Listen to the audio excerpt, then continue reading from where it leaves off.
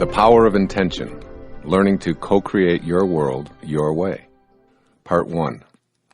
The Essentials of Intention. Chapter 1. Viewing Intention from a New Perspective. During the past several years, I've been so strongly attracted to studying intention that I've read hundreds of books by psychological, sociological, and spiritual writers, ancient and modern scholars, and academic researchers. My research reveals a fairly common definition of intention as a strong purpose or aim, accompanied by a determination to produce a desired result. People driven by intention are described as having a strong will that won't permit anything to interfere with achieving their inner desire. I imagine a sort of pit bull kind of resolve or determination.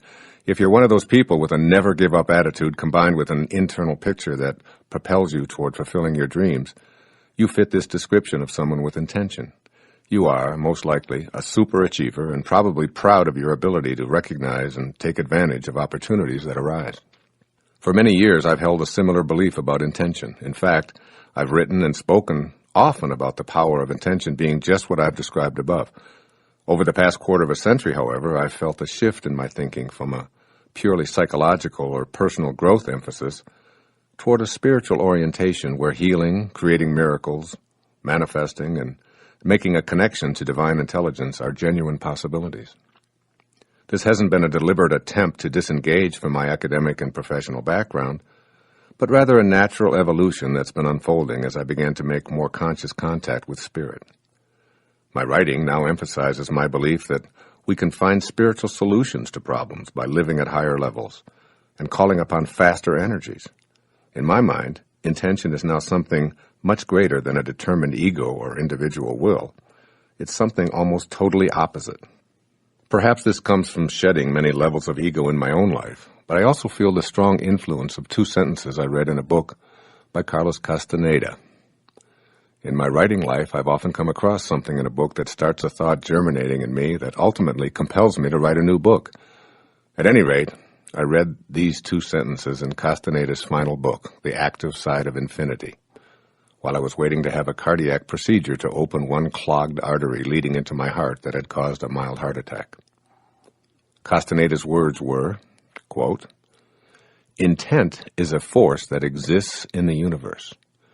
When sorcerers, that is, those who live of the source, beckon intent, it comes to them and sets up a path for attainment, which means that sorcerers always accomplish what they set out to do." Unquote. When I read those two sentences, I was stunned by the insight and clarity it gave me about the power of intention. Imagine that intention is not something you do, but rather a force that exists in the universe as an invisible field of energy. I had never even considered intention in this way before reading Castaneda's words. I wrote those two sentences down, and then I had them printed on a card and laminated. I carried the laminated card with me into the catheter lab for my minor surgical procedure, and as soon as I could, I began talking about the power of intention to anyone who would listen. I made intention a part of every speech I gave. I immersed myself in this idea to use it, not only for my own healing, but to help others use the power of intention to carry them where they're fully equipped to go. I had experienced what is called satori, or instant awakening, and was intent on offering this insight to others. It had become clear to me that accessing the power of intention relieved so much of the seemingly impossible work of striving to fulfill desires by sheer force of will. Since that defining moment, I've thought of the power of intention in virtually all of my waking hours, and books, articles, conversations, telephone calls, items arriving in my mailbox, and arbitrary works I might be looking at in a bookstore all seem to conspire to keep me on this path. So here it is. The Power of Intention. I hope this book will help you view intention in a new way and also to make use of it in a manner that leads you to define yourself as Patanjali suggested more than 20 centuries ago. Dormant forces, faculties, and talents come alive, and you discover yourself to be a greater person by far than you ever dreamed yourself to be. Patanjali's two words, dormant forces, kick-started me in the direction of writing about intention. Patanjali was referring to forces that appear to be either non-existent or dead, and he was referring to the powerful energy a person feels when inspired. If you've ever felt inspired by a purpose or calling, You know the feeling of spirit working through you. Inspired is our word for inspirited. I've thought long and hard about the idea of being able to access seemingly dormant forces to assist me at key times in my life to achieve an inner burning desire. What are these forces? Where are they located? Who gets to use them? Who's denied access? And why?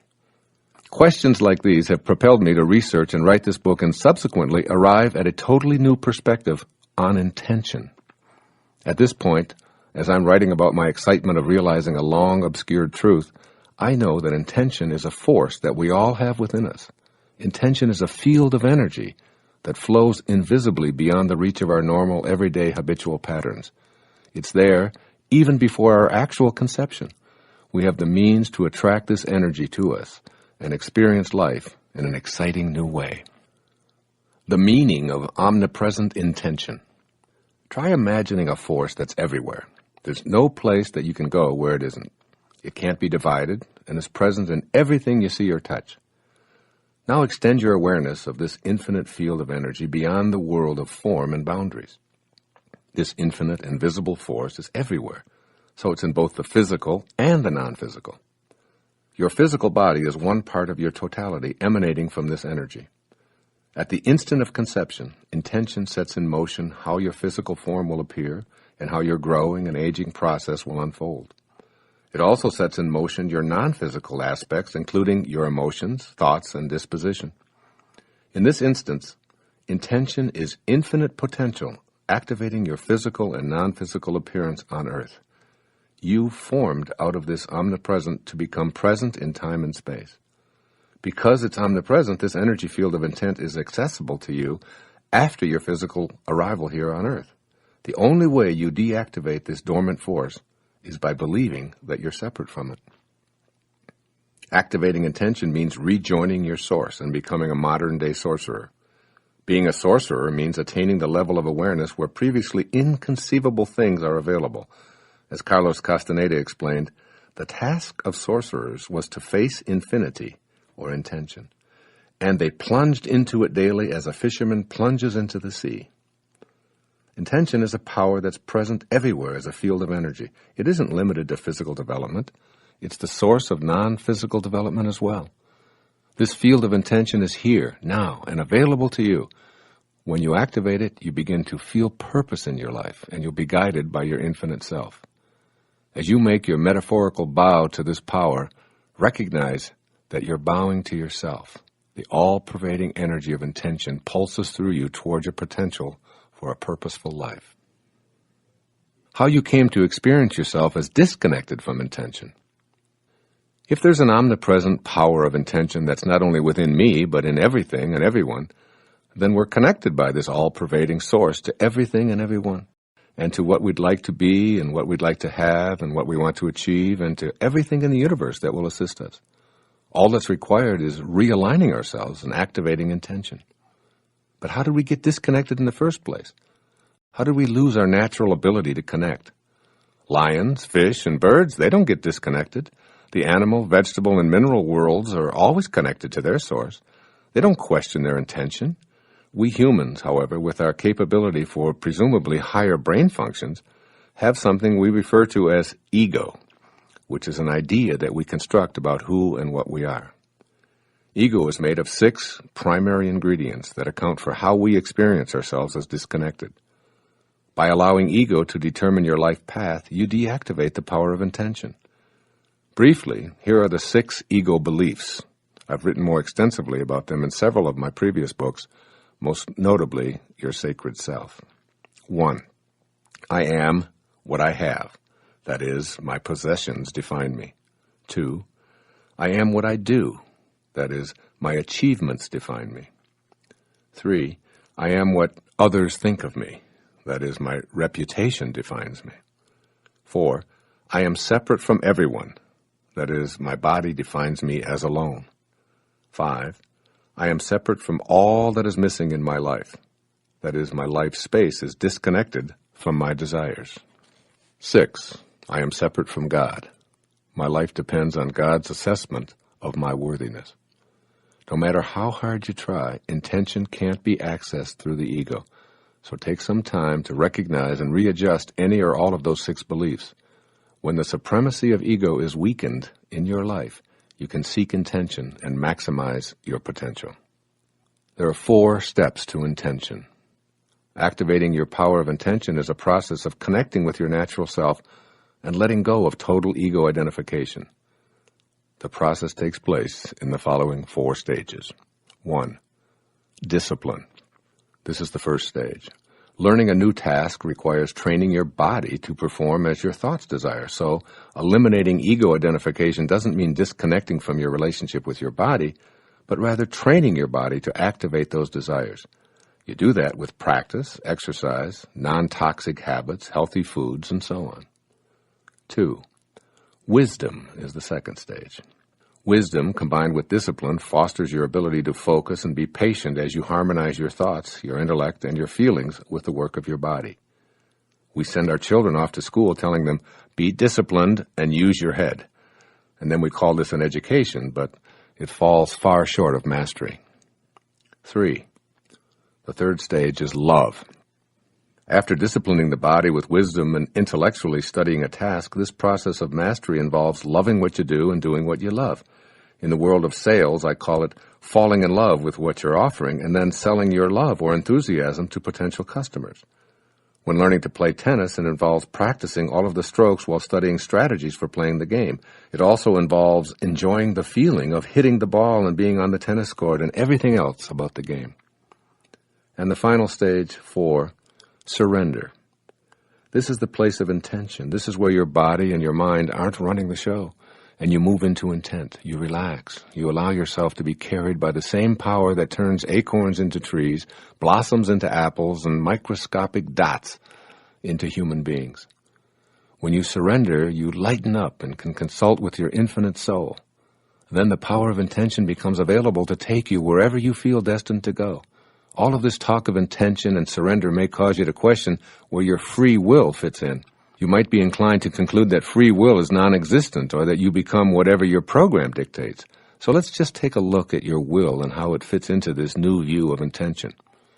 As you listen to the next 2 sections, please keep an open mind, even if what you hear conflicts with what you've believed all of your life.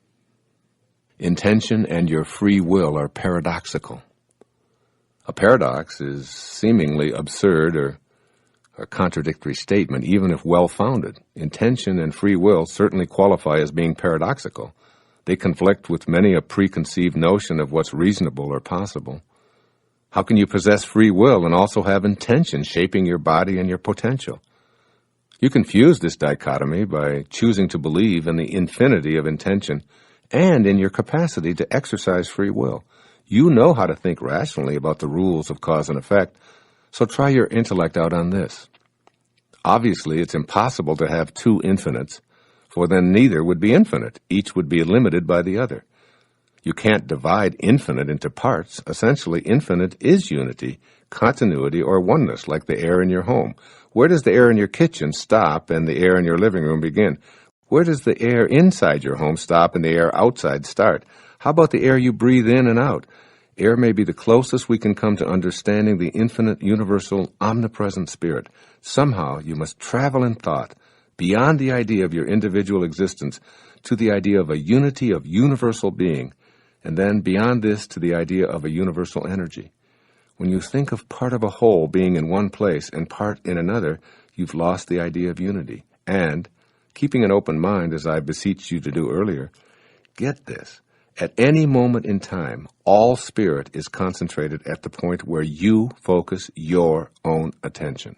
Therefore, you can consolidate all creative energy at a given moment in time. This is called your free will at work. Your mind and your thoughts are also thoughts of the divine mind. Universal spirit is in your thoughts and in your free will. When you shift your thoughts from spirit to ego, you seem to lose contact with the power of intention. Your free will can either move with universal spirit and its unfolding, or away from it toward ego dominance. As it moves away from spirit, life appears to be a struggle. Slower energies flow through you, and you may feel hopeless and helpless and lost. You can use your free will to rejoin higher, faster energies. The truth is that We do not create anything alone. We are all creatures with God. Our free will combines and redistributes what's already created. You choose. Free will means that you have the choice to connect to Spirit or not. So the answer to the question, do I have a free will, and is intention working with me as an all-pervasive universal force, is yes. Can you live with this paradox? If you think about it, you live with a paradox in every moment of your existence.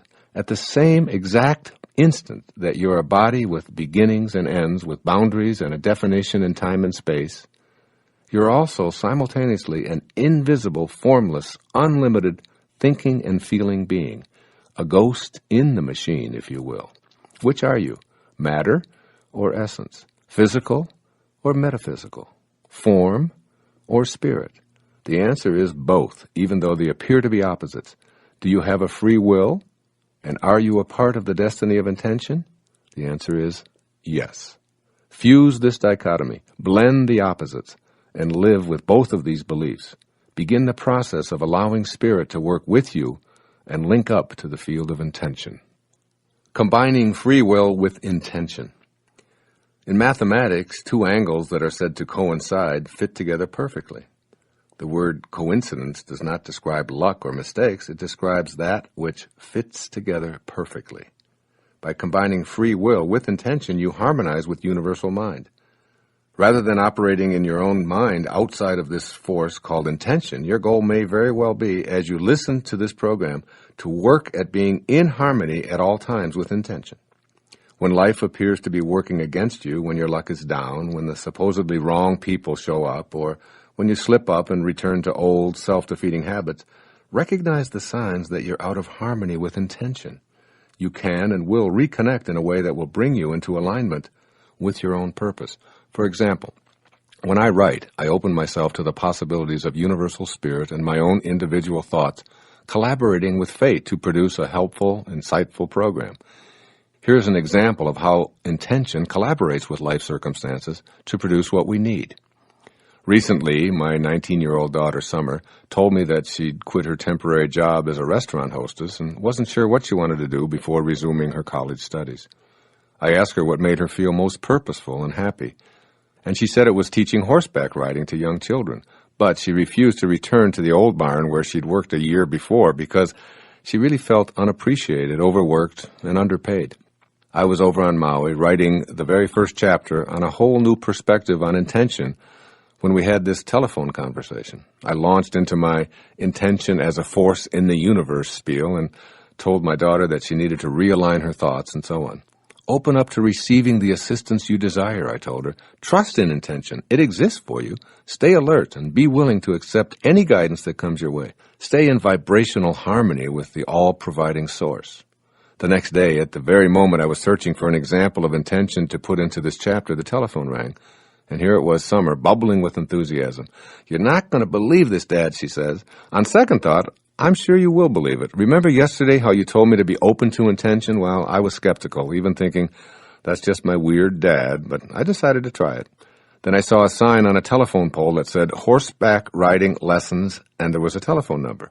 I wrote the number down, and I just called it. And the woman who answered told me that she needed to hire someone she could trust to do trail rides with young kids. She pays exactly double what I was making at the restaurant. I'm going out to see her tomorrow. Isn't that cool?" Cool? Hell yes, it's cool. Here I am writing a book, looking for a good example, and it arrives in the form of help I was attempting to offer the day before to my daughter. 2 for the price of 1, if you will. I'll close this section with words from Aldous Huxley, one of my favorite authors. The spiritual journey does not consist in arriving at a new destination where a person gains what he did not have or becomes what he is not. It consists in the dissipation of one's own ignorance concerning one's self and life, and the gradual growth of that understanding which begins the spiritual awakening. The finding of God is a coming to oneself. In this first chapter, I've asked you to stop doubting the existence of a universal omnipresent force I've called intention, and told you that you can link to and be carried to your destination on the energy of intention alone. In the next part, I describe how this field of intention might look were you able to see it, and what the faces of intention might look like.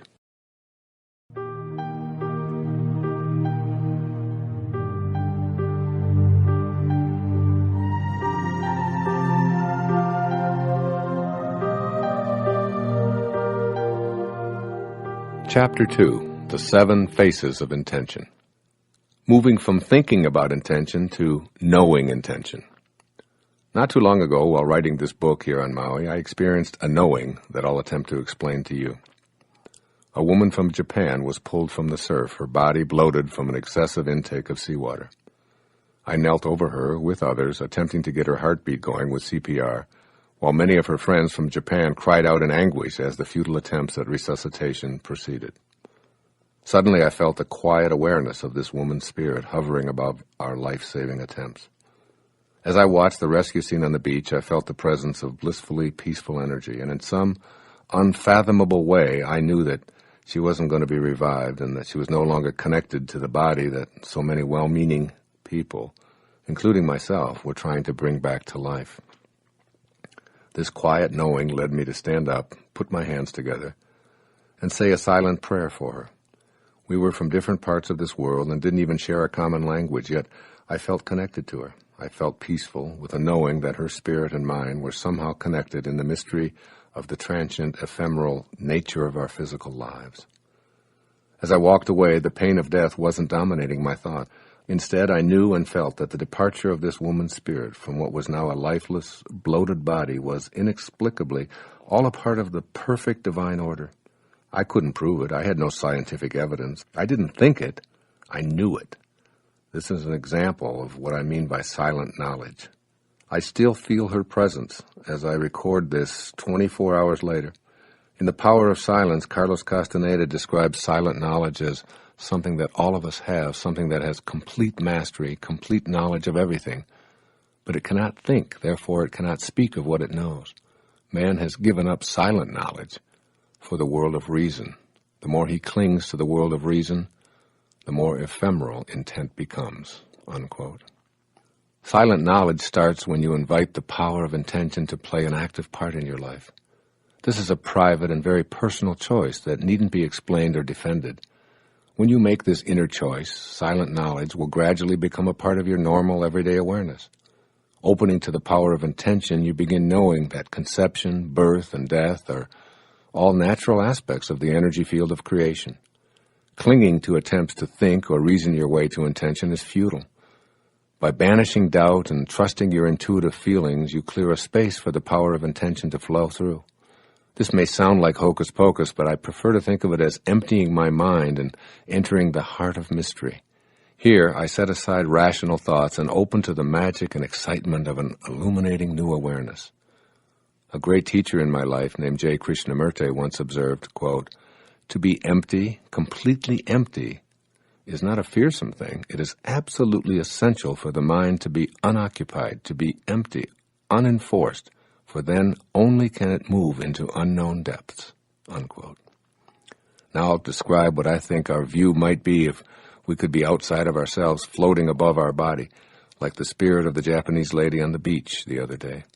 From this perspective, I imagine myself looking at the faces of intention through eyes that are capable of seeing higher vibrations. And here are the 7 faces of intention. The first face, the face of creativity. The first of the 7 faces of intention is the creative expression of the power of intention that designed us, got us here, and created an environment that's compatible with our needs. The power of intention has to be creative, or nothing would come into existence. It seems to me that this is an irrefutable truth about intention and spirit, because its purpose is to bring life into existence in a suitable environment. Why do I conclude that the life-giving power of intention intends us here to have life and have it in increasing abundance? Because if the opposite were true, life as we know it couldn't come into form. The very fact that we can breathe and experience life is proof to me that the nature of the life-giving spirit is creative at its very core. This may seem obvious to you, or in fact it may appear confusing or even irrelevant, but what is clear is this: you are here in your physical body. There was a time when you were an embryo, before that a seed, and before that, formless energy. That formless energy contained intention, which brought you from nowhere to now here. At the very highest levels of awareness, intention started you on a path towards your destiny. The face of creativity intends you toward continued creativity to create and co-create anything that you direct your power of intention toward. Creative energy is a part of you. It originates in the life-giving spirit that intended you here in the first place. 2. The face of kindness. Any power that has as its inherent nature the need to create and convert energy into physical form must also be a kindly power. Again, I'm deducing this from the opposite. If the all-giving power of intention had at its core the desire to be unkind, malevolent, or hurtful, then creation itself would be impossible. The moment unkind energy became form, the life-giving spirit would be destroyed. But instead, the power of intention has a face of kindness. It is kind energy, intending what it's creating to flourish and to grow, and to be happy and to be fulfilled. Our existence is proof to me of the kindness of intention. Choosing to be kind is a choice to have the power of intention active in your life. The positive effect of kindness on the immune system and on the increased production of serotonin in the brain has been proved in research studies. Serotonin is a naturally occurring substance in the body that makes us feel more comfortable, more peaceful, and even blissful. In fact, the role of most antidepressants is to stimulate the production of serotonin chemically, helping to ease depression. Research has shown that a simple act of kindness directed toward another human being improves the functioning of the immune system and stimulates the production of serotonin in both the recipient of the kindness and the person extending the kindness. Even more amazing is that persons observing the act of kindness have similar beneficial results. Imagine this. Kindness extended, received, or observed beneficially impacts the physical health and feelings of everyone involved. Both the face of kindness and the face of creativity are smiling here. 3. The face of love. The third of the 7 faces of intention is the face of love. That there's a life-giving nature inherent in the power of intention is an irrefutable conclusion. What would we name this quality that encourages, enhances, and supports all of life, if not love? It's the prime moving power of the universal spirit of intent. As Ralph Waldo Emerson put it, love is our highest word and the synonym for God. The energy field of intention is pure love, resulting in a nurturing and totally cooperative environment. Judgment, anger, hate, fear, or prejudice won't thrive here. So were we able to actually see this field, we'd see creativity and kindness in an endless field of love. We entered the physical world of boundaries and beginnings through the universal force field of pure love. This face of intention that is an expression of love wishes only for us to flourish and grow and become all that we're capable of becoming. When we're not in harmony with the energy of love, we've moved away from intention and weakened our ability to activate intention through the expression of love. For example, if you aren't doing what you love and loving what you do, your power of intention is weakened. You attract into your life more of the dissatisfaction that isn't the face of love. Consequently, more of what you don't love will appear in your life. St. Francis, in his famous prayer, beseeches God, "Where there is hatred, let me sow love." What he is seeking is the power to dissolve and ultimately convert hate to the energy of love. Hate converts to love when the energy of love is in its presence. This is true for you too. Hate directed toward yourself or others can be converted to the life-giving, love-granting, life force of intention. Pierre Teilhard of Chardin put it this way, quote, "The conclusion is always the same. Love is the most powerful and still the most unknown energy of the world," unquote. The fourth face of intention, the face of beauty. The fourth of my 7 faces of intention is the face of beauty. What else could a creative, kind, and loving expression be other than beautiful? Why would the organizing intelligence of intention ever elect to manifest into form anything that's repugnant to itself? Obviously it wouldn't.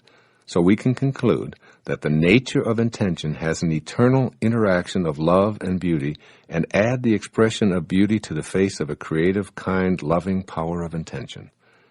In order to grasp the significance of beauty as one of the faces of intention, remember this. Beautiful thoughts build a beautiful soul.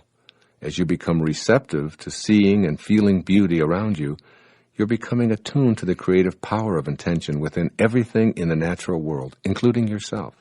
By choosing to see beauty in everything, even a person who was born into poverty and ignorance will be able to experience the power of intention. Seeking beauty in the worst of circumstances with individual intent connects one to the power of intention. It works. It has to work. The face of beauty is always present, even where others see non-beauty. I always loved the way Mother Teresa described this quality when she was asked, "What do you do every day in the streets of Calcutta at your mission?" She responded, "Every day I see Jesus Christ in all of his distressing disguises." 5. The fifth face of intention is called expansion. The elemental nature of life is to increase and seek more and more expression. If we could sharply focus on the faces of intention, we'd be startled. I imagine that one of the faces we'd see is a continuously expanding expression of the power of intention. The nature of this creative spirit is always operating so as to expand. Spirit is a forming power. It has the principle of increase, meaning that life continues to expand toward more life. Life as we know it originates from formless intention. Therefore, one of the faces of intention looks like something that's eternally evolving. It might look like a tiny speck in a continuous state of duplicating itself, and then enlarging itself, and then moving forward, all the while continuing its expansion and its expression. This is precisely what's happening in our physical world. This fifth face of intention takes the form of what is expressing it. It can be no other way, for if this ever-expanding force disliked itself or felt unconnected, it could only destroy itself. But it doesn't work that way. The power of intention manifests as an expression of expanding creativity, kindness, love, and beauty. By establishing your personal relationship to this face of intention, you expand your life through the power of intention, which was, is, and always will be a component of this originating intention. The power of intention is the power to expand and increase all aspects of your life. No exceptions. It's the nature of intention to be in a state of increased expression, so it's true for you as well. 6. The sixth face of intention is called unlimited abundance. This sixth face of intention is an expression of something that has no boundaries. It's everywhere at once and is endlessly abundant. It's not just huge, it never stops. This marvelous gift of abundance is what you were created from. Thus, you too share this in the expression of your life. You're actually fulfilling the law of abundance. These gifts are given freely and fully to you, just as the air, the sun, the water, and the atmosphere are provided in unlimited abundance for you. From the time of your earliest memories, you probably were taught to think in terms of limitations. My property starts here, yours over there. So we build fences to mark our boundaries. But ancient explorers gave us an awareness of the world as potentially endless. Even more ancient astronomers pushed back our beliefs about an immense dome-shaped ceiling covering the Earth. We've learned about galaxies that are measured in the distance light travels in a year. Science books that are only 2 years old are outdated. Athletic records that supposedly demonstrated the limits of our physical prowess are shattered with amazing regularity. What all this means is that there are no limits to our potential as people, as collective entities, and as individuals. The face of abundance has absolutely no limits. Imagine the vastness of the resources from which all objects are created. Then consider the one resource that stands above all others. This would be your mind, and the collective mind of humankind. Where does your mind begin and end? What are its boundaries? Where is it located? More important, where is it not located? Is it born with you? Or is it present before your conception? Does it die with you? What color is it? What shape? The answers are in the phrase unlimited abundance. You were created from this very same unlimited abundance. The power of intention is everywhere. It is what allows everything to manifest, to increase, and to supply infinitely. Know that you're connected to this life force and that you share it with everyone and all that you perceive to be missing. Open to the expression of the face of unlimited abundance, and you'll be co-creating your life as you'd like it to be. The seventh and final face of intention is called receptivity. This is how I imagine the seventh face, the receptive face of intention. It's simply receptive to all. No one and no thing is rejected by the receptive face of intention. It welcomes everyone and every living thing without judgment, never granting the power of intention to some and then withholding it from others. The receptive face of intention means to me that all of nature is waiting to be called into action. We only need to be willing to recognize and receive. Intention can't respond to you if you fail to recognize it. If you see chance and coincidence governing your life and the world, then the universal mind of intention will appear to you as nothing but an amalgamation of forces devoid of any order or power. Simply put, to be receptive is to deny yourself access to the power of intention. In order to utilize the all-inclusive receptivity of intention, you must produce within yourself an intelligence equal in affinity to the universal mind itself. You must not only become receptive to having guidance available to you to manifest your human intentions, but you must be receptive to giving this energy back to the world. As I've said many times in speeches and earlier writings, your job is not to say how, it is to say yes. Yes, I'm willing. Yes, I know that the power of intention is universal. It is denied to no one. The face of receptivity smiles on me as what I need flows to me from the source, and the source is receptive to my tapping into it to co-create books and speeches and videos and audios and anything else that I've been fortunate enough to have on my resume. By being receptive, I'm in harmony with the power of intention of the universal creative force. This works in so many different ways.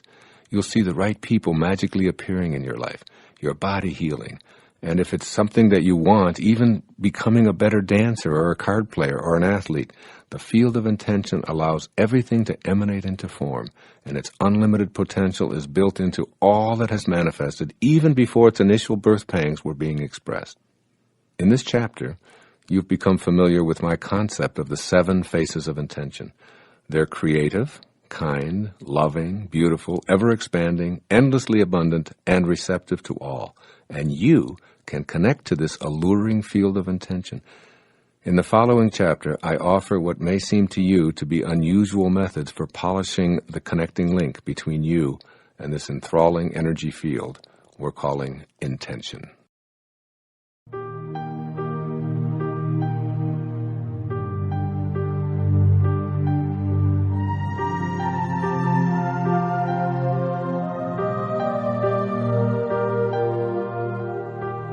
Chapter 3, Connecting to Intention. Listen to this observation by the great mental science practitioner of the early 20th century. His name was Thomas Troward.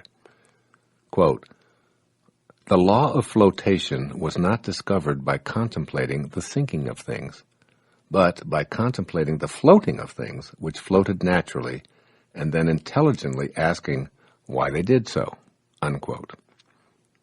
In the early days of shipbuilding, ships were made of wood, and the reasoning was that wood floats in water and iron sinks. Yet today, ships all over the world are built of iron.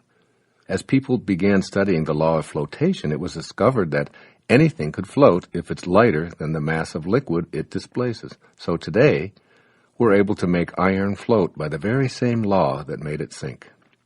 Keep this example in mind as you listen and apply the contents of this chapter on connecting to all that you're intended to become. The key word here is contemplating, or what you're placing your thoughts on as you begin utilizing the enormous potential and the power of intention. You must be able to connect to intention, and you can't access and work with intention if you're contemplating the impossibility of being able to intend and manifest. You can't discover the law of co-creation if you're contemplating what's missing. You can't discover the power of awakening if you're contemplating things that are still asleep. The secret to manifesting anything that you desire is your willingness and your ability to realign yourself so that your inner world is in harmony with the power of intention. Every single modern advance that you see and take for granted was created, and creating is what we're doing here in this chapter, by someone contemplating what they intend to manifest. The way to establish a relationship with spirit and access the power of this creating principle is to continuously contemplate yourself as being surrounded by the conditions you wish to produce. Dwell on the idea of a supreme, infinite power producing the results that you desire. This power is the creative power of the universe. It's responsible for everything coming into focus. By trusting it to provide the form and the conditions for its manifestation, you establish a relationship to intention that allows you to be connected for as long as you practice this kind of personal intent. Entering into the spirit of intention. Whatever you intend to create in your life involves generating the same life-giving quality that brings everything into existence. The spirit of anything, the quality that allows it to come into the world of form, is true as a general principle, so why not activate it within yourself? The power of intention simply awaits your ability to make the connection. How do you enter into the spirit of intention, which is all about feelings expressing life? You can nurture it by your continual, ongoing expectation of the infallible spiritual law of increase being a part of your life. We saw it through our imaginary capacity to see higher vibrations, and we heard it in the voice given to it by spiritual masters throughout the ages. It's everywhere. It wants to express life. It's pure love in action. It's confident. And guess what? You are it. But you've forgotten that. You need to simply trust your ability to cheerfully rely upon Spirit to express itself through and for you. Your task is to contemplate the energies of life, love, beauty, and kindness. Every action that's in harmony with this originating principle of intention gives expression to your own personal power of intention. Applying the 7 phases for connecting to intention. Having been in the business of human development for most of my life, the question I most frequently hear is, how do I go about getting what I want? At this juncture of my life, as I sit here recording this, my response is, if you become what you think about, and what you think about is getting what you want, then you'll stay in a state of wanting. So the answer to how to get what you want is to reframe the question. How do I go about getting what I intend to create or co-create? My answer to that question is in the remainder of this chapter, but my short answer is this. You get what you intend to create by being in harmony with the power of intention, which is responsible for all of creation. Underline that in your mind. I'll say it again. You get what you intend to create by being in harmony with the power of intention, which is responsible for all of creation. So, begin to remove that ego burden from your shoulders and reconnect to intention. When you lay your ego aside and return to that from which you originally emanated, you'll begin to immediately see the power of intention working with, for, and through you in a multitude of ways. Here are those 7 phases revisited to help you to begin to make them a part of your life. First, be creative. Being creative means trusting your own purpose and having an attitude of unbending intent in your daily thoughts and activities. Staying creative means giving form to your personal intentions. A way to start giving them form is to literally put them in writing. For instance, in my writing space here on Maui, I've written out my intentions, and here are a few of them that stare at me each day as I write. My intention is for all of my activities to be directed by Spirit. My intention is to love and radiate my love to my writing and any who might hear these words. My intention is to trust in what comes through me and to be a vehicle of Spirit, judging none of it. My intention is to recognize the Spirit as my source and to detach from my ego. My intention is to do all that I can to elevate the collective consciousness to be more closely in rapport with the spirit of the originating supreme power of intention.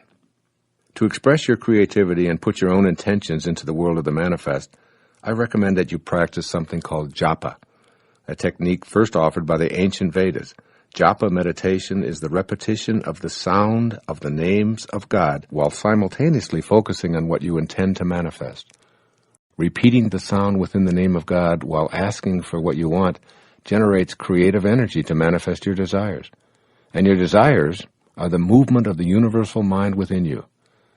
Now you may be skeptical about the feasibility of such an undertaking. Well, I ask you to open yourself up to this idea of japa as an expression of your creative link to intention.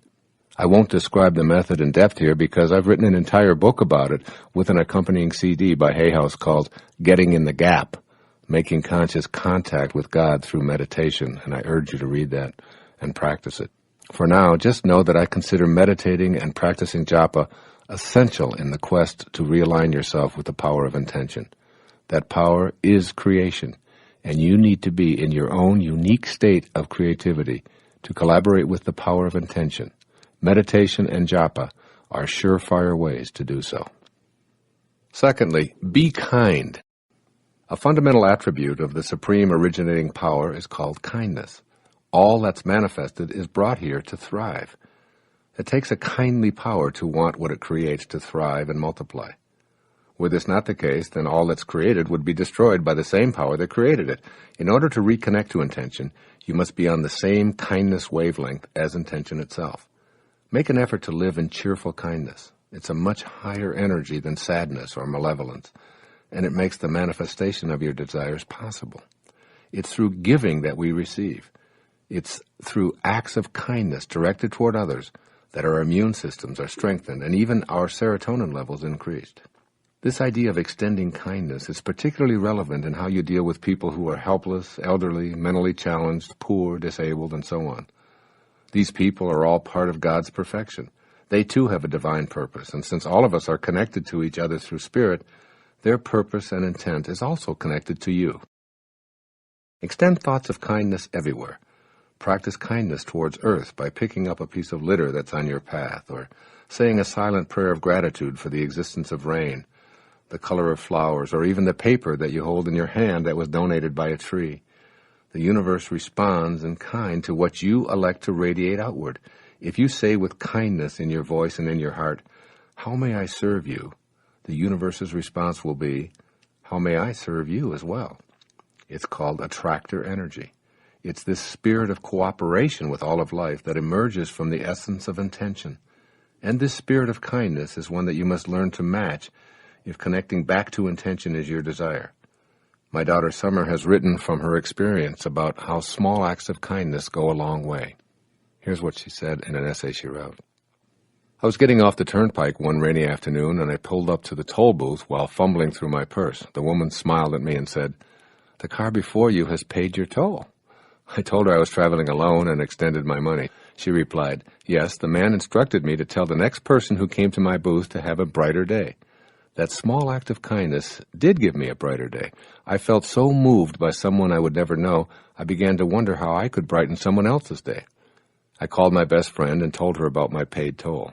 She said she'd never thought of doing that, but it was a great idea. She goes to the University of Kentucky and decided to pay for the person behind her every day on her way to school as she exits the toll road.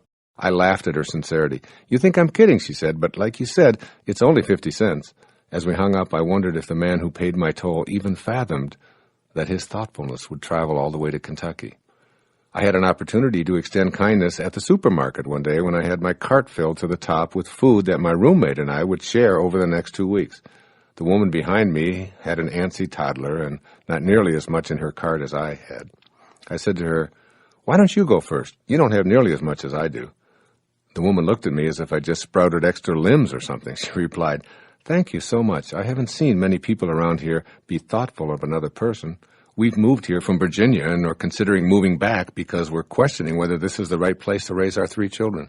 Then she told me that she was about ready to give up and move back home, even though it would create a huge financial strain on her family. She said, "I'd promised myself if I didn't see a sign by the end of today, I was going to demand that we move back to Virginia.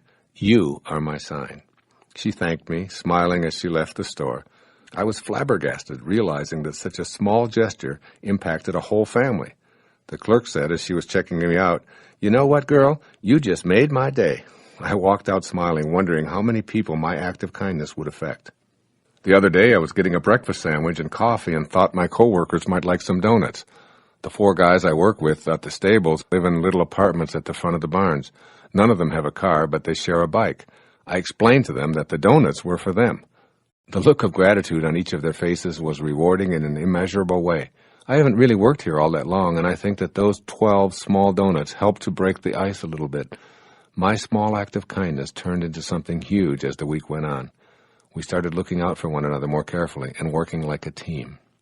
The third way to connect to intention is to be love. Ponder these words thoughtfully. God is love, and he that dwelleth in love dwelleth in me, and I in him. That is God talking, so to speak, keeping in mind the central theme of this chapter, and in fact, this entire program, that you must learn to be like the energy that allowed you to be here in the first place. Then being in a state of love is absolutely necessary for you to reconnect to intention. For the purposes of this chapter, I'd like you to think about love in the following 2 ways. First, love is cooperation rather than competition. What I'd like you to be able to experience right here in physical form on planet Earth is the essence of the spiritual plane. If this were possible, it would mean that your very life is a manifestation of love. Were this to be true for you, you'd see all of life living together in harmony and cooperating with each other.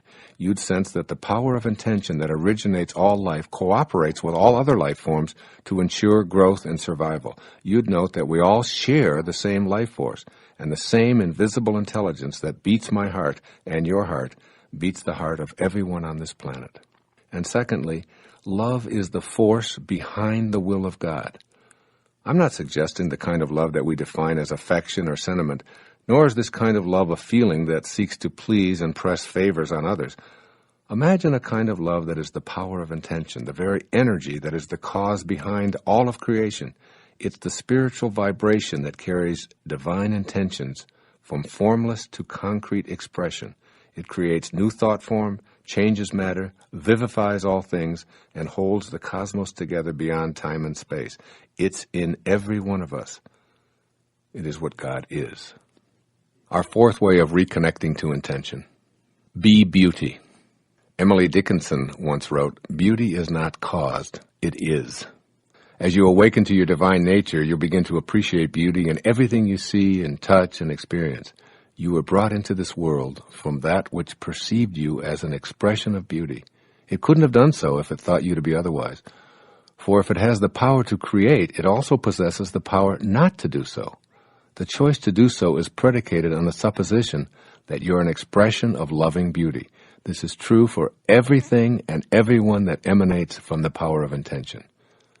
Here's a favorite story of mine that illustrates appreciating beauty where you once didn't. It was told by Guru Mai in her beautiful book, Kindle My Heart. Quote, "There was a man who did not like his in-laws because he felt they took up more space in the house than they should. He went to a teacher who lived nearby as he had heard a lot about him, and he said, 'Please, please do something. I cannot bear my in-laws anymore. I love my wife, but my in-laws, never. They take up so much space in the house. Somehow I feel that they're always in my way.' Well, the teacher asked him, 'Do you have some chickens?' 'Yes, I do,' he said. 'Then put all of your chickens inside the house.' He did what the teacher said and then went back to him, and the teacher asked, 'Is the problem solved?' He said, 'No, it's worse.' 'Do you have any sheep?' he asked. 'Yes.' 'Well, bring all the sheep inside.' He did so, and he returned to the teacher. He said, 'Is the problem now solved?' He said, 'No, it's getting worse.' He says, 'Well, then do you have a dog?' He said, 'Well, yes, I have. I have several.' 'Well,' he said, 'take all of those dogs back into the house.' Finally, the man ran back to the teacher and said, 'I came to you for help, but you're making my life worse than ever.' The teacher said to him, 'Now send all the chickens, the sheep, and the dogs back outside.' The man went home and emptied the house of all the animals. There was so much space, he went back to the teacher. 'Thank you,' he said. 'Thank you. You've solved all my problems.'" Number 5, as a way to connect to intention. Be ever expansive. The next time you see a garden full of flowers, observe the flowers that are alive and compare them to the flowers that you believe are dead. What's the difference? The dried-up, dead flowers are no longer growing, while the alive flowers are indeed still growing. The all-emerging universal force that intended you into beingness and commences all of life is always growing and perpetually expanding. As with all 7 of these faces of intention, by reason of its universality, it must have a common nature with yours. By being in a state of ever-expanding and growing intellectually, emotionally, and spiritually, you're identifying with the universal mind. 6th, be abundant. Intention is endlessly abundant. There's no scarcity in the universal, invisible world of spirit. As you contemplate connecting to intention, know in your heart that any attitude that you have that reflects a scarcity consciousness will hold you back. A reminder here is in order. You must match intention's attributes with your own in order to capitalize on those powers in your own life. When you shift to an abundance mindset, you repeat to yourself over and over and over again that you're unlimited because you emanated from the inexhaustible supply of intention. As this picture solidifies, you begin to act on this attitude of unbending intent. There's no other possibility. We become what we think about, and as Emerson reminded us, quote, "The ancestor to every action is a thought," unquote. As these thoughts of plenitude and excessive sufficiency become your way of thinking, the all-creating force to which you're always connected will begin to work with you, in harmony with your thoughts, just as it worked with you in harmony with your thoughts of scarcity. If you think you can't manifest abundance into your life, you'll see intention agreeing with you and assisting you in the fulfillment of meager expectations. I personally seem to have arrived into this world fully connected to the abundance attributes of the spiritual world from which I emanated. As a child growing up in foster homes with poverty consciousness all around me, I was the richest kid in the orphanage, so to speak. I always thought I could have more money jingling in my pockets. I pictured it there, and I consequently acted on that picture. I'd collect soda pop bottles, shovel snow, bag groceries, cut lawns, carry out people's ashes from their coal furnaces, clean up yards, paint fences, babysit, deliver newspapers, and on and on and on. And always the universal force of abundance worked with me in providing opportunities. A snowstorm was a giant blessing for me. So too were discarded bottles by the side of the road and little old ladies who needed help carrying their groceries to their automobiles. Today, over a half a century later, I still have that abundance mentality. In a sense, I'm still collecting pop bottles, shoveling snow, and carrying out groceries for little old ladies. My vision hasn't changed, although the playing field is enlarged. It's all about having an inner picture of abundance, thinking in unlimited ways, and being open to the guidance that intention provides when you're in a state of rapport with it. And then being in a state of ecstatic gratitude and awe for how this whole thing works. Every time I see a coin on the street, I stop, I pick it up, put it into my pocket, and I say out loud, "Thank you, God, for this symbol of abundance that keeps flowing into my life." Never once have I ever said, "Why only a penny, God? You know I need a lot more than that." On this day, today, on a writing day, I arise at 4 a.m. with a knowing that my writing will complete what I've already envisioned in the contemplations of my imagination. The writing flows, and letters arrive from intention's manifest abundance, urging me to read a particular book or talk to a unique individual, and I know that it's all working in perfect, abundant unity. The phone rings, and just what I need to hear is resonating in my ear. I get up to get a glass of water, and my eyes fall on a book that's been on my bookshelves for 20 years, but this time I feel compelled to pick it up. I open it, and once again I'm being directed by Spirit's willingness to assist and guide me as long as I stay in harmony with it. It goes on and on and on in my life, and I'm reminded of Rumi's poetic words from 800 years ago: "Sell your cleverness and purchase bewilderment." And finally, the seventh way of reconnecting to intention. It's called being receptive. The universal mind is ready to respond to anyone who recognizes their true relationship to it. It will reproduce whatever conception of itself that you impress upon it. In other words, it's receptive to all who remain in harmony with it and stay in a relationship of reverence for it.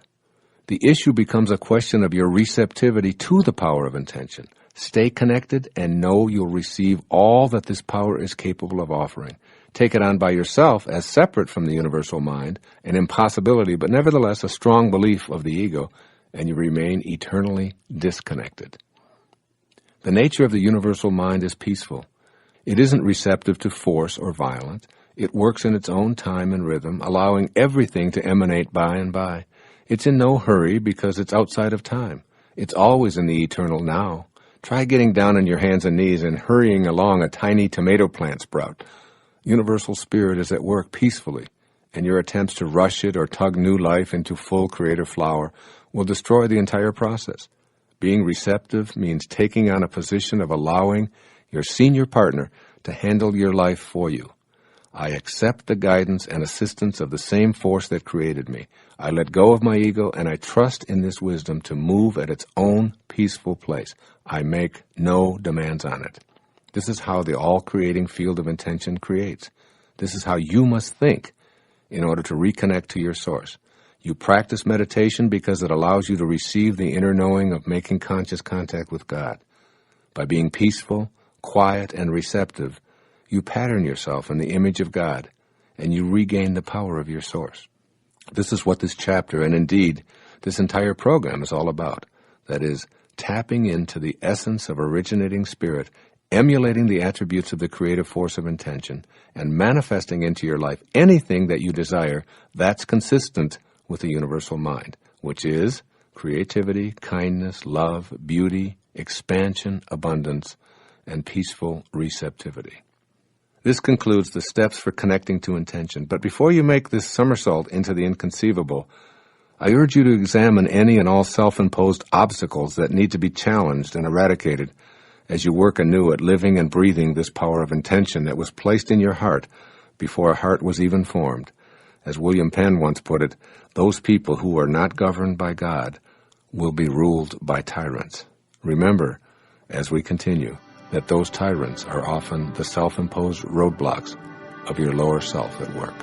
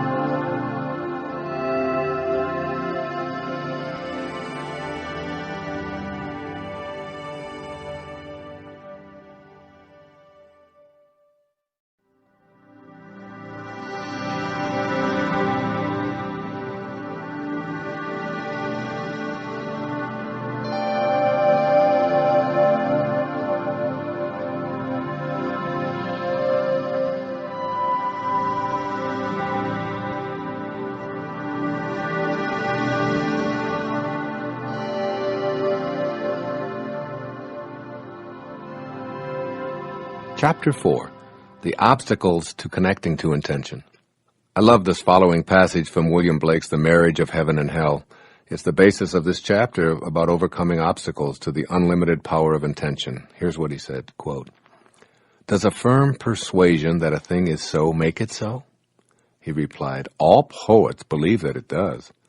And in ages of imagination, this firm persuasion removes mountains. But many are not capable of a firm persuasion of anything," unquote. William Blake is telling us that poets have an inexhaustible imagination and consequently an unlimited ability to make something so. He also reminds us that many aren't capable of such a firm persuasion. In the previous chapter, I gave you suggestions for making positive connections to intention.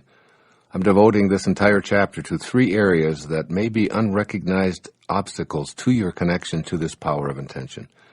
You're going to be examining your inner speech, your level of energy, and your self-importance or ego. These 3 categories can create almost insurmountable blocks to connecting to intention when they're mismatched. Taken one at a time, you'll have the opportunity to become aware of these blockages and explore ways of overcoming them. There's a game show that has aired on television for several decades now in syndication. It's called The Match Game. The object of this game is to match up your thoughts and potential responses with that of someone on your team, usually a partner or a family member. A question or statement is given to one partner, and several possible responses are offered. The more matches made in competition with 2 other couples, the more points received. The winner is the one with the most matches. I'd like to play the match game with you. Here's my version. I'm asking you to match up with the universal spirit of intention. As we go through the 3 categories of obstacles that hinder your connection to intention, I'll describe the areas that don't match and offer some suggestions for creating a match. Remember that your ability to activate the power of intention in your life depends exclusively on your matching up with the creative source of all life. Match up with that source, and you win the prize of being like the source and the power of intention. Fail to match up, and the power of intention eludes you. Your inner speech. Match or no match? We can go all the way back to the Old Testament to find a reminder about our inner dialogue. For instance, "As a man thinketh, so is he." Generally, we apply this idea of becoming what we think about to our positive thoughts. That is, think positively and you'll produce positive results. But thinking also creates stumbling blocks that produce negative results. What follows are 4 ways of thinking that can prevent you from reaching for and connecting to the universal creative spirit of intention. First, thinking about what's missing in your life. To match up with intention, you first have to catch yourself in the moment that you're thinking about what's missing, and then shift to intention. Not what I find missing in my life, but to what I absolutely intend to manifest and attract into my life, with no doubts, no waffling, and no explaining. Here are some suggestions I'm going to offer you to help you to break the habit of focusing your thoughts on what's missing. Play a version of the match game and match up with the all-creating force. Here's a no match. I don't have enough money. Here's a match. I intend to attract unlimited abundance into my life. Here's a no match. My partner is grouchy and boring. Here's a match. I intend to focus my thoughts on what I love about my partner. Here's a no match. I'm not as attractive as I'd like to be. Here's a match. I'm perfect in the eyes of God, a divine manifestation of the process of creation. This isn't a game of empty affirmations. It's a way of matching yourself to the power of intention and recognizing that what you think about is what expands. If you spend your time thinking about what's missing, then that's what expands in your life. Monitor your inner dialogue and match your thoughts to what you want and intend to create. Here's a second way of thinking. Thinking about the circumstances of your life. If you don't like some of the circumstances of your life, by all means, don't think about them. This may sound like a paradox to you. In this match game, you want to match up with the spirit of creation. You must train your imagination, which is the universal mind running through you, to shift from what you don't want to what you do want. All of that mental energy you spend complaining about what is, to anyone who will listen, is a magnet for attracting more of it into your life. You, and only you, can overcome this impediment because you've put it on your path to intention. Simply change your inner speech to what you intend the new circumstances of your life to become. Practice thinking from the end by playing the match game and by realigning yourself with the field of intention. Here's a few examples of a no match versus a match for what is inner dialogue about the circumstances of your life. No match. I hate this place we're living in. It gives me the creeps. Match. I can see our new home in my mind, and I intend to be living in it within 6 months. No match. I dislike the work I'm doing and the fact that I'm not appreciated. Match. I'll act upon my inner intuitive impulses to create the work or job of my dreams. No match. I hate the fact that I'm sick so often and always seem to be getting colds. Match. I am divine health. I intend to act in healthy ways and attract the power to strengthen my immune system in every way I can. See, you must learn to assume responsibility for the circumstances of your life without any accompanying guilt. The circumstances of your life aren't the way they are because of karmic debt or because you're being punished. The circumstances of your life, including your health, are yours. Somehow they showed up in your life, so just assume that you participated in all of it. Your inner speech is uniquely your own creation, and it's responsible for attracting more of the circumstances that you don't want. Link up with intention. Use your inner speech to stay focused on what you intend to create, and you'll find yourself regaining the power of your source. 3, another way of thinking is thinking about what always has been, which is an obstacle. When your inner speech focuses on the way things have always been, you act upon your thoughts of what's always been, and the universal all-creating force continues to deliver what always has been. Why? Because your imagination is a part of that which imagined you into existence. It's the force of creation, and you're using it to work against you with your inner speech. Imagine the absolute spirit thinking like this: I can't create life anymore because things haven't worked for me in the past. There have been so many mistakes in the past, and I can't stop thinking about them. How much creating do you think would occur if spirit imagined in this way? How can you possibly connect to the power of intention if your thoughts, which are responsible for your intending, focus on all that's gone before you, which you abhor? The answer is obvious, and so is the solution. Make a shift and catch yourself when you're focusing on what always has been, and move your inner speech to what you intend to manifest. You'll get points in this match game by being on the same team as the absolute spirit. Here's a no match. I've always been poor. I was raised on shortages and scarcity. Here's a match. I intend to attract wealth and prosperity in unlimited abundance. Here's a no match. We've always fought in this relationship. Here's a match. I'll work at being peaceful and not allowing anyone to bring me down. Here's a no match. My children have never shown me any respect. Here's a match. I intend to teach my children to respect all of life, and I'll treat them in the same way. The match items reflect a rapport with the originating spirit. The no-match statements represent interference that you've constructed to keep you from matching up with intention. Any thought that takes you backward is an impediment to manifesting desires. The highest functioning people understand that if you don't have a story, you don't have to live up to it. So get rid of any parts of your story that keep you focused on what always has been. And finally, a fourth way of thinking that's an obstacle to connecting to intention is this: thinking about what they want for you. There's probably a long list of people, most of them relatives, who have strong ideas about what you should be doing, how you should be thinking and worshiping, where you should be living, how you should be scheduling your life, and how much of your time you should be spending with them, especially on special occasions and holidays. Our definition of friendship, thankfully, excludes the manipulation and guilt that we so often put up with in our families. Practice catching yourself when you have a thought of what others want for you, and ask yourself, does this expectation match up with my own? If not, simply laugh at the absurdity of being upset or frustrated over the expectations of others about how you should be running your life. This is a way to match up and become impervious to the criticisms of others, and simultaneously put a stop to the insidious practice of continuing to attract into your life something you don't want.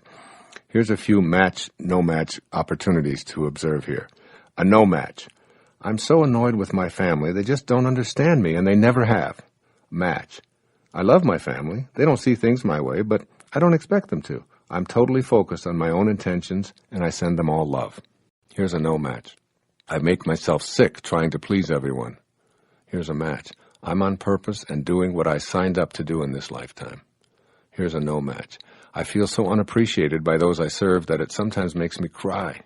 Here's a match. I do what I do because it's my purpose, and my destiny is to do so.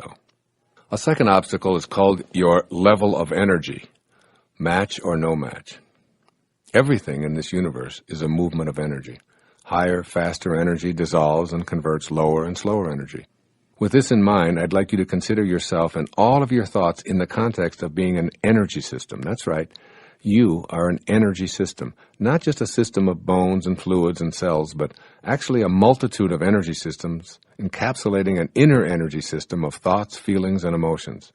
This energy system that you are can be measured and calibrated. Every thought you have can be energetically calibrated along with its impact on your body and your environment. The higher your energy, the more capable you are of nullifying and converting lower energies, which weaken you, and impacting in a positive way everyone in your immediate and even distant surroundings. The objective in this section is to become aware of your own energy level and the actual frequencies of thought that you regularly employ in daily life. You can become proficient at raising your energy level and permanently obliterate energetic expressions that weaken or inhibit your connection to intention. Ultimately, your goal is to have a perfect match with the highest frequency of all. Here's a simple explanation of the 5 levels of energy that you work with, moving from the lowest and slowest frequencies to the highest and the fastest. The slowest energy, number 1, the material world. Solid form is energy slowed down so that it's approximately commensurate with your sense perception of the world of boundaries. Everything that you see and touch is energy slowed down so that it appears to be a coalesced mass. Your eyes and your fingers agree, and here you have the physical world. The second level of energy is called the sound world, a little faster energy. You seldom perceive sound waves with your eyes, but they can actually be felt. These invisible waves are also high, low, and fast and slow. This sound level of energy is where you connect to the highest frequencies of spirit through the practice of japa meditation, as I've written about extensively in Getting in the Gap, which includes a CD to teach you this meditation. The third level of energy is called the light world. Light moves faster than the material world and faster than sound, yet there are no actual particles to form a substance called light. What you see as red is what your eye perceives a certain pulsating frequency to be, and what you perceive as violet is an even faster and higher frequency. When light is brought to darkness, darkness becomes light. The implications for this are startling. Low energy, when faced with high energy experiences, an automatic conversion. A fourth level of energy is called the world of thought. Your thoughts, your actual thoughts, are an extremely high frequency of pulsation that move beyond the speed of sound and even light. The frequency of thoughts can be measured, and the impact that they have on your body and your environment can be actually calculated. Once again, the same rules apply. Higher frequencies nullify lower. Faster energies convert slower. A colleague I admire enormously, David Hawkins, a medical doctor, has written a work which I've referenced over and over again called Power versus Force. In this remarkable book, Dr. Hawkins elaborates on the lower frequencies of thought and their accompanying emotions, and how they can be impacted and converted by exposure to higher and faster frequencies. I really urge you to read this book, and I'll present some of those findings in later sections on this program on how to raise your energy levels. Every thought you have can be calculated to determine if it's strengthening or weakening your ability to reconnect to the highest and fastest energy in the universe, the energy of intention. And finally, the highest and fastest energy in the universe. It's called the energy of spirit. This is the ultimate in energy. These frequencies are so supersonically rapid that the presence of disorder, disharmony, and even disease is impossible. These measurable energies consist of the 7 faces of intention talked about earlier in this program. They are the energies of creation. When you reproduce them in yourself, you reproduce the same creative quality of life that called you into existence. They are the qualities of creativeness, of kindness, of love, of beauty, of expansion, of peaceful abundance, and receptivity to all. These are the highest energies of the universal spirit itself. You came into existence from this energy, and you can match up with it energetically as you remove all of the low energy pulsations from your thoughts and feelings. Raising your energy level. There's a vibratory action to your thoughts, your feelings, and your body. I'm asking you to increase those frequencies so they're high enough to allow you to connect to the power of intention. This may sound like an oversimplification, but I hope you'll try raising your energy level as a way to remove the obstacles that prevent you from experiencing the perfection that you're a part of. You cannot remedy anything by condemning it. Again, you cannot remedy anything by condemning it. Underline that in your consciousness. You only add to the destructive energy that's already permeating the atmosphere of your life. When you react to the lower energies you encounter with your own low energies, you're actually setting up a situation that attracts more of the lower energy. For example, if someone behaves in a hateful manner toward you, and you respond by hating them for hating you, you've participated in a lower energy field and impacting all who enter that field. If you're angry at those around you for being angry people, you're attempting to remedy the situation through condemnation. If you're experiencing scarcity or anguish or depression or an absence of love or any inability to attract what you desire, seriously look at how you've been attracting those circumstances into your life. Low energy is an attractor pattern. It shows up because you've sent for it, even if on a subconscious level. It's still yours, and you own it. However, if you practice deliberately raising your energy level by being cognizant of your immediate environment, you'll move more rapidly toward intention and remove all of those self-imposed roadblocks. The obstacles are in the low energy spectrum. What follows is a mini program for raising your energy vibrations. Here's a short list of suggestions for moving your energy field to a higher and a faster vibration. This will help you to accomplish the twofold objective of removing the barriers and simultaneously allowing the power of intention to work with and through you. Become conscious of your thoughts. Every thought you have impacts you. By shifting in the middle of a weakening thought to one that strengthens, you raise your energy vibration and strengthen yourself and the immediate energy field. Make meditation a regular practice in your life. Even if it's only for a few moments each day while sitting at a stoplight, this practice is vital. Take some time to be silent and repeat the sound of God as an inner mantra. Meditation allows you to make conscious contact with your source and regain the power of intention by assisting you in cultivating a receptivity that matches up with the force of creation. Also, become conscious of the food you eat. There are foods that calibrate low, and there are high-energy foods as well. Foods with toxic chemicals sprayed on them will make you weak, even if you have no idea that the toxins are present. Artificial foods such as sweeteners are low-energy products. In general, foods high in alkalinity such as fruits, vegetables, nuts, soy, non-yeast breads, and virgin olive oil calibrate at the high end and will strengthen you on muscle testing, while highly acidic foods such as flour-based cereals, meats, dairy, and sugars calibrate at the lower energies, which will weaken you. Also, retreat from low-energy substances. Alcohol and virtually all artificial drugs, legal and otherwise, lower your body's energy level as well as weaken you. Furthermore, they put you in a position to continue to attract more disempowering energy into your life. Become conscious of the energy level of the music you listen to. Harsh, pounding musical vibrations with repetitive, loud sounds lower your energy level and weaken you and your ability to make conscious contact with intention. Similarly, the lyrics of hate, pain, anguish, fear, and violence are low energies sending weakening messages to your subconscious and infiltrating your life with similar attractor energies. If you want to attract peace and love, then listen to the higher musical vibrations and lyrics that reflect these desires. Furthermore, become aware of the energy levels of your own home environment.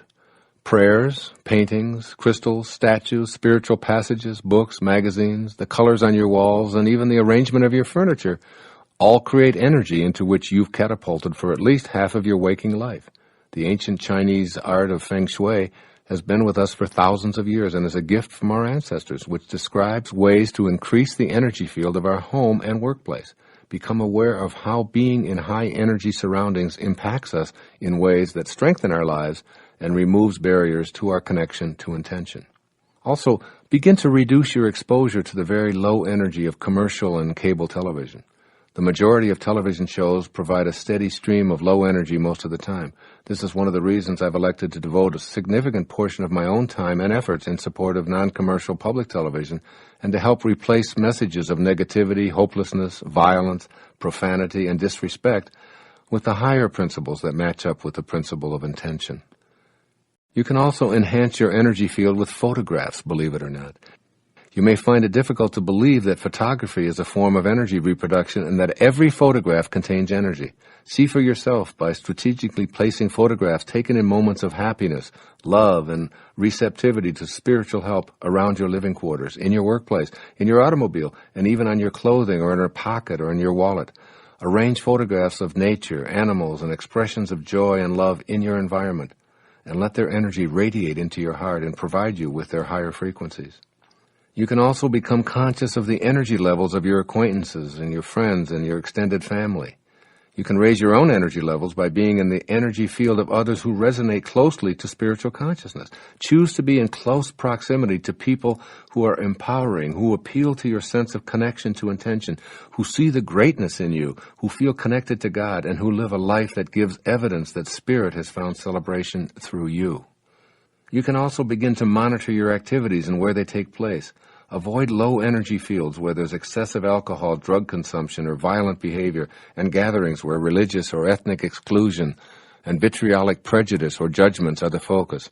Immerse yourself in nature, appreciating its beauty, spending time camping, hiking, swimming, taking nature walks, and reveling in the natural world.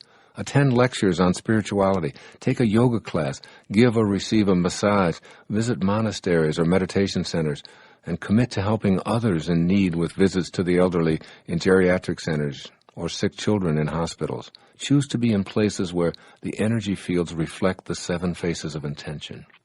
Extend acts of kindness, asking for nothing in return. Anonymously extend financial aid to those less fortunate, and do it from the kindness of your heart, expecting not even a thank you. Pick up some litter and place it in a proper receptacle, and tell no one about your actions. In fact, spend several hours doing nothing but cleaning and clearing out messes that you didn't create.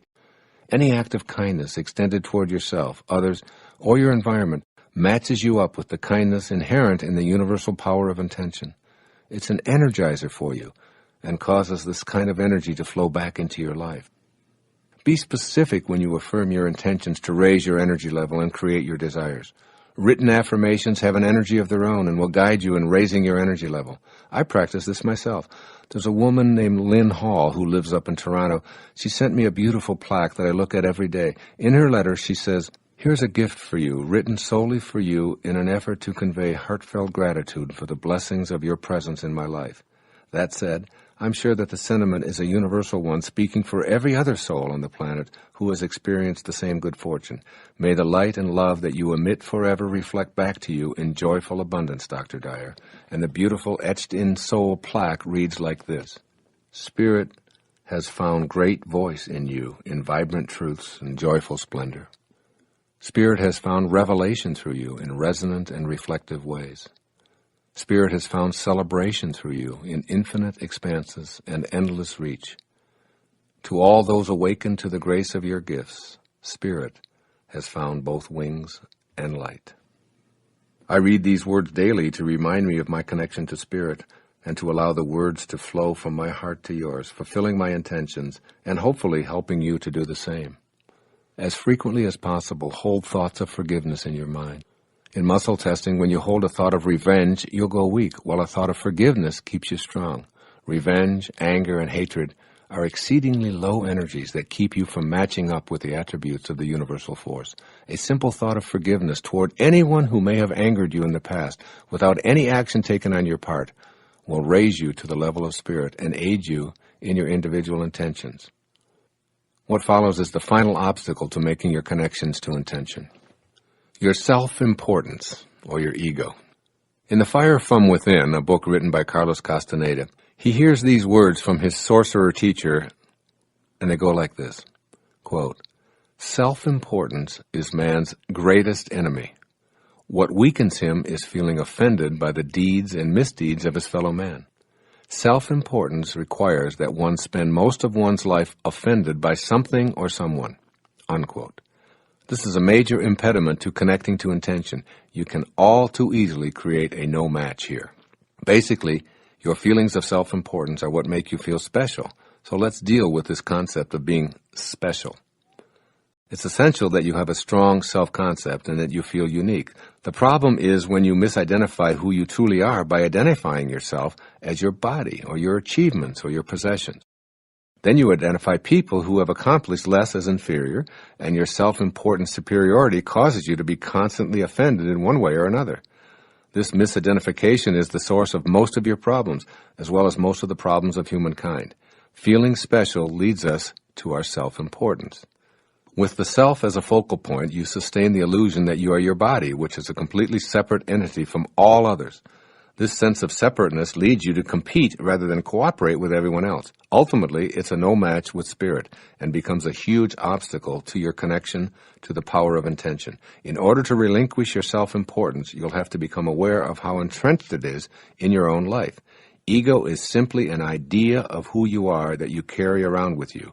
As such, it can't be surgically removed by having an egoectomy. This idea of who you think you are will persistently erode any possibility you have of connecting to intention. What follows are 7 steps for overcoming the hold that ego has on you. Here are 7 suggestions to help you transcend ingrained ideas of self-importance. All of these are designed to help prevent you from falsely identifying yourself with this self-important ego of yours. 1. Stop being offended. The behavior of others isn't a reason to become immobilized. That which offends you only weakens you. If you're looking for occasions to be offended, you'll find them at every turn. This is your ego at work convincing you that the world shouldn't be the way that it is. Being offended creates the same destructive energy that offended you in the first place and leads to attack, counterattack, and ultimately war. 2. Let go of your need to win. You are not your winnings or your victories. You may enjoy competing and have fun in a world where winning is everything, but you don't have to be there in your thoughts. There are no losers in a world where we all share the same energy source. All you can say on a given day is that you performed at a certain level in comparison to the levels of others on that particular day. But today is another day, with other competitors and new circumstances to consider. Be the observer, noticing and enjoying it all without needing to win a trophy. Be at peace and match up with the energy of intention. And ironically, although you'll hardly notice it, more of those victories will show up in your life as you pursue them less. 3. Let go of your need to be right. When you let go of the need to be right, you're able to strengthen your connection to the power of intention. But keep in mind that ego is a determined combatant. I've seen people willing to die rather than let go of being right. I've seen people end otherwise beautiful relationships by sticking to their need to be right. I urge you to let go of this ego-driven need to be right by stopping yourself in the midst of an argument and asking yourself, do I want to be right or happy? When you choose the happy, loving, spiritual mode, your connection to intention is strengthened. These moments ultimately expand your new connection to the power of intention. The universal source will begin to collaborate with you in creating the life you were intended to live. 4. Let go of your need to be superior. Let go of your need to feel superior by seeing the unfolding of God in everyone. Don't assess others on the basis of their appearance, achievements, possessions, and other indices of ego. When you project feelings of superiority, that's what you get back, leading to resentments and ultimately hostile feelings. These feelings become the vehicle taking you further away from intention. 5. Let go of your need to have more. The universal source is content with itself, constantly expanding and creating new life, never trying to hold on to its creation for its own selfish means. It creates and lets go. As you let go of ego's need to have more, you unify with that source. You create, attract to yourself, and let it go, never demanding that more come your way. As an appreciator of all that shows up, you learn the powerful lesson St. Francis of Assisi taught us. It is in giving that we receive. By allowing abundance to flow to and through you, you match up with your source and guarantee that this energy will continue to flow. 6. Let go of identifying yourself on the basis of your achievements. This may be a difficult concept if you think you are your achievements. Nevertheless, stay tuned to this idea. The power of intention which brought you into existence and which you're a materialized part of. The less you need to take credit for your achievements, and the more connected you stay to the 7 faces of intention, the more you're free to achieve and the more will show up for you. It's when you attach yourself to those achievements and believe that you alone are doing all of those things that you leave the peace and the gratitude of your source. And 7, let go of your reputation. Your reputation is not located in you. It resides in the minds of others. Therefore, you have no control over it at all. If you speak to 30 people, you'll have 30 reputations. Connecting to intention means listening to your heart and conducting yourself based on what your inner voice tells you is your purpose here. If you're overly concerned with how you're going to be perceived by everyone, then you've disconnected yourself from intention and allowed the opinions of others to guide you. This is your ego at work. It's an illusion that stands between you and the power of intention. We've just completed a thorough examination of the 3 major obstacles to connecting to the power of intention, along with some suggestions for eliminating them. In the next chapter, I'll explain how you impact those around you when you raise your energy level to the highest spiritual frequencies and live your days connected to intention. When you're connected to the power of intention, everywhere you go and everyone you meet is affected by you and the energy you radiate. As you become the power of intention, you'll see your dreams being fulfilled almost magically, and you'll see yourself creating huge ripples in the energy fields of others by your presence and nothing more.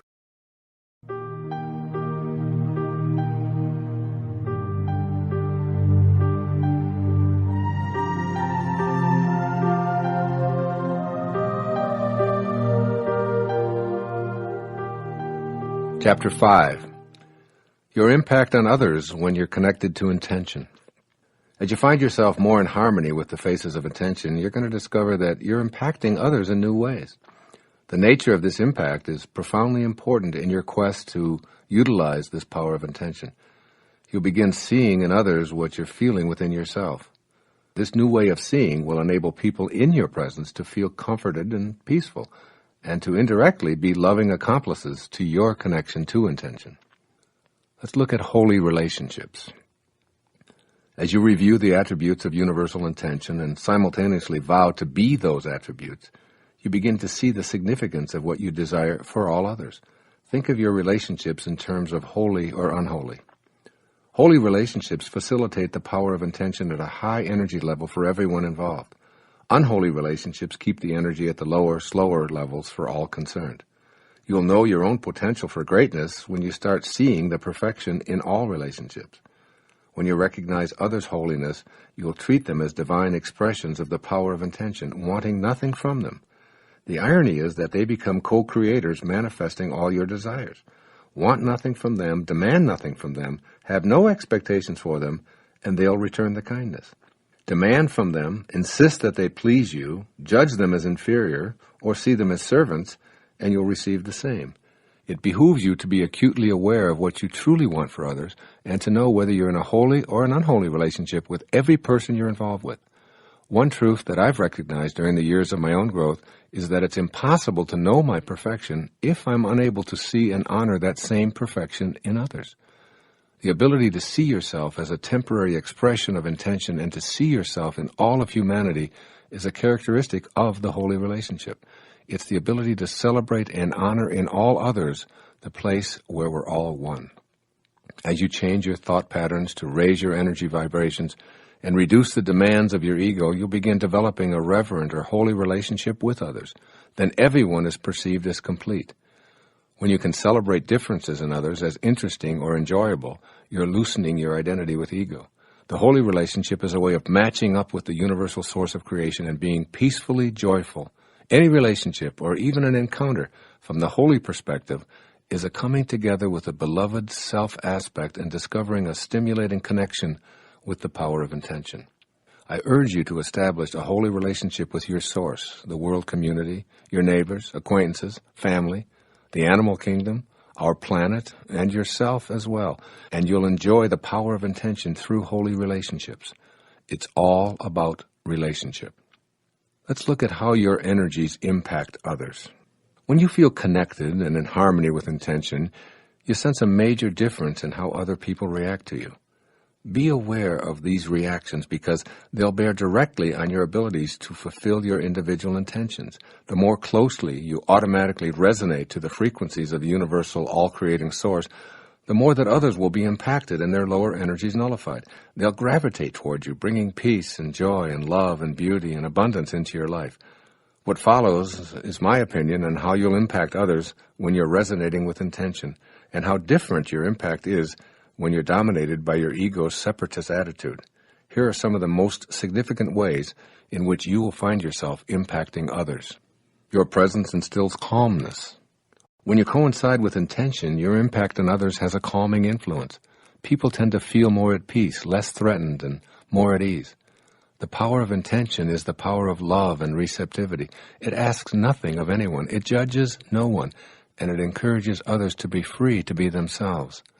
As people feel calmer in your presence, they're inclined to feel safe by virtue of the energy frequencies that you radiate. Their feelings are encouraged by your energy of love and receptivity, causing them to want to reach out and be with you. As Walt Whitman put it, we convince by our presence. You'll find that your presence leaves others feeling energized when you're connected to intention. When you bring the frequencies of intention into the presence of others, they'll feel energized just by being in your immediate circle. You don't have to say a word. You don't have to act in any prescribed fashion. Your energy of intention alone will make others in your field feel as if they've mysteriously been empowered in some way.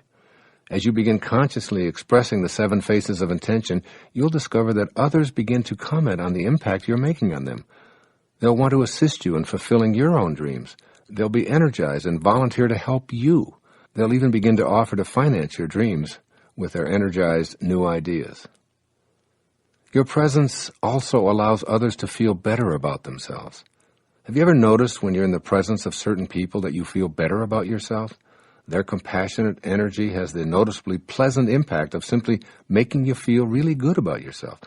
You'll impact others with this energy of compassion as you develop your connection to intention. On the contrary, being in the company of someone who's disdainful or indifferent impacts you quite differently.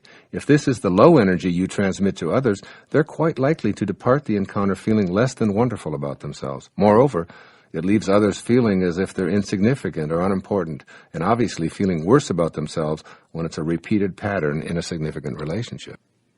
Your presence allows others to feel unified. The effect of being in the presence of people expressing high frequencies is to feel unified and connected to all of nature, all of humankind, and to intention. As you raise your frequencies, your impact on others invites them to be on the same team. You are unified and want to assist each other in the fulfillment of a common objective. Your presence also instills a sense of purpose in others. When you're in the higher spiritual energies, you bring something to others that's almost inexplicable. Your presence and behavior from a space of love and acceptance, non-judgment and kindness becomes a catalyst for others feeling on purpose in their lives. By staying at the higher energies of optimism, forgiveness, understanding, reverence for spirit, creativity, serenity, and bliss, you radiate this kind of energy and convert lower energies to your higher vibrations. These people whom you so non-deliberately impact begin to feel your quiet reverence and serenity. Your own purpose, which revolves around serving others and therefore serving God, becomes fulfilled. And as a bonus, you've created allies who will want to help you with your intentions. Your presence allows others to trust in authentic personal connections. By bringing the traits of intention to others, you allow trust to be present. You'll notice both an inclination and a willingness on the part of others to open up and confide in you. This is related to the quality of trust. In the atmosphere of higher energy, people trust and want to share their personal stories with you. By being so connected to intention, you are more godlike. And who would you trust more than God to share your secrets with? The opposite results are apparent when you emit the lower energy frequencies. Why? Because your low energies help to create a counterforce. Conflict erupts, winners and losers are necessary, and enemies automatically are created. All because of your unwillingness to stay connected to the faces of intention. Your presence inspires others to greatness. When you're connected to spirit and quietly reflect this consciousness, you become a source of inspiration to others. In a sense, this is one of the most powerful effects that connecting to intention transmits to others. The word inspiration means in spirit. The fact that you're primarily in spirit means that you inspire rather than inform with your presence. You won't inspire others by loudly insisting or demanding that others listen to your point of view. Your presence actually aligns others with beauty. When you're connected to intention, you see beauty everywhere and in everything because you're radiating the quality of beauty. Your perceptual world changes dramatically. At the higher energy of intent, you see beauty in everyone, young or old, rich or poor, dark or light, with no distinctions. Everything is perceived from a perspective of appreciation rather than judgment. As you bring this feeling of beauty, appreciation to the presence of others, people are inclined to see themselves as you see them. They feel attractive and better about themselves as they circulate that higher energy of beauty. When people feel beautiful, they act in beautiful ways. And finally, your presence instills health rather than sickness. You know that your physical self is inspired by a divine force that beats its heart, digests its food, grows its fingernails, and that this same force is receptive to endlessly abundant health. When you bring to the presence of others a healthy appreciation for the miracle that your body represents, you diffuse their efforts to dwell on disease, ill health, and deterioration. In fact, the higher your energy field resonates, the more you're able to impact others with your own healing energy. Become aware of your own amazing capacity to affect the healing and health of those around you simply by the silent presence of your high energy connection to intention. This is a literal energy that emanates from you. In the hopes that you will recognize the importance of raising your energy level, I'm going to conclude this chapter with a look at how our entire civilization is impacted when energy levels are synchronized with the source of our creation. This will require of you an open mind and a bit of stretching, perhaps, on your part. However, it's something that I know to be true, and I'd be remiss if I left it out. It may appear peculiar or maybe even a little outlandish to some who fail to see the ways in which all of us on this planet are connected and therefore impact each other from distances not discernible by our senses. Your impact on the consciousness of all of humanity.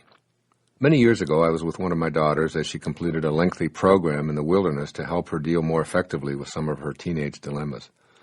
The last thing the counselor at the wilderness camp said to her was, "Remember at all times that what you think and what you do affects other people." This is true even beyond the impact we have on our friends, family, neighbors, and coworkers. I believe that we impact all of humanity. Thus, as you listen to this section, keep in mind that what you think and do affects all other people. In the book I mentioned earlier, Power versus Force by Dr. David Hawkins, he writes, quote, "In this interconnected universe, every improvement we make in our private world improves the world at large for everyone. We all float on the collective level of consciousness of mankind, so that any increment we add comes back to us. We all add to our common buoyancy by our efforts to benefit life. It is a scientific fact that what is good for you is good for me," unquote. Dr. Hawkins has backed up his remarks and conclusions with 29 years of hard research, which I invite you to examine if you're so inclined. I'll briefly summarize some of these conclusions and how they relate to the impact you have on others when you're connected to intention. In essence, every single person, as well as large groups of people, can be calibrated for their energy levels. Generally speaking, low-energy people cannot distinguish truth from a falsehood. They can be told how to think, who to hate, who to kill, and they can be herded into a groupthink mentality based on such trivial details as what side of the river they were born on, what their parents and their grandparents believed, the shape of their eyes, and hundreds of other factors having to do with appearance and total identification with their material world. Hawkins tells us that approximately 87% of humanity calibrates at a collective energy level that weakens them. The higher up the ladder of frequency vibration, the fewer people there are in those high levels. The highest levels are represented by the truly great persons who originated spiritual patterns that multitudes have followed throughout the ages. They're associated with divinity, and they set in motion attractor energy fields that influence all of humankind. Just below the energy level of pure enlightenment are the energy levels associated with the experience designated as transcendence, or self-realization, or even God consciousness. Here's where those who are called saintly reside. Just below this level is the place of pure joy, and the hallmark of this state is compassion. Those who attain this level have more of a desire to use their consciousness for the benefit of life, rather than for particular individuals. Below these supremely high levels, which few ever attain in a permanent way, are the levels of unconditional love, kindness, acceptance of everyone, beauty appreciation, and on a more limited but nonetheless profound level, all of the 7 phases of intention described in the opening chapters of this program. Below the levels of energy that strengthen us are the low energy levels of anger and fear and grief, apathy, guilt, hatred, judgment, and shame, all of which weaken and impact us in such a way as to inhibit our connection to the universal energy level of intention. What I'd like you to do here is to take a leap of faith with me while I present a few of the conclusions that Dr. Hawkins came to in his second book called The Eye of the Eye. Through his precise kinesthesiological testing for truth versus falsehood, he's calibrated the approximate number of people whose energy is at or below the level that weakens. I'd like you to consider his findings and conclusions relative to your impact on civilization.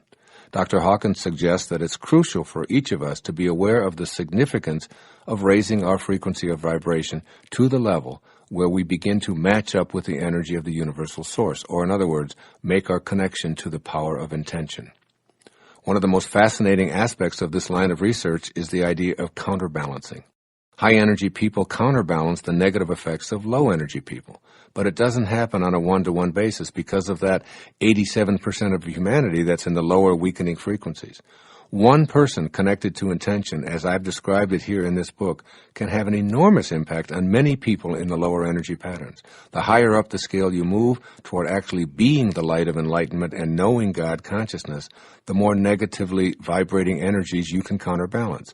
Here are some fascinating figures from Dr. Hawkins' research for you to contemplate as you review the impact you can have personally on humanity simply by being on the higher rungs of the ladder to intention. One individual, he says, who lives and vibrates to the energy of optimism and a willingness to be non-judgmental of others will counterbalance the negativity of 90,000 individuals who calibrate at the lower weakening levels. Also, one individual who lives and vibrates to the energy of pure love and reverence for all of life will counterbalance the negativity of 750,000 individuals who calibrate at the lower weakening levels. One individual who lives and vibrates to the energy of illumination, bliss, and infinite peace will counterbalance the negativity of 10 million people who calibrate at the lower weakening levels. And he suggests that there are approximately 22 such sages alive today. And finally, one individual who lives and vibrates to the energy of grace, pure spirit, beyond the body, in a world of non-duality or complete oneness, will counterbalance the negativity of 70 million people who calibrate at the lower weakening levels. There are approximately 10 such sages alive today. And finally, here are 2 compelling statistics offered by Dr. Hawkins in his 29-year study on the hidden determinants of human behavior. 1, and listen to this carefully, one single avatar living at the highest level of consciousness in this period of history to whom the title Lord is appropriate, such as Lord Krishna, Lord Buddha, and Lord Jesus Christ, would counterbalance the collective negativity of all of mankind in today's world.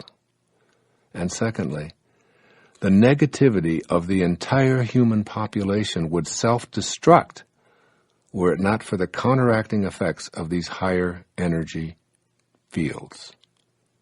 This is very important information for you to be aware of, that just raising your energy level can impact those around you in a profound way in this world, and we need more and more people to connect to intention. The implications of these figures are immense. for discovering ways of improving human consciousness and raising ourselves to the place where we match up with the same energy of intention from which we were all intended. By raising your own frequency of vibration just slightly to a place where you regularly practice kindness, love, and receptivity, and where you see beauty and the endless potential of good in others as well as yourself, you counterbalance 90,000 people somewhere on this planet who are living in the low energy fields of shame, anger, hatred, guilt, despair, depression, and so on. With these words, Mahatma Gandhi sums up this chapter on how we can impact the world by staying connected to that which intended us here in the first place. Quote, "We must be the change we wish to see in the world. By being it, we connect to the eternal part of us that originates in infinity." This whole idea of infinity and coming to grips with how it affects our ability to know and employ the power of intention is vastly mysterious. It's the subject for the final chapter in part 1 of this program.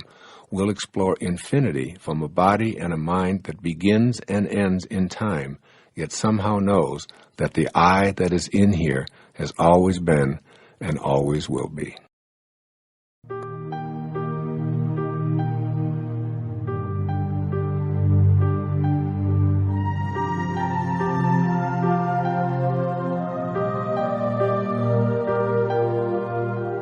Chapter 6, Intention and Infinity.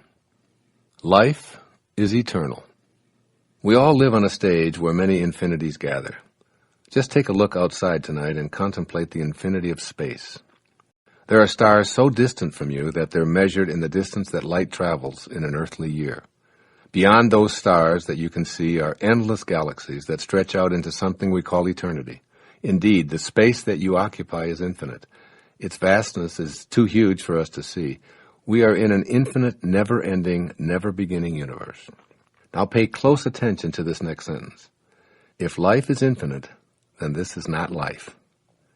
Really let these words sink in. If life is infinite, then this is not life.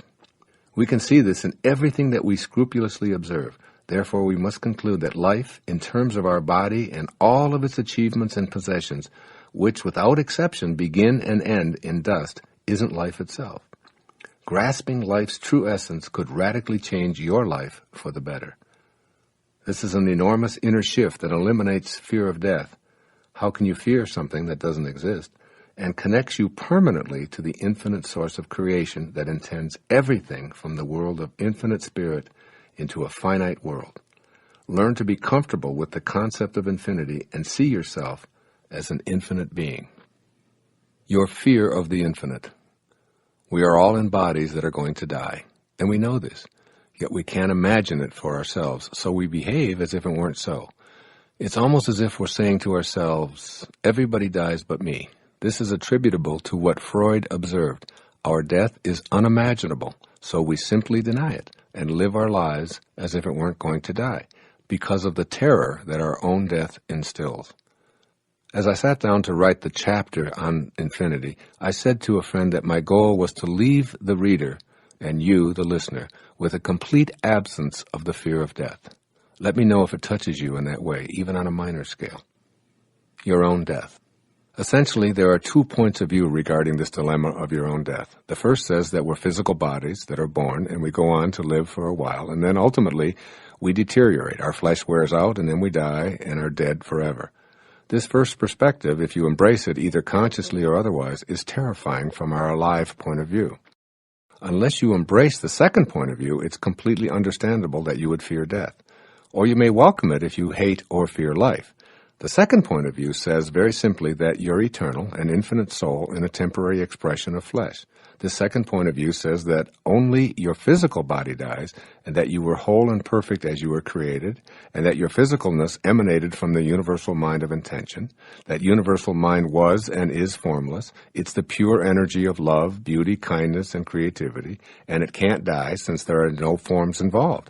No form, no death. No boundaries, no deterioration. No flesh, no possibility of it wasting away. Thus, spirit is present in its entirety everywhere, which includes you. You can never be separate from it. You'll learn to laugh at the absurd idea that you could ever be separate from the universal mind. It's your source. You are it. God is the mind through which you think and exist. It's always connected to you, even if you don't believe in it. Even an atheist doesn't have to believe in God to experience God. The question then becomes not whether your body is going to die, but rather on what side of infinity do you wish to live? You have two choices. Either you live on the inactive or the active side of infinity. In either case, you have an appointment with infinity, and there's no way to avoid it. Your appointment with infinity. Eternity is now, right here. You're an infinite being. Once you get past the fear of death as an end, you merge with the infinite and feel the comfort and relief that this realization brings. We identify everything in this material world through a space-time continuum. Yet infinity has no preference for time and space. You aren't the elements that make up your body. You merely make use of the elements. You go beyond space and time and are merged with the infinite universal mind. If you haven't recognized it, it's because of your fear. You can keep your appointment with infinity while you're in your temporary body with its slavish adherence to time and space. My objective in this chapter is to help you to realize and do this. If you make this merger, I assure you of a life without fear of death. When your infinite soul leaves the body, it's no longer subject to the constraints of time and space. Separation can no longer interfere with you. So my question to you isn't about whether you believe you have an appointment with infinity. It's about when you're going to keep that inevitable appointment. You can either do it now while you're still alive in your body in the illusion of time and space, or you can do it at death. If you decide to make your appointment with infinity while you still live and breathe, it's like learning to die while you're alive. Once you make this transition to the active side of infinity, your fear of death dissolves and you laugh at the folly of death. Understand your true essence. Look death squarely in the face and break the shackles of slavery to that fear. You do not die. Announce it. Meditate on it. Look at it from this angle. If you're not an infinite being, what would be the purpose of your life? Surely not going through the motions of being born, working, accumulating, losing it all, getting sick, and dying. By waking up to your infinite essence and staying connected to the seven faces of intention, you begin to free yourself of the limitations your ego has placed on you. You set in motion the guidance and assistance of the infinite universal mind to work with you. And most of all, you feel the peace that overtakes you when you expel your fear of death and mortality. I'm touched by the stories of great spiritual teachers leaving this earthly plane, feeling blissful and fearless. They banished all doubt, extricated all fear, and met infinity head-on with grace. Here are the final words of a few of the people I've long admired. The hour I have long wished for is now come. Teresa of Avila. Let us be kinder to one another. The last words of Aldous Huxley. If this is death, it's easier than life. The last words of Robert Louis Stevenson.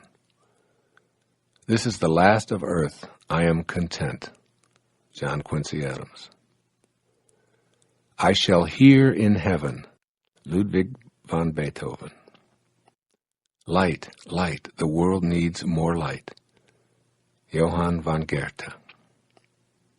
I am going to that country which I have all my life wished to see. William Blake. It's very beautiful over there. Thomas Edison. Ram, Ram, Ram. God, God, God. Mahatma Gandhi. Why not write your own final words now and make your transition to being an infinite being while you still occupy your body?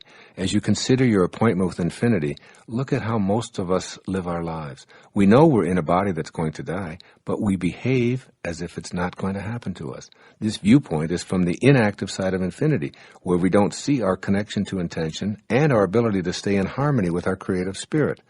Let's examine the essential difference between keeping your appointment with infinity now or at your own death. In one case, you'll be on the active side of infinity, and in the other, you'll avoid it by being on the inactive side. The active versus the inactive sides of infinity. On the active side of infinity, you're fully cognizant that you're in a body that's going to die. Furthermore, your inner knowing is that you aren't that body, its mind, or any of its achievements and possessions. On this active side of infinity, you are first and foremost an infinite spiritual being having a temporary human experience, and you do all of your living in all of your relationships from this very perspective. On the inactive side of infinity, Your experience of life is quite the opposite. Here, you're first and foremost a human being having an occasional spiritual experience. Your life is guided by a fear of death, a separation from others, a competitive style, and a need to dominate and be a winner. The inactive side of infinity separates you from the power of intention. Here are some of the distinctions that I see between those who live in the active side of infinity and those who deny their eternal nature and opt for the inactive side of infinity. A sense of destiny. In the active side of infinity, your connection to intention will no longer be thought of as an option, but as a calling that you must heed. The inactive side of infinity leads you to see life as chaotic, purposeless, and meaningless, while your position on the active side of infinity leads you to fulfill a destiny that you feel deep within you. Your sense of destiny lets you know that you're playing this game of life on the active side of infinity. Prior to accessing your sense of destiny, your motivation was what you wanted out of life and what you'd like to do. On the active side of infinity, you realize that it's time to do what your destiny intended you to do. Wallowing around hoping things will work out, waiting for your luck to change, and hoping others will come through for you no longer feels right. Your sense of destiny allows you to realize, I am eternal, and that means that I showed up here from the infinitude of spiritual intention to fulfill a destiny that I must act upon. You begin stating your objectives in the language of intention, knowing they'll materialize. You enlist the power of intention to keep you on track. It can't fail because there's no failure in the infinite. This 13th century poem may inspire you to know you have a destiny. You were born with potential. You were born with goodness and trust. You were born with ideals and dreams. You were born with greatness. You were born with wings. You are not meant for crawling, so don't. You have wings. Learn to use them and fly. That's Rumi, one of my very favorite poets.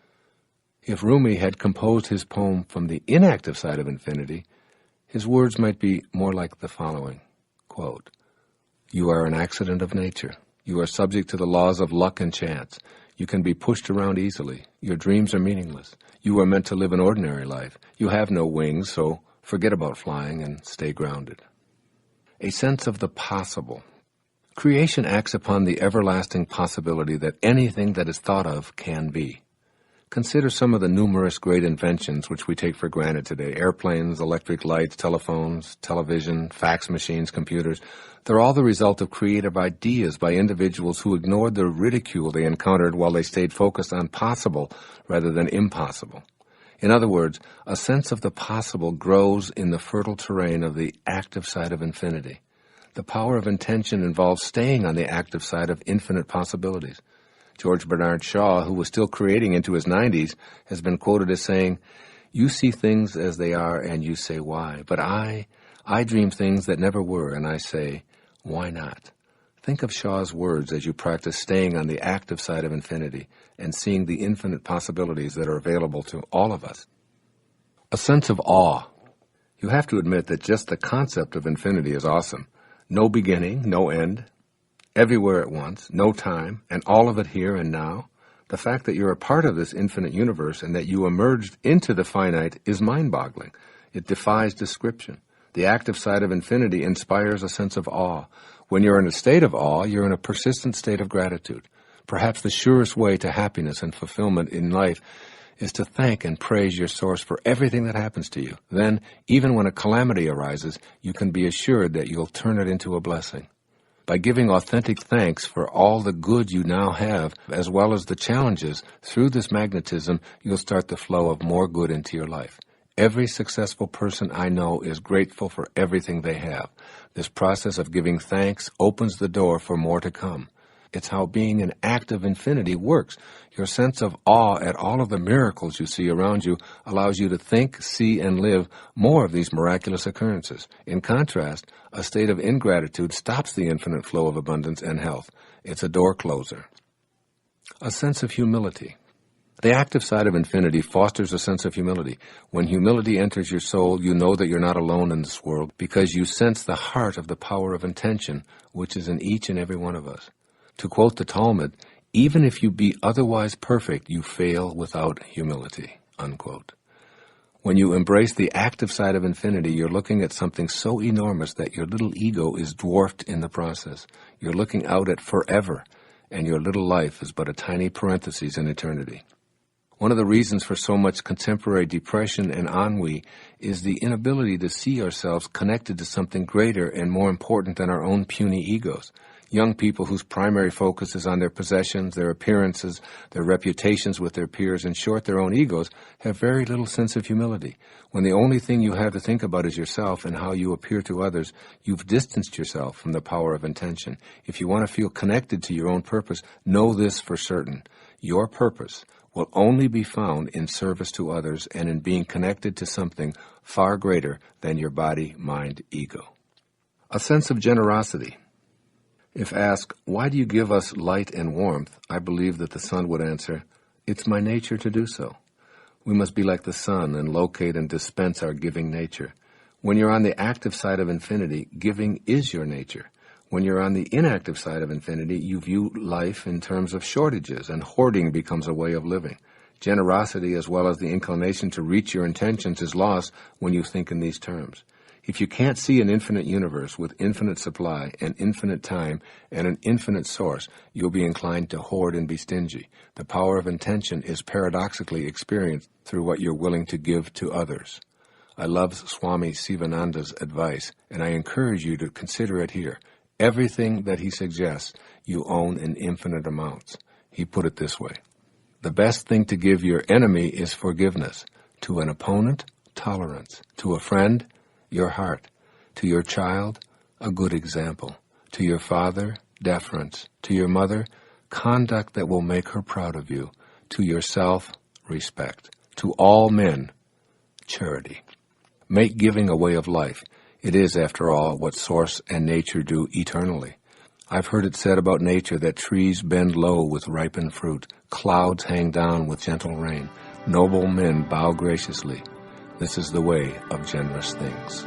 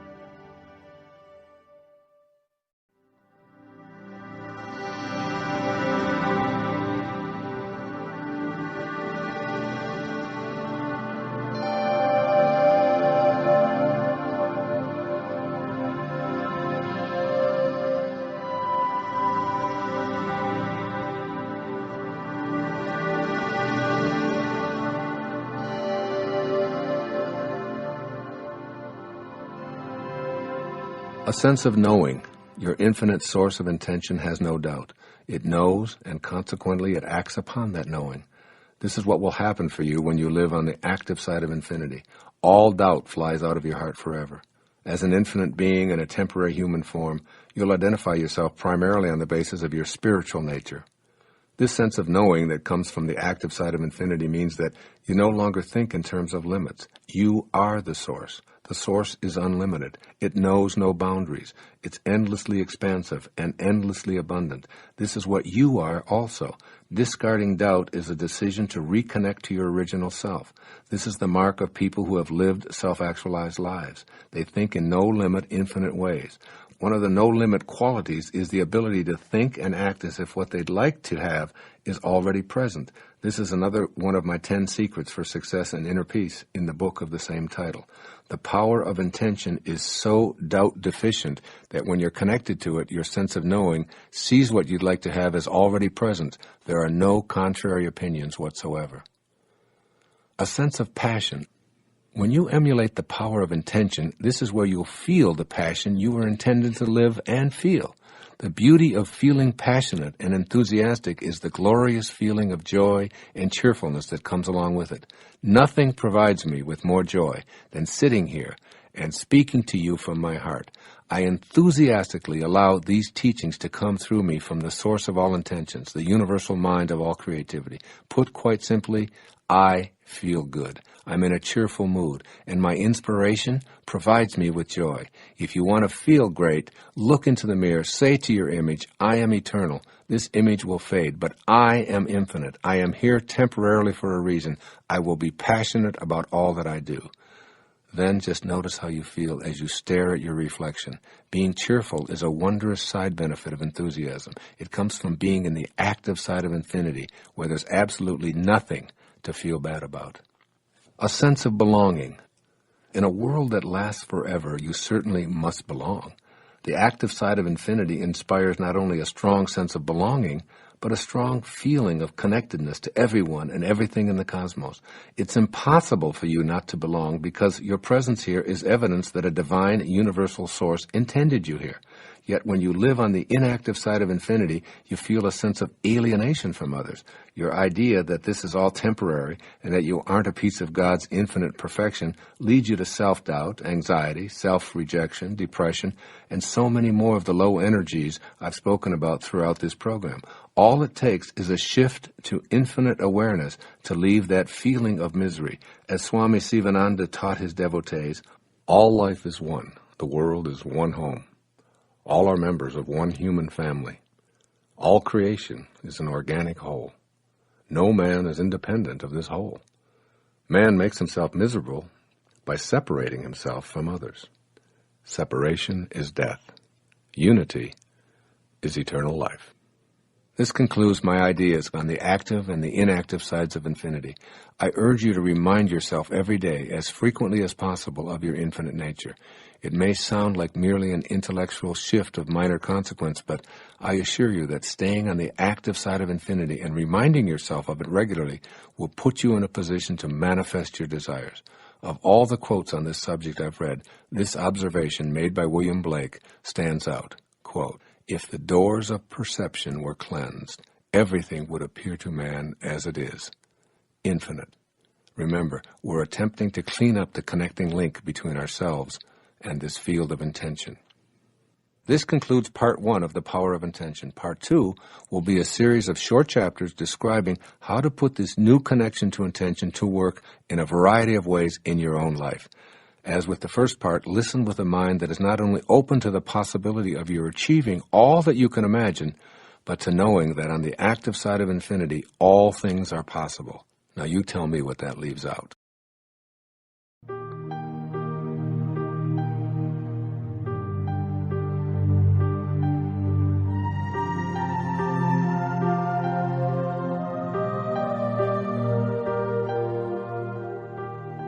Part 2.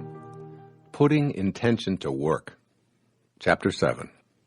It is my intention to respect myself at all times. Here's a simple truth to begin this chapter. You did not originate from a material particle as you've been led to believe. Your conception at the moment of your parents' blissful commingling was not your beginning. You had no beginning. That particle emanated from the universal energy field of intention, as do all particles. You are a piece of that universal mind of creation, and you must see God inside of you and view yourself as a divine creation in order to access the power of intention in your life. Give this idea a healthy dose of your attention right now, right here in this moment.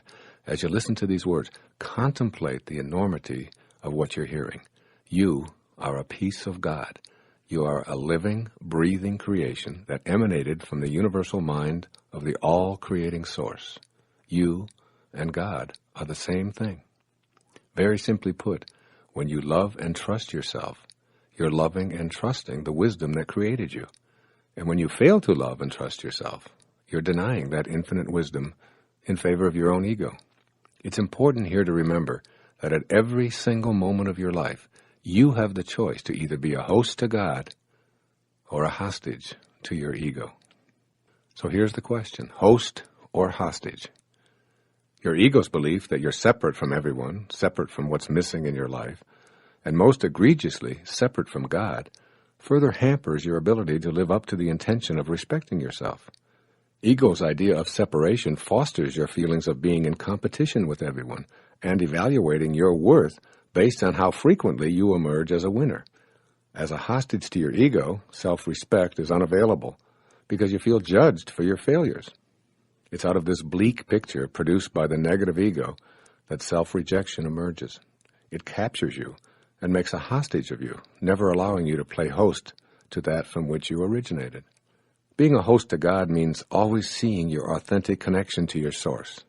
It's knowing that it's impossible for you to ever be disconnected from the source from which you came. Personally, I thoroughly enjoy being a host to God.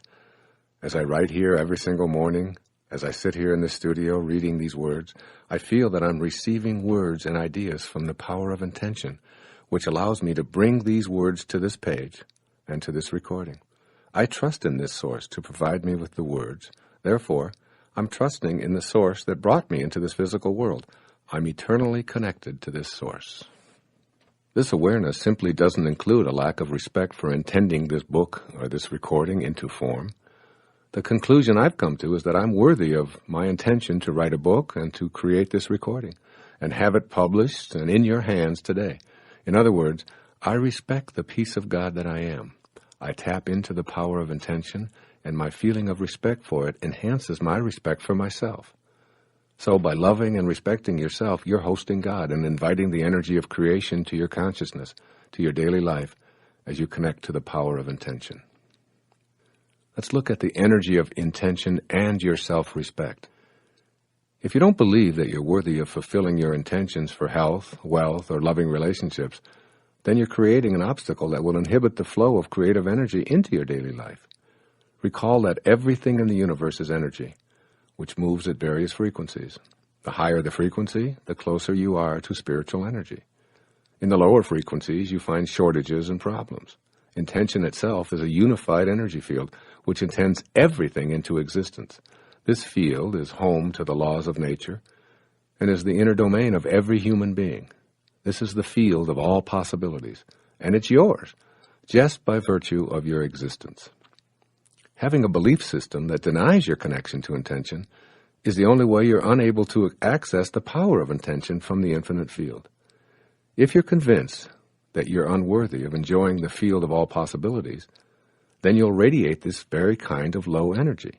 This will, in fact, become your attracted energy pattern, and you'll send messages to the universe that you're unworthy of receiving the unlimited abundance of the originating spirit. Soon you'll act on this inner conviction of self-disrespect.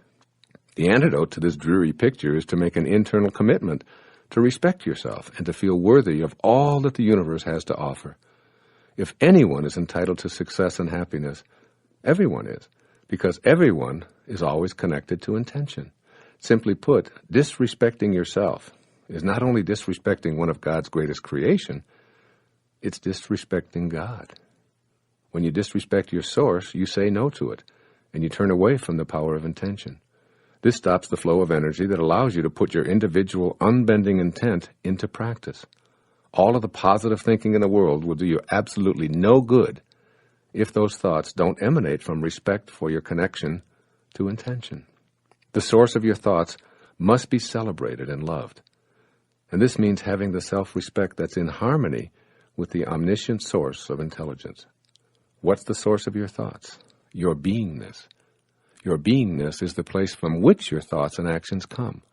When you disrespect your being, you set into motion a chain reaction culminating in unfulfilled intentions. What you think of yourself is what you think of the world. How do you see the world you live in? What do you think people in general are really like? Do you believe that evil is triumphing over good? Is the world filled with egocentric, selfish people? Can the little guy ever get ahead?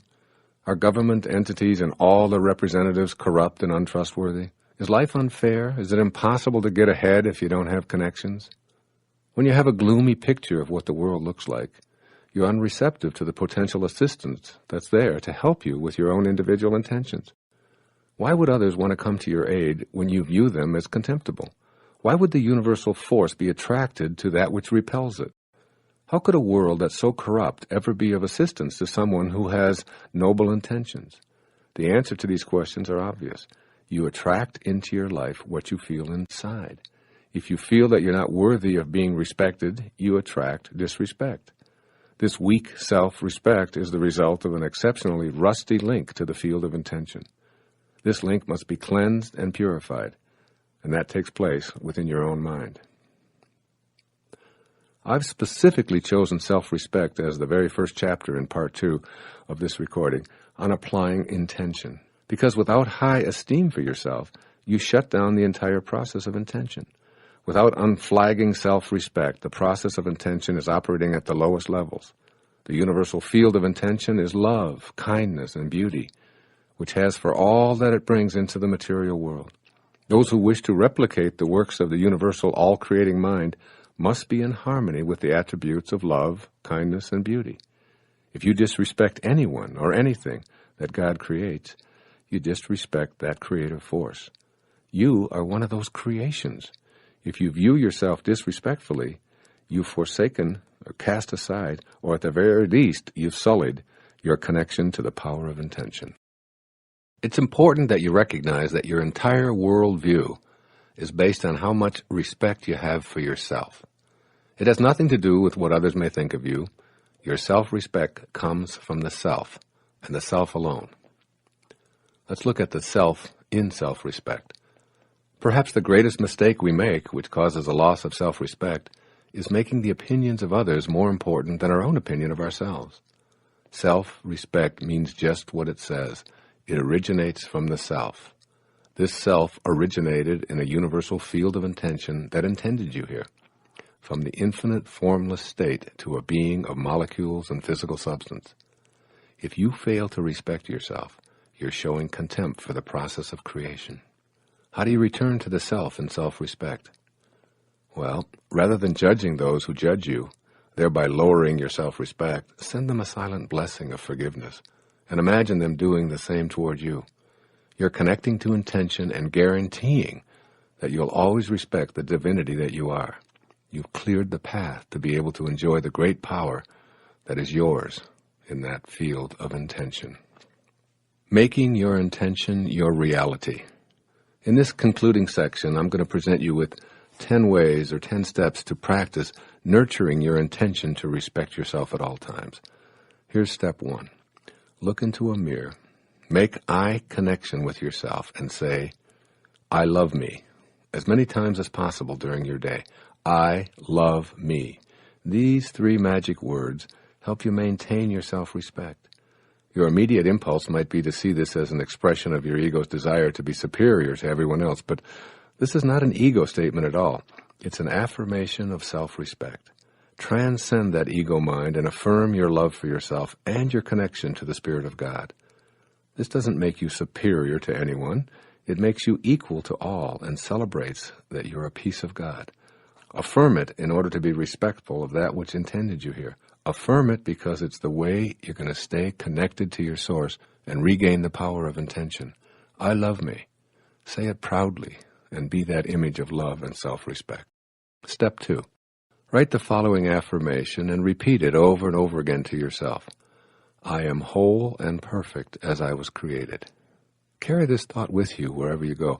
Have it laminated and placed in your pocket or on your dashboard or on your refrigerator or even next to your bed. Allow the words to become a source of high energy and self-respect. By simply carrying these words with you and being in the same space with them, their energy will flow directly to you. Over and over, remind yourself, I'm not my body, I'm not my accumulations, I'm not my achievements, I'm not my reputation. I am whole and perfect as I was created. Step 3. Extend more respect to others and to all of life. Perhaps the greatest secret of self-esteem is to appreciate other people more. The easiest way to do this is to see the unfolding of God in them. Look past the judgments of others' appearances, failures and successes, their status in society, their wealth or their lack of it, and extend appreciation and love to the source from which they came. Everyone is a child of God. Everyone. Remember, when you judge another, you do not define them. You define yourself as someone who needs to judge. The same applies to judgments directed at you. Step 4. Affirm to yourself and all others that you meet, I belong. A sense of belonging is one of the highest attributes on Abraham Maslow's pyramid of self-actualization, which I discussed at the beginning of the next chapter. Feeling that you don't belong or you're in the wrong place can be due to a lack of self-respect. Respect yourself and your divinity by knowing that everyone belongs. This should never come into question. Your presence here in this universe is proof alone that you belong here.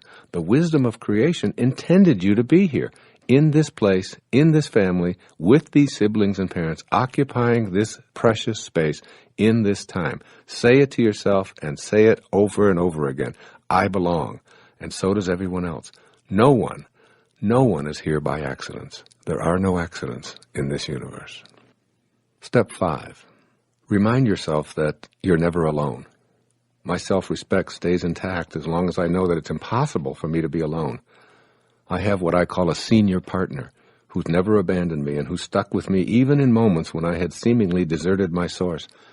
I feel that if the universal mind has enough respect to allow me to come here and to work through me and to protect me in times when I strayed onto dangerous non-spiritual turf, then this very partnership deserves my reciprocal respect. I recall my friend Pat McMahon, a talk show host on KTAR radio in Phoenix, Arizona, telling me about his encounter with Mother Teresa in his studio before interviewing her for his program. He pleaded with her to allow him to do something for her. Anything at all, he begged. I'd just like to help you in some way. She looked at him and said, tomorrow morning, get up at 4 a.m. and go out onto the streets of Phoenix and find someone who lives there who believes that he's alone and convince him that he's not. Great advice, because everyone who wallows in self-doubt or appears to be lost has lost their self-respect because they've forgotten that they're not alone. No one is ever alone. Step 6. Respect your body. You've been provided with a perfect body to house your inner invisible being for a few brief moments in eternity. Regardless of its size or shape or color or any imagined infirmities, it's a perfect creation for the purpose that you were intended here for. You don't need to work at getting healthy. Health is something you already have if you don't disturb it. You can begin the fulfillment of this intention to live a life of self-respect by honoring the temple that houses you. You know what to do. You don't need another diet or workout manual or personal trainer. Go within, listen to your body, and treat it with all of the dignity and love that your self-respect demands. Step 7. Meditate. Always meditate to stay in conscious contact with your source, which always respects you. I can't say this enough. Meditation is a way to experience what the 5 senses can't detect. When you're connected to the field of intention, you're connected to the wisdom that's within you. The divine wisdom has great respect for you, and it cherishes you while you're here. Meditation is a way to ensure that you stay in a state of self-respect. Regardless of all that goes on around you, when you enter into that sacred space of meditation, all doubts about your value as an esteemed creation dissolve. You'll emerge from the solemnity of meditation feeling connected to your source and enjoying respect for all beings, particularly yourself. Step 8. Make amends with adversaries. The act of making amends sends out a signal of respect for your adversaries. By radiating this forgiveness energy outward, you'll find this same kind of respectful, positive energy flowing back towards you. If you're filled with rage toward anyone, there's a huge part of you that resents the presence of this debilitating energy. Take a moment right here and now to simply face that person who stands out in your mind as someone you hurt or directed hurt towards you, and tell him or her that you'd like to make amends. You'll notice how much better you feel. The good feeling of having cleared the air is self-respect. It takes much more courage and strength of character and inner conviction to make amends than it does to hang on to the low-energy feelings. Step 9. Always remember the self in self-respect. In order to do this, you must recognize that the opinions of others towards you aren't facts, they're opinions. When I speak to an audience of 500 people, there are 500 opinions of me in the room at the end of the evening. I'm none of those opinions. I can't be responsible for how they view me. The only thing I can be responsible for is my own character, and this is true for every single one of us. If I respect myself, then I'm relying on the self in self-respect. If I doubt myself or punish myself, I've not only lost my self-respect, I'll continue to attract more and more doubt and lower energy opinions with which to further punish myself. You can't stay linked to the universal mind which intends all of us here if you fail to rely on yourself for your self-respect. And finally, step 10, always be in a state of gratitude. You'll discover that gratitude is the final step in each succeeding chapter. Be an appreciator rather than a depreciator of everything that shows up in your life. When you're saying thank you, God, for everything, and when you're expressing gratitude for your life and all that you see and experience, you're respecting creation itself. This respect is within you, and you can only give away what you have inside. Being in a state of gratitude is the exact same thing as being in a state of respect. Respect for yourself, which you give away freely, and which will return to you tenfold.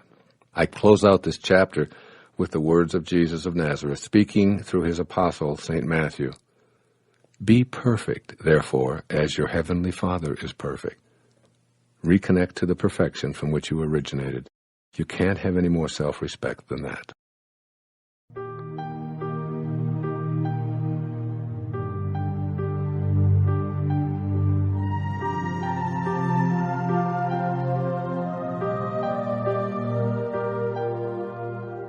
Chapter 8. It is my intention to live my life on purpose. A sense of purpose is at the very top of the pyramid of self-actualization created by Abraham Maslow more than 50 years ago. Through his research, Dr. Maslow discovered that those who feel purposeful are living the highest qualities that humanity has to offer. During the many years I've been in the fields of human development, motivation, and spiritual awareness, this is the topic that more people inquire about than anything else. I'm repeatedly asked questions such as, how do I find my purpose? Does such a thing really exist? Why didn't I know my purpose in life? Well, being on purpose is what the most self-actualized people accomplish on their life journeys. But many individuals feel little sense of purpose and may even doubt that they have a purpose in life in the first place. Feeling purposeful. In response to the question, what should I do with my life? I suggest that there's only one thing you can do with it, since you came into this life with nothing and you'll leave with nothing. You can give it away. You'll feel most on purpose when you're giving your life away by serving others. When you're giving to others, to your planet, and to your source, you're being purposeful. Whatever it is that you choose to do, if you're motivated to be of service to others while being authentically detached from the outcome, you'll feel on purpose, regardless of how much abundance may flow back to you. Allow yourself to be in the feeling place within you that's unconcerned with such things as vocational choice or doing the things you are destined to do. When you're in the service of others or extending kindness beyond your own boundaries, you'll feel connected to your source. You'll feel happy and content knowing that you're doing the right thing. Outside of my chosen occupation, I feel purposeful in a myriad of ways virtually every single day. When I extend assistance to someone in need, when I take a moment to cheer up a disgruntled employee in a restaurant or a store, or when I make a child laugh who sits otherwise ignored in a stroller, or even when I pick up a piece of litter and place it in a trash can, I feel that I'm giving myself away, and, as such, I feel purposeful. Essentially what I'm saying here is this. Stay on purpose by expressing the 7 phases of intention, and the details will find you. You'll never, ever again have to ask what your purpose is or how to find it. Your purpose will find you. In a previous chapter, I reviewed the obstacles to connecting to intention and pointed out that our thoughts are one of the major roadblocks. I stressed that we become what we think about all day long. What thoughts do you have that inhibit you from feeling as if you're on purpose in your life? For instance, if you think that you're separate from your purpose and that you're drifting without direction throughout your life, then that's precisely what you'll attract. Suppose instead that you know this is a purposeful universe where your thoughts and your emotions and your actions are all a part of your free will and are also connected to the power of intention. Suppose that your thoughts of being purposeless and aimless are really a part of your purpose. Just as the thought of losing someone you love makes you love them even more, or an illness makes you treasure your health, supposing that it takes the thought of your unimportance to make you realize your value. When you're awake enough to question your purpose and ask how to connect to it, you're being prodded by the power of intention. The very act of questioning why you're here is an indication that your thoughts are nudging you to reconnect to the field of intention. What's the source of your thoughts about your purpose? Why do you want to feel purposeful? Why is a sense of purpose considered the highest attribute of a fully functioning person? The source of thought is an infinite reservoir of energy and intelligence. In a sense, thoughts about your purpose are really your purpose trying to connect to you. This infinite reservoir of loving, kind, creative, abundant energy grew out of the originating intelligence and is stimulating you to express this universal mind in your own unique way. Your silent inner knowing. Esteemed psychologist and philosopher William James once wrote, quote, "In the dim background of our mind, we know meanwhile what we ought to be doing, but somehow we cannot start. Every moment we expect the spell to break, but it does continue pulse after pulse, and we float with it." Unquote. In my experience as a therapist and as a speaker talking with thousands of people about their lives, I've come to the same conclusion. Somewhere, buried deep within each of us, is a call to purpose. It's not always rational, and it's not always clearly delineated, and sometimes even seemingly absurd, but the knowing is there. There's a silent something within that intends you to express yourself. That something is your soul. It's telling you to listen and connect through love, kindness, and receptivity to this power of intention. That silent inner knowing will never leave you alone. You may try to ignore it and pretend it doesn't exist, but in honest, alone moments of contemplative communion with yourself, you sense the emptiness waiting for you to fill it with your music. It wants you to take the risks that are involved and to ignore your ego and the egos of others who tell you that an easier, safer, or more secure path is best for you. My daughter Sky is an example of what I'm presenting here. Sky has known since she could first speak that she wanted to sing. It was almost as if she showed up here in the world with a destiny to sing for others. Over the years, she's sung at my public appearances, first as a 4-year-old, and then at every age up until her 22nd year. She's also sung on my public television specials, and the reaction to her singing has always been gratifying. As a student immersed in a music program at a major university, Sky studied from academic and theoretical perspectives. One day in her junior year, we had a discussion that centered on her purpose and the silent knowing she's always had. "Would you be upset," she asked of me, "if I left college? I just don't feel like I can do what I know I have to do by sitting in a classroom and studying music theory any longer. I just want to write my own music, and I want to sing. It's the only thing I think about. It's what my whole life is, but I don't want to disappoint you and Mom." How could I, who tells his readers not to die with their music still in them, tell my 22-year-old daughter to stay in college because that's the right way, and it's what I did? I encouraged her to listen to the silent knowing that I've seen evidence of since she was a toddler, and to follow her heart. As Gandhi once said, "To give one's heart is to give all." This is where God exists in Sky, and in you. I did ask Sky to make a supreme effort to live her purpose by serving those who will listen to her music, rather than focusing her attention on becoming famous or making money. I said, "Let the universe handle those details." I reminded her, "You write and sing because you have to express what is in that beautiful heart of yours." I then asked her to think from the end and act as if all that she wanted to create for herself was already here, waiting for her to connect to it. Recently, she voiced dismay at not having her own CD out in the world, and she was acting with thoughts of not having a CD out in the world. Consequently, no CD and lots of frustration. I strongly urged her to start thinking from the end by seeing the studio being available, the musicians ready to collaborate with her, the CD as a finished product, and her intention as a reality. I gave her a deadline to have a CD completed that I could make available at my lectures. I told her that she could sing to these audiences as she has done sporadically in her life, as well as on my public television pledge shows. Her thinking from the end materialized everything she needed, and the universal spirit began to work with her unbending intent. She found the studio, the musicians she needed magically appeared, and a publisher agreed to produce the CD. Sky worked tirelessly day after day, singing her own favorites, as well as several that I had wanted her to sing at my appearances, including Amazing Grace, The Prayer of St. Francis, It's in Every One of Us, and her own composition, Lavender Fields, which she sings from deep pride and passion. And lo and behold, today her CD, titled This Sky Has No Limits, is now out and is being offered to the public whenever she sings at my lectures. Sky's presence on the stage with me brings so much joy and love to the presentation because she's as closely aligned with those 7 faces of intention as any human being I've ever known. Inspiration and purpose. When you're inspired by a great purpose, everything will begin to work for you. Inspiration comes from moving back in spirit and connecting to the 7 faces of intention. When you feel inspired, what appeared to be risky becomes a path you feel compelled to follow. The risks are gone because you're following your bliss, which is the truth within you. This is really love working in harmony with your intention. Essentially, if you don't feel love, you don't feel the truth, and your truth is all wrapped up in your connection to spirit.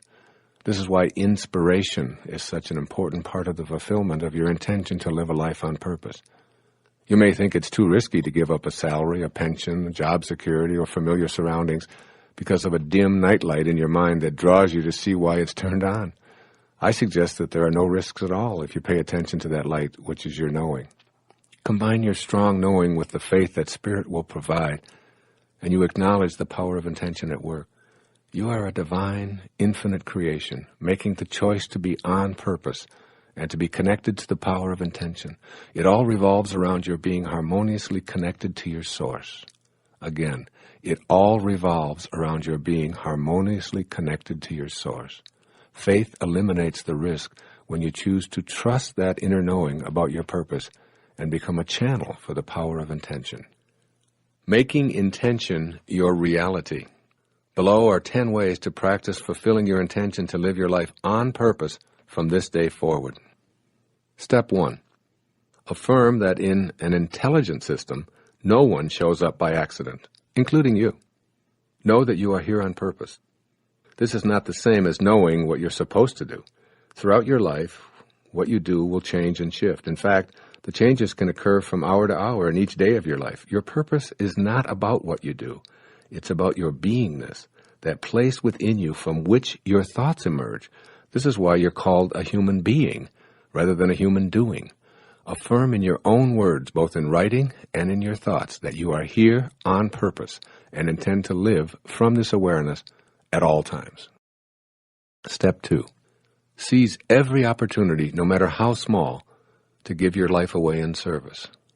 Get your ego out of your intention to live a life on purpose. Whatever it is that you want to do in life, make the primary motivation for your effort something or somebody other than your desire for gratification or reward. Do it from the perspective of making a difference for someone or for some cause, and let the universe handle the details of your personal rewards.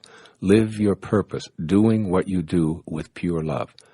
Then you'll co-create with the power of this universal mind of intention, which is ultimately responsible for all of creation. Step 3. Align your purpose with the field of intention. This is the most important thing you can do to fulfill your intentions. Being aligned with the universal field means having faith that your Creator knows why you're here, even if you don't. It means surrendering the little mind to the big mind and remembering that your purpose will be revealed in the same way that you were revealed. Purpose, too, is birthed from creativeness, kindness, love, and receptivity to an endlessly abundant world. Keep this connection pure, and you'll be guided in all of your actions. The universe will respond with the identical energy by asking you, "How may I serve you?" Step 4. Ignore what anyone else tells you about your purpose. Regardless of what anyone might say to you, the truth about your feeling purposeful is that only you can know it. And if you don't feel it in that inner place where a burning desire resides, it isn't your purpose. Your purpose is between you and your source. And the closer you get to what that field of intention looks and acts like, the more you'll know that you're being purposefully guided. You might have 0 measurable aptitudes and skills in a given area, yet you might feel inwardly drawn to doing it. Forget the aptitude test results. Forget the absence of skills or know-how. And most important, ignore the opinions of others and listen to your heart. Step 5. Remember that the all-creating field of intention will work on your behalf. Albert Einstein is credited with saying that the most important decision we ever make is whether we believe in a friendly universe or a hostile universe. It's imperative that you know that the all-creating field of intention is friendly and will work with you as long as you see it that way. Know that the universe is always willing to work with you on your behalf, and that you're always in a friendly rather than a hostile world. Step 6. Study and replicate the lives of people who've known their purpose. I've always been fascinated by Saul of Tarsus, later called St. Paul, whose letters and teachings became the source of a major portion of the New Testament. I was also deeply touched by the purposeful manner in which St. Francis of Assisi lived his life as exemplified in the novel St. Francis by Nikos Kazantzakis. I make it a point to use my free time to read about people who are models for purposeful living, and I encourage you here to do the same. Step 7. Act as if you're living the life you were intended to live, even if you feel confused about this thing called purpose. Invite into your life every day whatever it might be that makes you feel closer to God and brings you a sense of joy. View the events you consider obstacles as perfect opportunities to test your resolve and find your purpose. Treat everything from a broken fingernail to an illness, to the loss of a job, to a geographical move, as an opportunity to get away from your familiar routine and move to purpose. By acting as if you're on purpose and treating the hurdles as friendly reminders to trust in what you feel deeply within you, you'll be fulfilling your own intention to be purposeful yourself. Step 8. Meditate to stay on purpose. Use the technique of japa, which I mentioned earlier, and focus your inner attention on asking your source to guide you in fulfilling your destiny. Many people have written to me about their success with staying on purpose through the practice of japa meditation. I'm deeply touched when I read about those who use japa, or the repetition of the sound of the name of God, to help them achieve their divine mission. Step 9. Keep your thoughts and feelings in harmony with your actions.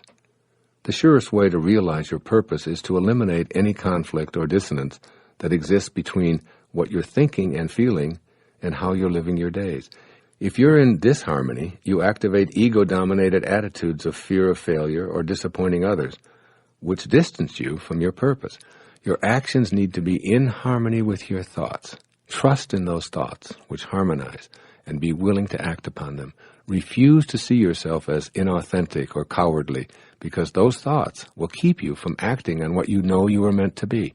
Being in harmony with God's will is the highest state of purpose you can attain. And as always, step 10, stay in a state of gratitude. Be thankful for even being able to contemplate your purpose.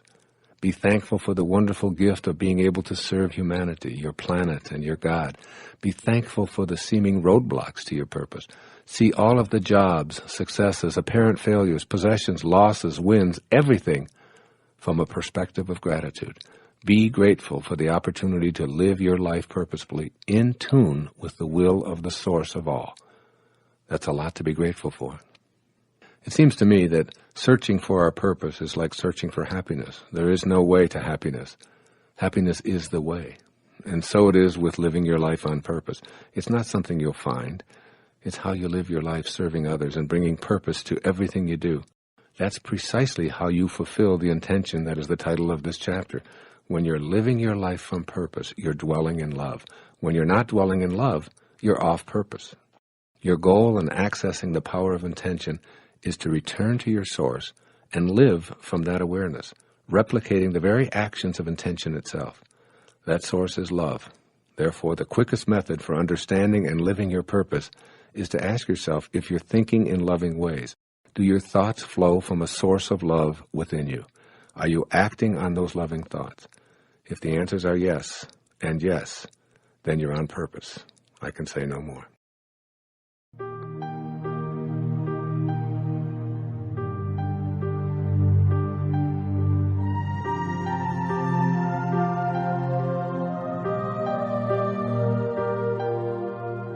Chapter 9. It is my intention to be authentic and peaceful with all of my relatives. Somehow we allow the expectations and demands of our family members to be the source of so much unhappiness and stress, when what we want is to be authentically ourselves and at peace with our relatives. The conflict seems too often to be a choice between being authentic, which means no peace with certain relatives, or having peace at the price of being inauthentic. Making the connection to the power of intention in regard to being around your relatives may sound like an oxymoron to you, but it isn't. Being peaceful and authentic can define your relationship with your relatives. First, though, you may have to assess your relationship with the closest relative of all, that is yourself. How others treat you, you'll discover, has a lot to do with how you treat yourself and thereby teach others to treat you. You get treated the way you teach others to treat you. You may be asking yourself how you can possibly be responsible for teaching people how to treat you. The answer is, in large part, your willingness to not only put up with listening to those familial pressures, some of which are long-term traditions running back countless generations, but also with allowing yourself to disconnect from your divine source and indulge in low-energy emotions such as humiliation and blame and despair, regret, anxiety, and even hatred. You, and only you, taught your kin to treat you through your willingness to accept critical comments from that well-meaning but often interfering and bothersome tribe. Your family relationships are in your mind. When you close your eyes, your family disappears. Where do they go? Nowhere, but doing this exercise helps you to recognize that your relatives exist as thoughts in your mind. If the focus of your inner dialogue about your family members is on what they're doing that's wrong, then that's precisely how your relationship with them will be experienced. If your inner speech centers on what's annoying about them, then that's what you'll notice.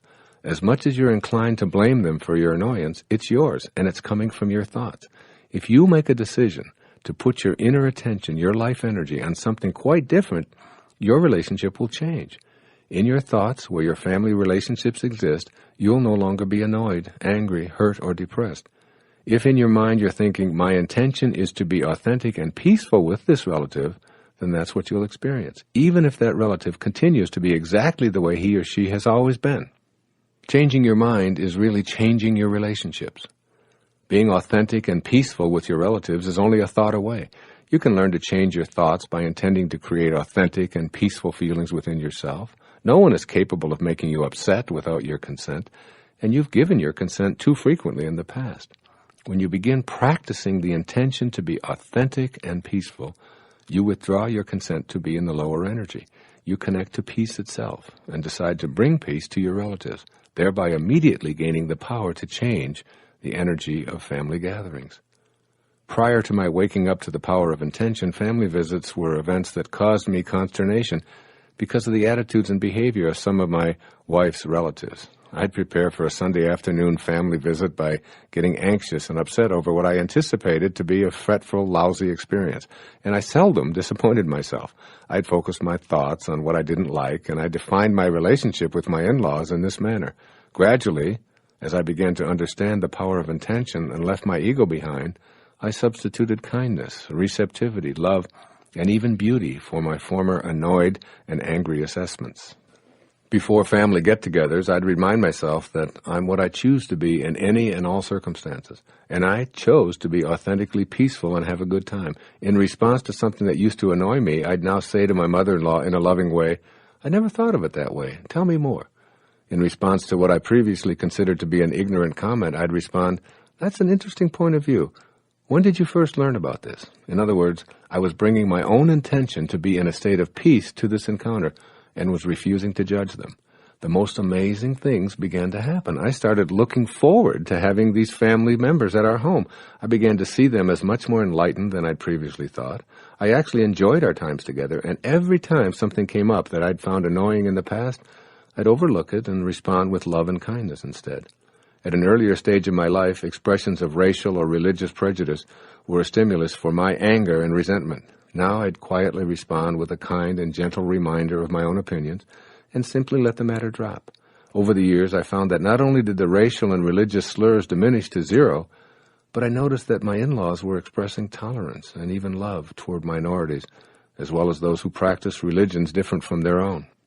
Although my primary intention was to stay in a state of peace, I discovered that by not joining in the low energies of my in-laws, not only was the entire family more peaceful, but many enjoyable and even enlightening conversations developed.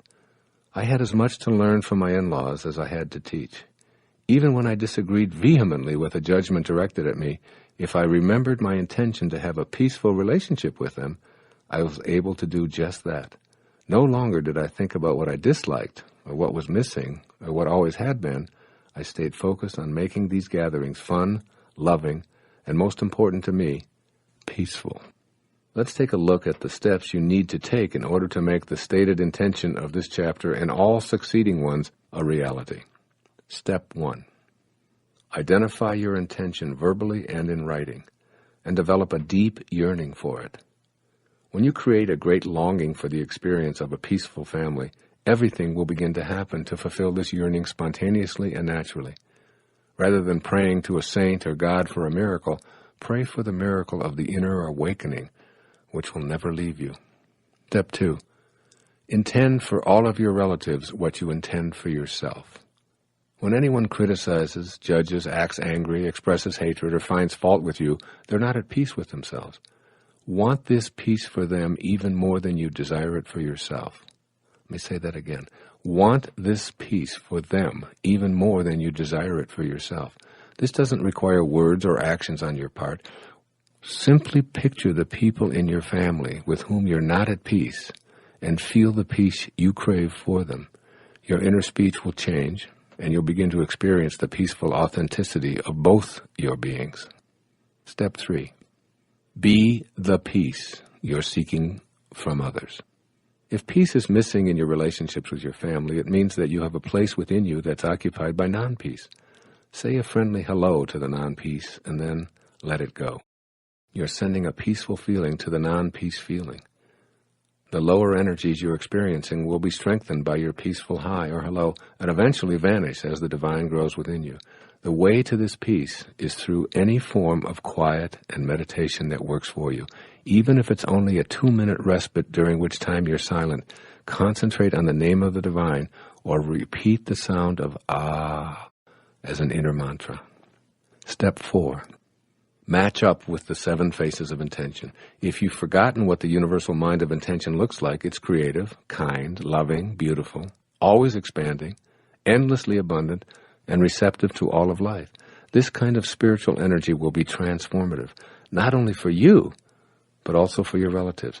Your intention to be in peaceful relationships is now taking form, first in your mind, then in your heart, and ultimately, it will materialize.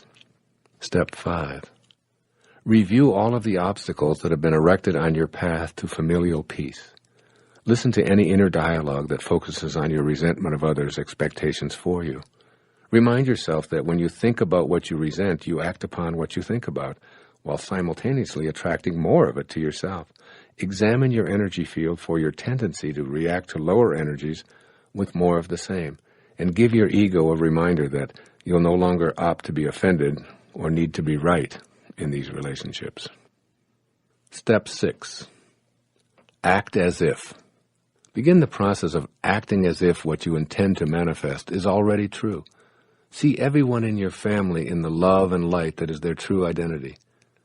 When someone asked Baba Muktananda, a great saint in India, "Baba, what do you see when you look at me?" Baba said, "I see the light in you." And the person responded, "How can that be, Baba? I am an angry person. I am terrible. You must see all of that." Baba said, "No, I see the light." This story is told by Guru Mai in a wonderful book called Kindle My Heart. So see the light in those others and treat them as if that's all you see. Step 7. Detach from the outcome. As long as you remain connected to intention and radiate outward the high energy, you've achieved your peace. It's not your place or your purpose to make everyone else in your family think, feel, and believe as you do. The likelihood is great that you'll see dramatic changes in your relatives as you teach them with your own persona how you intend to be treated. But if they don't change, and if they continue their non-peaceful ways, let go of your need to see them transformed. By letting go, you guarantee your own peace, and you dramatically increase the odds of helping others to do the same. Step 8. Affirm, I attract only peace into my life. Say it over and over again. I attract only peace into my life. I say this silently to myself as an absolute truth with unbending intent on my part, and it works for me almost all the time. People respond to me with smiles, acknowledgments, friendly gestures, and kind greetings all day long. I also remind myself of the cogent observation from A Course in Miracles when I feel other than peaceful in any given moment with my family. They say in A Course in Miracles, I can choose peace rather than this. Step 9. Hold no grudges and practice forgiveness. The key to having peace in all of your family relationships is forgiveness. All of your relatives are simply doing what they've been taught to do over a lifetime, and the lifetimes of many of their ancestors. Shower them with understanding and forgiveness from your heart. And finally, step 10, as always, be in a state of gratitude. Rather than being in a state of non-peace concerning any family members, say a prayer of gratitude for their presence in your life and all that they have come to teach you. These are the 10 steps that you can practice each day as you work toward the absolute knowing that this intention will manifest for you. Remind yourself on a daily basis that you can never remedy a bad relationship by condemning it.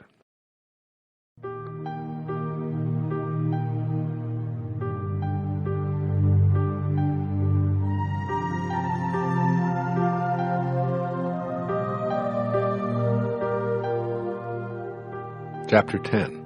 It is my intention to feel successful and to attract abundance into my life.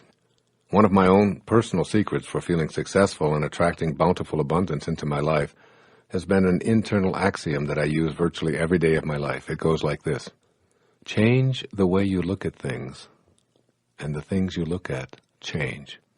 Once again, change the way you look at things, and the things you look at change. This has always worked for me, and it will work for you too, I can guarantee it. Your intention to feel successful and experience prosperity and abundance depends on what view you have of yourself, the universe, and most important, the field of intention from which success and abundance will come. My little maxim about changing the way you look at things is an extremely powerful tool that will allow you to bring the intention of this chapter into your life.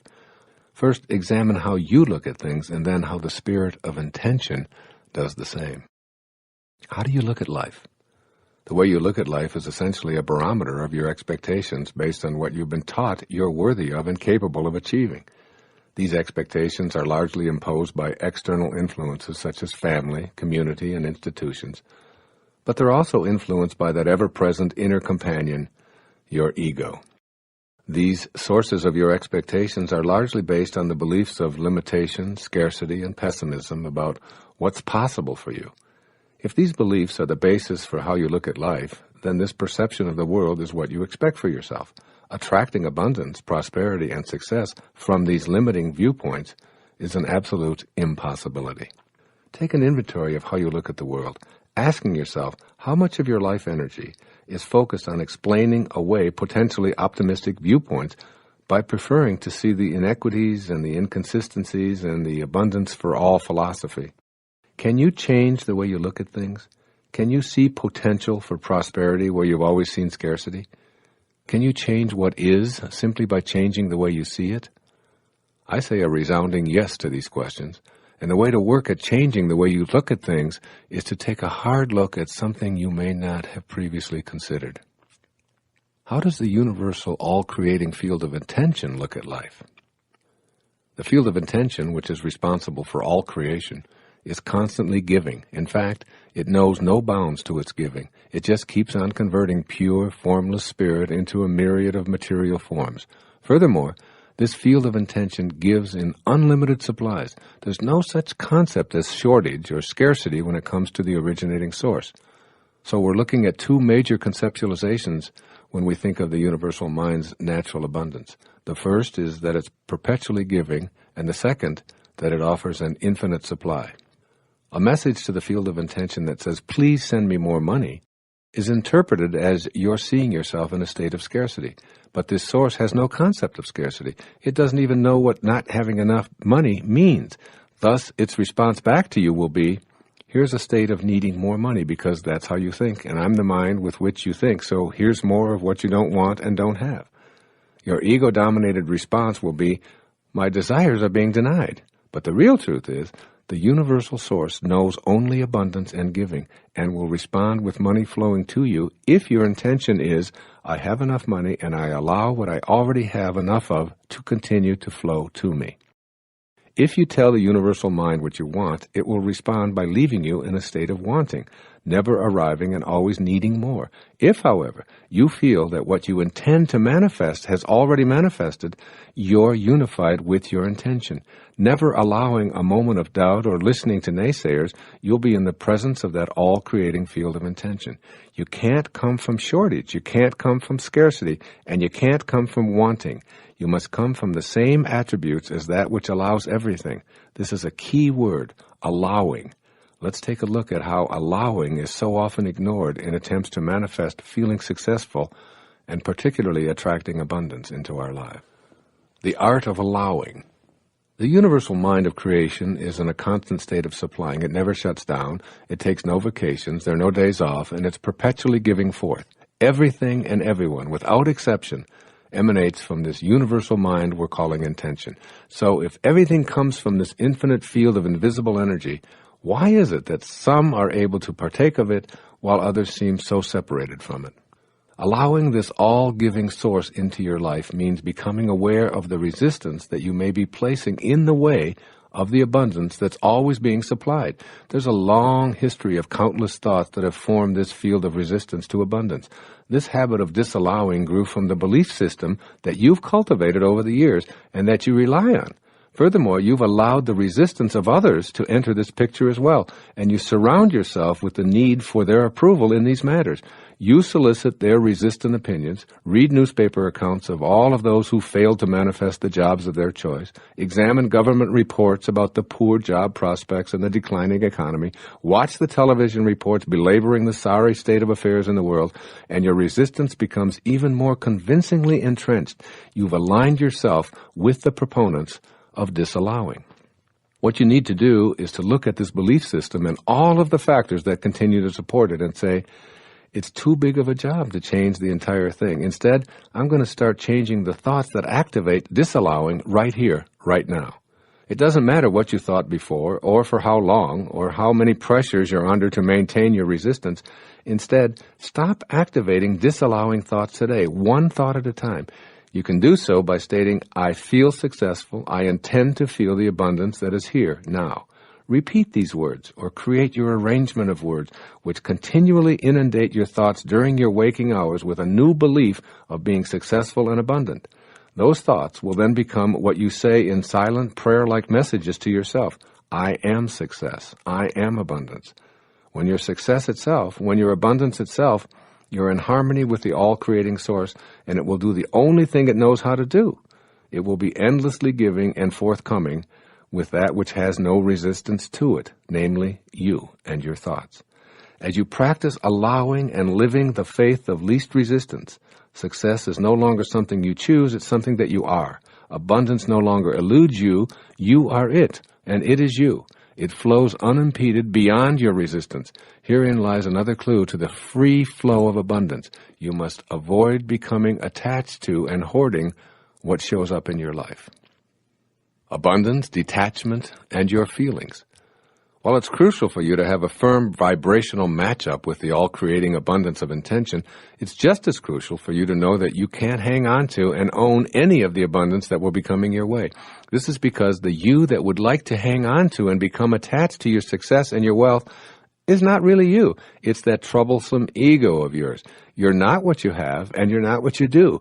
You're an infinite, divine being disguised as a successful person who has accumulated a certain amount of stuff. But the stuff is not you. This is why you must avoid being attached to it in any way. Genuinely feeling abundant and successful is possible when you detach yourself from the things you desire and allow them to flow to you, and just as important, through you. Anything that inhibits the flow of energy stops the creating process of intention right where the obstacle is erected. Attachment is one such roadblock. When you hang on to that which arrives rather than allowing it to move through you, you stop the flow. You hoard it or decide to own it, and the flow becomes disrupted. You must keep it circulating, always knowing that nothing can stop it from coming into your life except any resistance you place in its way. Your feelings and your emotions are sensational barometers for detecting resistance and evaluating your ability to experience success and abundance. Paying attention to your feelings. Your emotions are the inner experience that tell you how much of the divine energy you're summoning for the manifestation of your desires. Feelings can be measuring tools that gauge how you're doing in the manifestation process. An exceptionally positive emotional response indicates that you're summoning the divine energy of intention and allowing that energy to flow to you in a non-resistant manner. Feelings of passion, pure bliss, reverence, unmitigated optimism, unquestioned trust, and even illumination indicate that your desire to manifest success and abundance, for example, have an extremely strong pulling power from the universal source directly to you. You must learn to pay close attention to the presence of these feelings, agents which are in charge of how you clean and purify the connecting link to intention. These emotions tell you precisely how much of the life force you're summoning and how much pulling power you have going for you at that moment. Your feelings indicate how well you're attracting the energy necessary for the fulfillment of your desires. Strong feelings of despair, anxiety, blame, hate, fear, shame, and anger, they're all sending you the message that you want success and abundance, but you don't believe it's possible for you. These negative feelings are your clues to get busy and balance your desires with those of the universal mind of intention, which is the only source of that which you desire. Negative emotions tell you that your pulling power from intention is weak or even non-existent. Positive emotions tell you that you're connecting to and accessing this power of intention. Concerning abundance, one of the most effective ways to increase that pulling power from intention to you is to take the focus off of dollars and place it on creating abundant friendship, security, happiness, health, and even high energy. It's here that you begin to feel those higher emotions, which let you know that you're back in the match game with the all-creating source. As you focus on having abundant happiness, health, security, and friendships, the means for acquiring all of this will be flowing directly toward you. Money is only one of those means, and the faster your vibrational energy around abundance radiates, the more money will show up in significant amounts. These positive feelings as indicators of your pulling power for success and abundance will put you into an active mode for co-creating your intentions. I'm not suggesting that you just have to sit around and wait for everything to fall into place.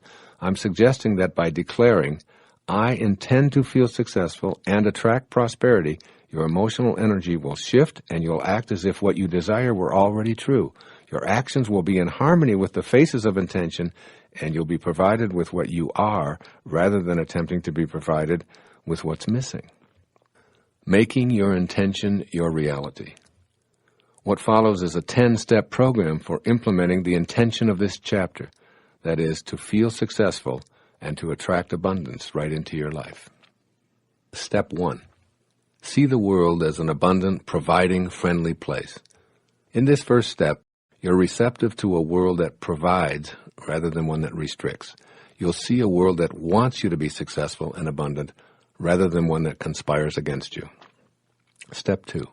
Affirm, I attract success and abundance into my life because that's who I am. This puts you into vibratory harmony with your source.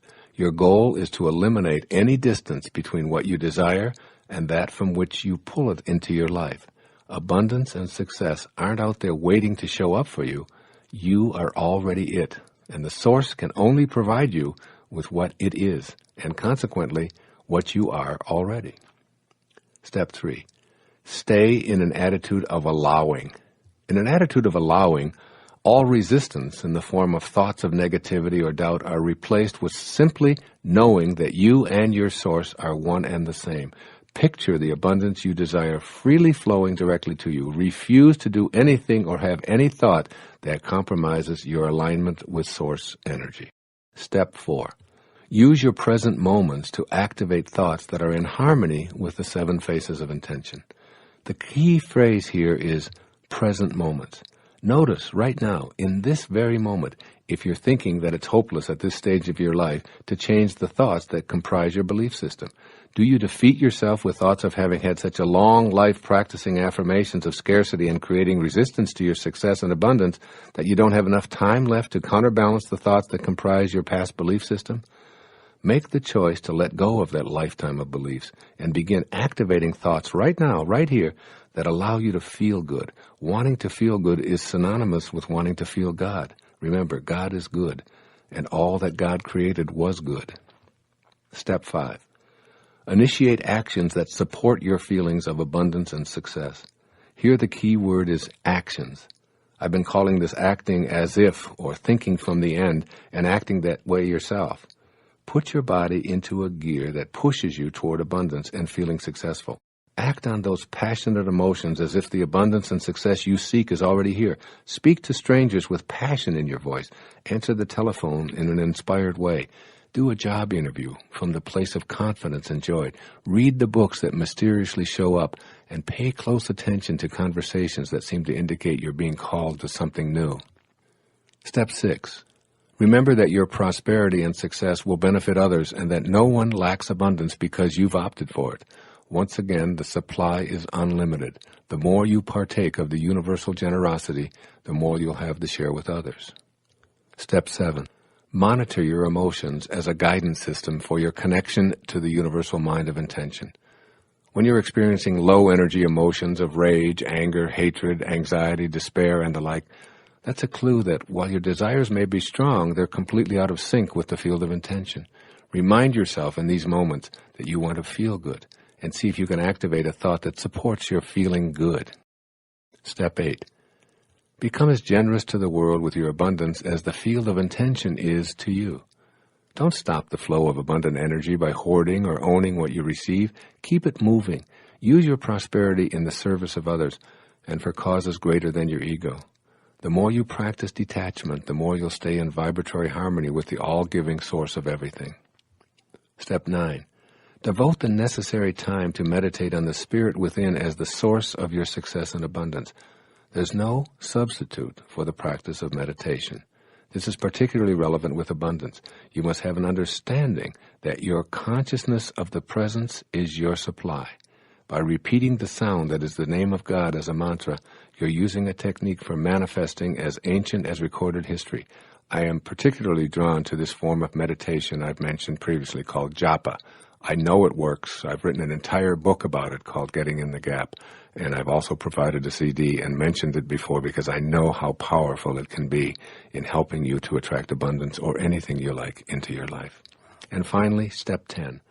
Develop an attitude of gratitude for all that manifests into your life. Be thankful and filled with awe and appreciation, even if what you desire hasn't arrived yet. Even the darkest days of your life are to be looked on with gratitude. Everything coming from Source is on purpose. Be thankful while empowering your reconnection to that from which you and everything else originated.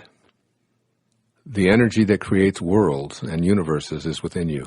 It works through attraction and energy. Everything vibrates. Everything has a vibratory frequency. As St. Paul once said, God is able to provide you with every blessing in abundance. Tune to God's frequency, and you will soon know it beyond any and all doubt.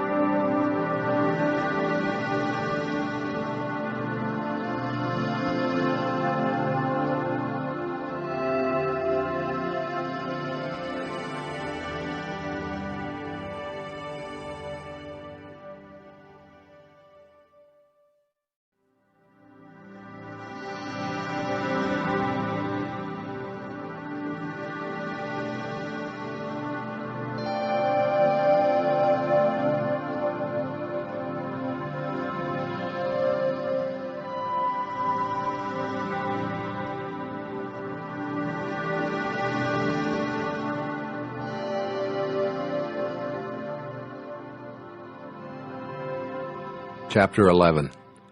It is my intention to live a stress-free, tranquil life. There's nothing natural about living a life filled with stress and anxiety, having feelings of despair and depression, and needing pills to tranquilize yourself.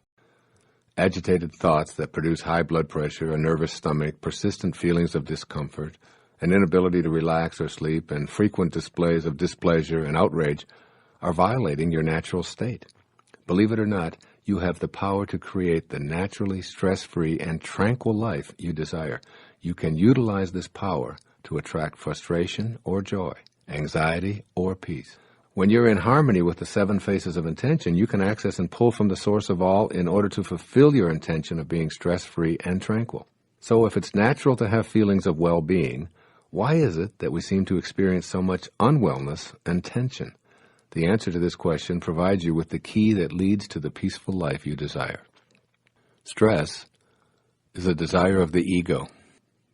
We speak of stress as if it were present in the world as something that attacks us. We say things like, I'm having an anxiety attack, as if anxiety is a combatant. But the stress in your body is rarely the result of external forces or entities attacking you. It's the result of the weakened connecting link to intention caused by your belief that ego is who you are. You are peace and joy, but you've allowed your ego to dominate your life.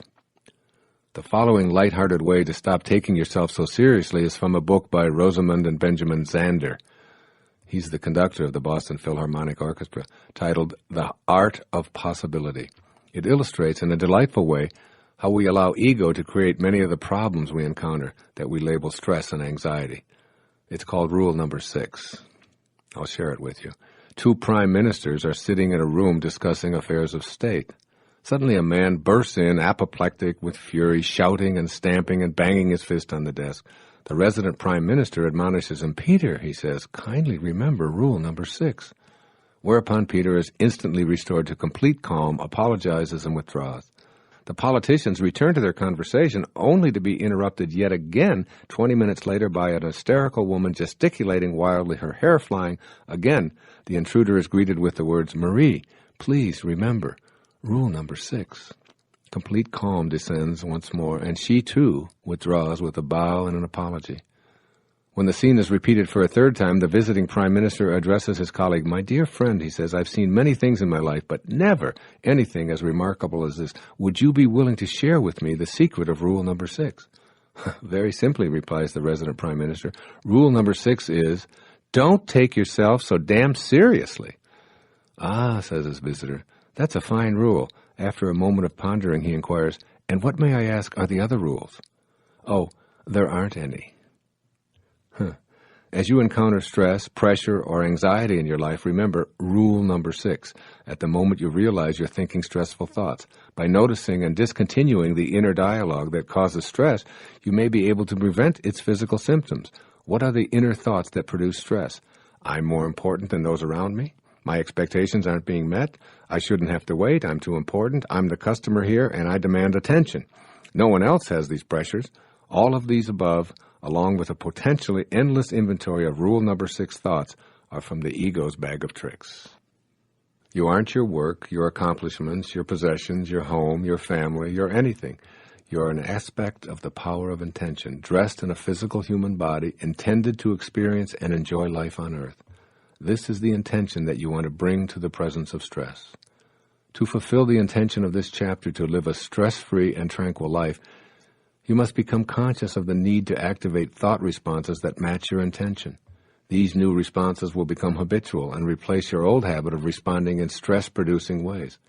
When you examine segments of stress-producing incidents, you always have a choice. Do I stay with thoughts that produce stress within me, or do I work to activate thoughts that make stress impossible?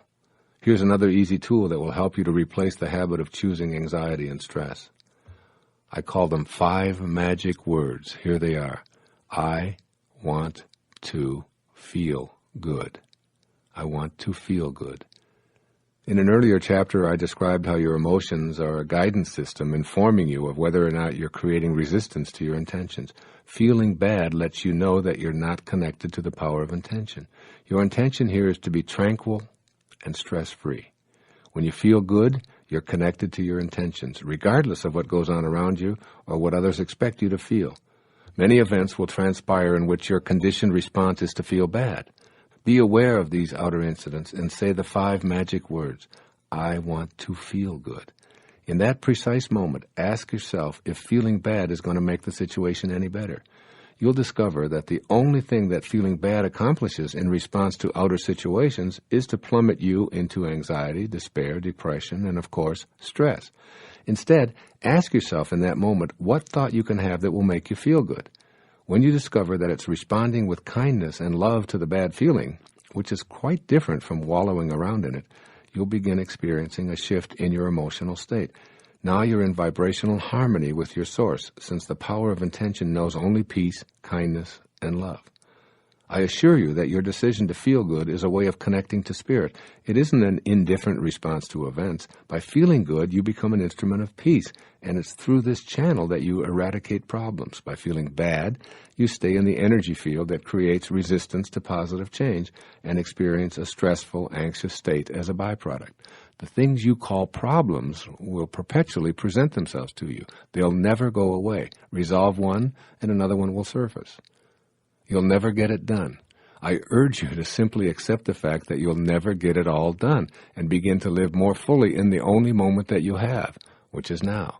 The secret to removing the harmful effects of feeling stressed and under pressure is to be in the now. Announce out loud to yourself and all who are willing to listen to you, I'm an incomplete being. I'll always be incomplete because I can never get it done. Therefore, I choose to feel good while I'm in the moment, attracting into my life the manifestations of my desires. I am complete in my incompleteness. I can assure you that a follow-up on this statement will eradicate all anxiety and stress, which is precisely the intention of this chapter. All resistance melts away when you can feel complete in your incompleteness. The path of least resistance. You live in a universe that has limitless potential for joy built into the creation process. Your source, which we call the universal mind of intention, adores you beyond anything you can ever possibly imagine. When you adore yourself, in the same proportion, you've matched up with the field of intention, and you've opted for the path of no resistance. As long as you have even a pinch of ego, you'll retain some resistance. So I urge you to take the path in which resistance is minimized. The shape and quantity of your thoughts determine the amount of resistance. Thoughts that generate bad feelings are resistant thoughts. Any thought that puts a barrier between what you would like to have and your ability to attract it into your life is called resistance. Let me say that again. Any thought that puts a barrier between what you would like to have and your ability to attract it into your life is called resistance. Your intention is to live a tranquil life, free of stress and anxiety. You know that stress doesn't exist in the world and that there are only people thinking stressful thoughts. Stressful thoughts all by themselves are a form of resistance. You don't want stressful, resistant thoughts to be your habitual way of reacting to your world. By practicing thoughts of minimal resistance, you'll train yourself to make this your natural way of reacting, and eventually you'll become the tranquil person you desire to be, a stress-free person, free of the dis-ease that stress brings to the body.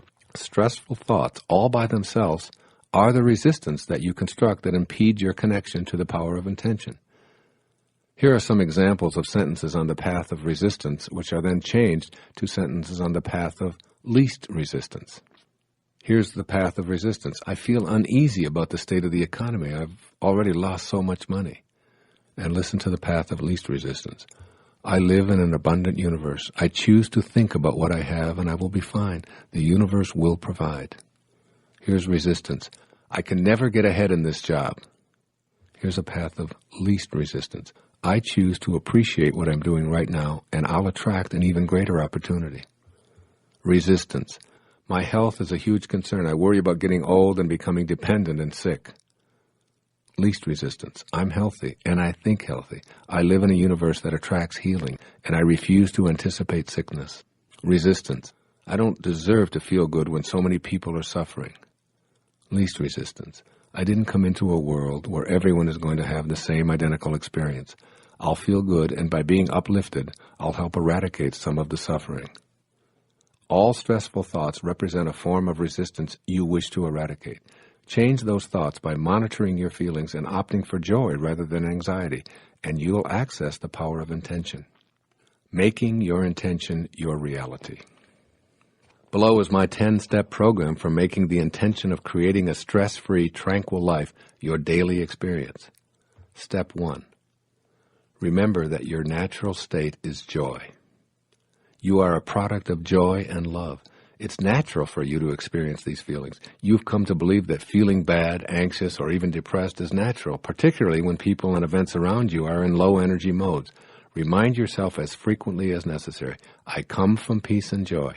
Anytime I'm anxious, stressed out, depressed, or fearful, I've abandoned my natural state. Step 2. Your thoughts, not the world, cause your stress. Your thoughts activate stressful reactions in your body. Stressful thoughts create resistance to the joy, happiness, and abundance that you desire to create in your life. These thoughts include, I can't, I'm too overworked, I worry, I'm afraid, I'm unworthy, it will never happen, I'm not smart enough, I'm too old or too young, and so on. These thoughts are like a program to resist being tranquil and stress-free, and they keep you from manifesting your desires. Step 3. You can change your thoughts of stress in any given moment and eliminate the anxiety for the next few moments or even hours and days.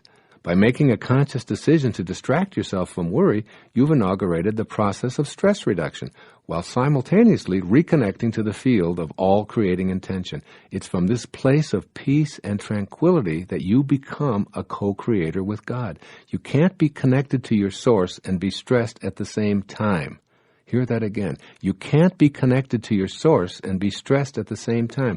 This is mutually exclusive. Your source doesn't create from a position of anxiety, nor does it need to swallow antidepressants. You've left behind your capacity to manifest your desires when you don't choose in the moment to eliminate a stressful thought.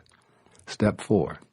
Monitor your stressful thoughts by checking on your emotional state right now, right in the moment. Ask yourself the key question, do I feel good right now? If the answer is no, then repeat those 5 magic words. I want to feel good. Then shift to, I intend to feel good. Monitor your emotions and detect how much stress and anxiety-producing thinking you're engaging in.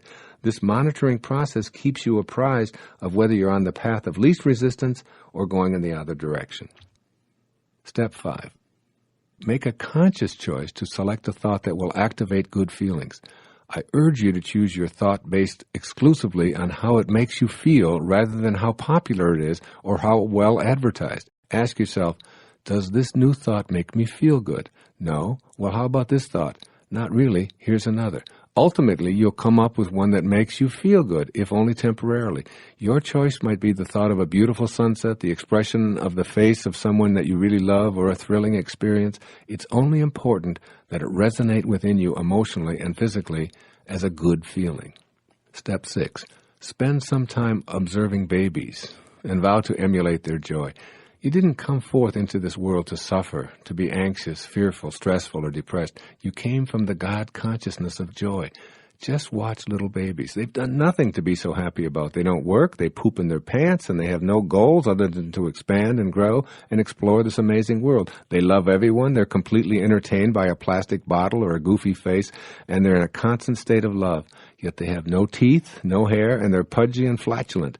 How could they possibly be so joyful and easily pleased? Because they're still in harmony with the source that intended them here. They have no resistance to being joyful. Be like that baby you once were in terms of being joyful. You don't need a reason to be happy. Your desire to be so is sufficient. Step 7. Keep rule number 6 in mind. This means to suspend the demands of your ego, which keeps you separated from intention. When you have a choice to be right or to be kind, pick kind and push the ego's demand out of the way. Kindness is what you emanated from, and by practicing it rather than being right, you eliminate the possibility of stress in your moment of kindness. When you find yourself being impatient with anyone, simply say to yourself, rule number 6, and you'll immediately laugh at the piddly little ego that wants you to be first, faster, number 1, or to be treated better than the other guy. Step 8. Accept the guidance of your source of intention. You will only come to know the Father by being as He is. You'll only be able to access the guidance of this field of intention by being as it is. Stress, anxiety, and depression will be lifted from you with the assistance of that same force that created you. If it can create worlds out of nothing, and you out of nothing, surely the removal of some stress isn't such a big deal. I believe that God's desire for you is that you not only know joy, but that you become it. Step 9. Practice being in silence and meditation. Nothing relieves stress, depression, anxiety, and all forms of low-energy emotions like silence and meditation. Here you make conscious contact with your source and cleanse your connecting link to intention. Take time every day for moments of quiet contemplation and make meditation a part of your stress-reducing ritual. Step 10. Stay in a state of gratitude and awe. Go on a rampage of appreciation for all that you have, all that you are, and all that you observe. Gratitude is the 10th step in every 10-step program for manifesting your intentions, because it's the surest way to stop the incessant inner dialogue that leads you away from the joy and the perfection of the source. You can't feel stressed and appreciative at the same time.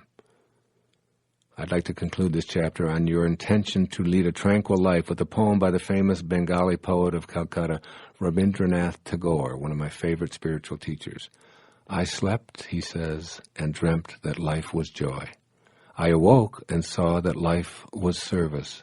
I acted, and behold, service was joy.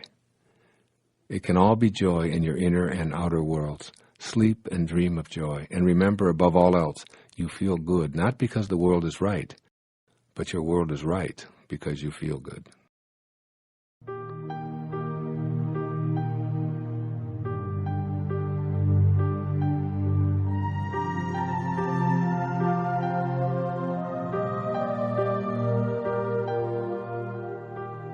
Chapter 12. It is my intention to attract ideal people and divine relationships. If you saw the 1989 movie Field of Dreams, one of my favorites, you probably came away remembering the concept that if you pursue a dream, you will succeed, or if you build it, they will come.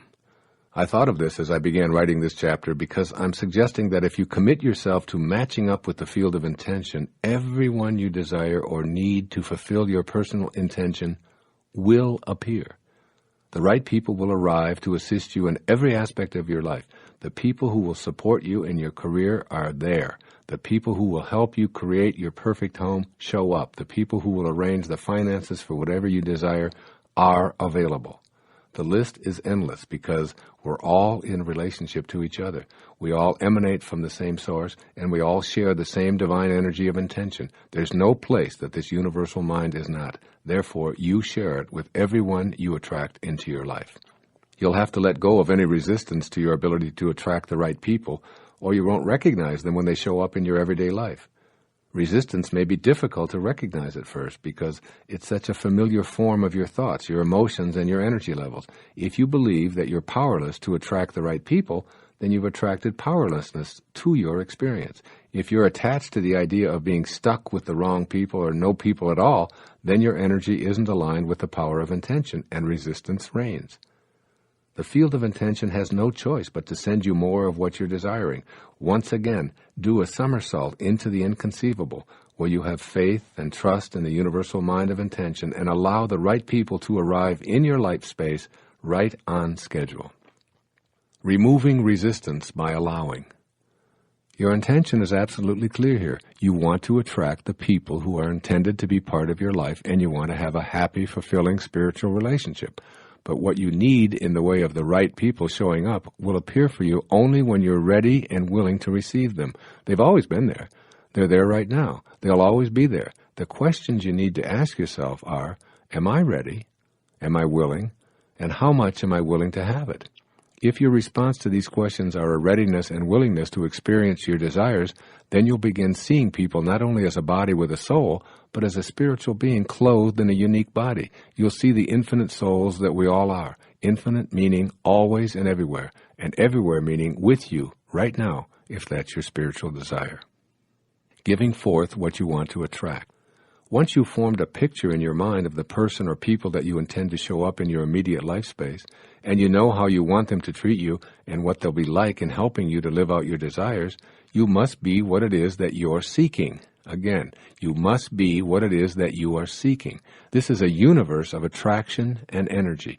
You can't have a desire to attract a mate who's confident, generous, non-judgmental, and gentle, and expect that desire to be manifested if you're thinking and acting in non-confident, selfish, judgmental, or arrogant ways, which is why most people don't attract the right people at the right time. The right people will show up precisely when you need them and when you're able to match up. You must be that which you desire. When you are what you desire, you attract it by radiating it outward. You have this ability to match up with the power of intention and fulfill your intention to attract ideal people and divine relationships. Attracting spiritual partnerships. Love can only be attracted by and returned by love. The best advice I can give for attracting and maintaining spiritual partnerships, as is emphasized here, is to be what it is that you're seeking. Most relationships that fail to sustain themselves are based on one or both of the partners feeling as if their freedom has been compromised in some way. Spiritual partnerships, on the other hand, are never about making another person feel inferior or ignored in any way. The term spiritual partnership simply means that the energy that holds the two of you together is in close harmony with the source energy of intention that I've described earlier. You've already connected to those you want in your life, so act like it. Mystically speaking, there's no difference between you and another person. A weird concept, perhaps, but nevertheless valid. This explains why you can't hurt another person without hurting yourself, nor can you help another person without helping yourself. You share the same source energy with everyone, and consequently you must begin to think and act in a way that reflects your awareness of this principle. When you feel the need to have the right person show up, begin to change your inner dialogue to reflect this awareness. Rather than saying, I wish this person would show up because I need to get out of this rut, activate a thought instead that reflects your connection, such as, I know the right person will be arriving in divine order at precisely the perfect time. You are love. You emanated from pure love. You're connected to this source of love at all times. Think this way, feel this way, and you'll soon act this way. And all that you think, feel, and do will be reciprocated in exactly the same fashion. Believe it or not, this principle of the right person showing up has been in place forever. It's only your ego that keeps you from seeing it clearly. It's all unfolding in divine order. By now you should be affirming that everyone you need for this journey of yours will show up, and that they'll be perfect in every way for whatever needs you have at this time. Furthermore, they'll arrive at precisely the right moment. In this play called your life, it has all been perfect. Your ex-spouse showed up at just the right time when you needed to create those children you love so much. The father who walked out on you so that you could learn self-reliance left right on time. The lover who abandoned you was a part of this perfection. The good times, the struggles, the tears, the abuse, all of it involved people coming into your life and then leaving. And all of your tears will not and cannot wash out one word of it. This is your past. And whatever your energy level at that time, whatever your needs, whatever your station in life, you attracted the right people and events to you. You may feel that they didn't show up when you needed them, that in fact you were alone and no one showed up at all. But I urge you to see it from the perspective of all of life being in divine order. If no one showed up, it was because you needed to handle something on your own and therefore attracted no one to fulfill your energy level at that time. Viewing the past as a play in which all characters and all entrances and all exits were scripted by your source and was what you attracted at the time frees you from the very low energies of guilt, regret, and often revenge. As a result, you'll go from being an actor who's influenced by others playing the roles of producer and director to being the writer, producer, director, and star of your own glorious life. You'll also be the casting director who possesses the ability to audition anyone you choose. Base your choices on taking the path of no resistance and staying harmonized with the ultimate producer of this entire drama, the universal, all-creating mind of intention. A few words here about patience. There's a wonderfully paradoxical line in A Course in Miracles. It says, infinite patience produces immediate results. To be infinitely patient means to have an absolute knowing within you that you're in vibrational harmony with the all-creating force that intended you here. You are, in fact, a co-creator of your life. You know that the right people will show up on divinely ordained schedule. Attempting to rush the schedule based on your own timetable is akin to getting down on your knees and tugging at an emerging tulip shoot, insisting that you need to flower now. Creation reveals its secrets by and by, not according to your agenda. The immediate results that you'll receive from your infinite patience is a deep sense of peace. You'll feel the love of the creation process, you'll stop making incessant demands, and you'll start being on the lookout for exactly the right person. Making your intention your reality. What follows is my 10-step program for implementing the intentions of this chapter to attract the right people into your life. Step 1. Move away from hoping, wishing, praying, and begging for the right person or people to show up in your life. Know that this is a universe that works on energy and attraction.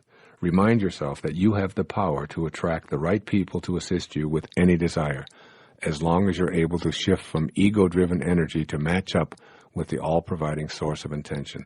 This very first step is crucial, because if you can't banish all doubt about your ability to attract helpful, creative, loving people, then the remaining 9 steps will be of little use to you.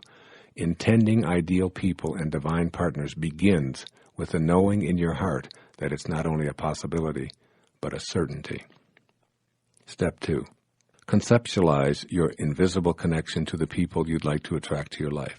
Let go of your exclusive identification with the appearance of your body and its possessions. Identify with the invisible energy within you that sustains your life by directing the functions of your body.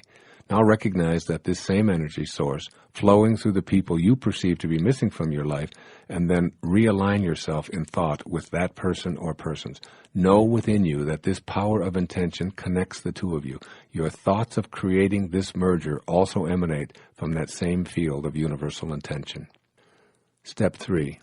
Form a picture in your mind of meeting the person or persons you'd like to have assist you or be in partnership with. Manifesting is a function of spiritual intention, matching up in vibrational harmony with your desires. Be as specific as you'd like, but don't share this visualizing technique with anyone else, because then you'll be asked to explain yourself, defend yourself, and have to deal with the low energy of doubt that will inevitably occur. This is a private exercise between you and your source. Step 4.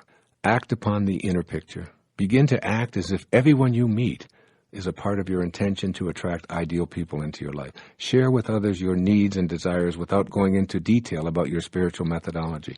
Be proactive and stay alert for signs of synchronicity, never ignoring them. If a truck drives by with a phone number advertising what you need, jot the number down and call it. See all so-called bizarre coincidences surrounding your desires as messages from Source and act upon them immediately. I assure you that they'll occur repeatedly. Step 5. Take the path of least resistance. Resistance is lowered energy. Source is high energy. High, creative, expansive energy. When your thoughts are low energy vibrations, you simply can't attract the high energy people you need or desire. Even if they came rushing up to you announcing, "Here I am, how can I serve you? I'm willing and able," and carrying a sign saying, "I'm yours," you wouldn't recognize or believe them while you're so busy trying to attract more of what you can't have and don't deserve. Step 6. Practice being the kind of person you wish to attract.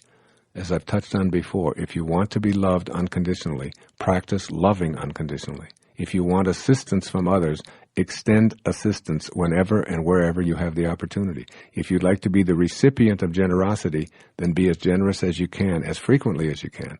This is one of the simplest and most effective ways of attracting the power of intention. Step 7. Detach from the outcome and practice infinite patience. This is the crucial step of faith. Don't make the mistake of evaluating your intentions as successes or failures on the basis of your little ego and its personal time schedule. Put out your intention and practice everything that I'm speaking about in this tape, and then let go. Create a knowing within and let the universal mind of intention handle the details. Step 8. Practice meditation, particularly the japa meditation, to attract ideal people and divine relationships. Practice the repetition of the sound that is in the name of God as a mantra, literally seeing in your mind's eye the energy you're radiating, bringing the people you desire into your life. You will be astounded by the results. Step 9. Look upon everyone who has ever played any role in your life as having been sent to you for your benefit. Everything and everyone in your personal history had to be there when they were. And what's the evidence for this? There they were. They were there. That's all you need to know. Don't use what transpired in the wake or the wrong people who showed up in your wake as a reason why you can't attract the right person today. It's your past, nothing more than a trail you've left behind. And finally, step 10, as always, remain in a state of eternal gratitude. Even be grateful for those whose presence may have caused you pain and suffering. Be thankful to your source for sending them and to yourself for attracting them to you. They all had something to teach you. Now be grateful for everyone God sends to your path, and know as a co-creator that it's up to you to either resonate with the high, loving energy of intention and keep those like-energized people in your life, or give them a silent blessing and a pleasant no thank you. And the emphasis is on the thank you, for that is true gratitude in action. Through relationships with others and by using the power of intention, we can radiate outward all of the energy necessary to attract what we desire. I urge you to move into this awareness now and know in your heart, just as the farmer in Field of Dreams knew, that if you build this inner dream, surely it will come.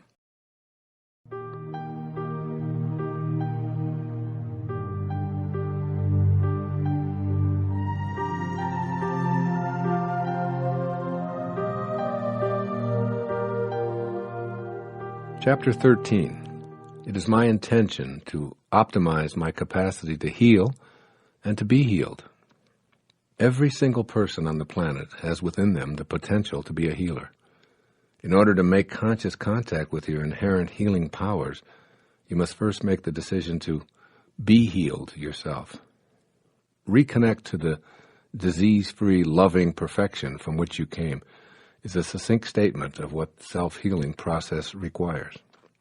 The universal mind of intention knows precisely what you need in order to optimize your health.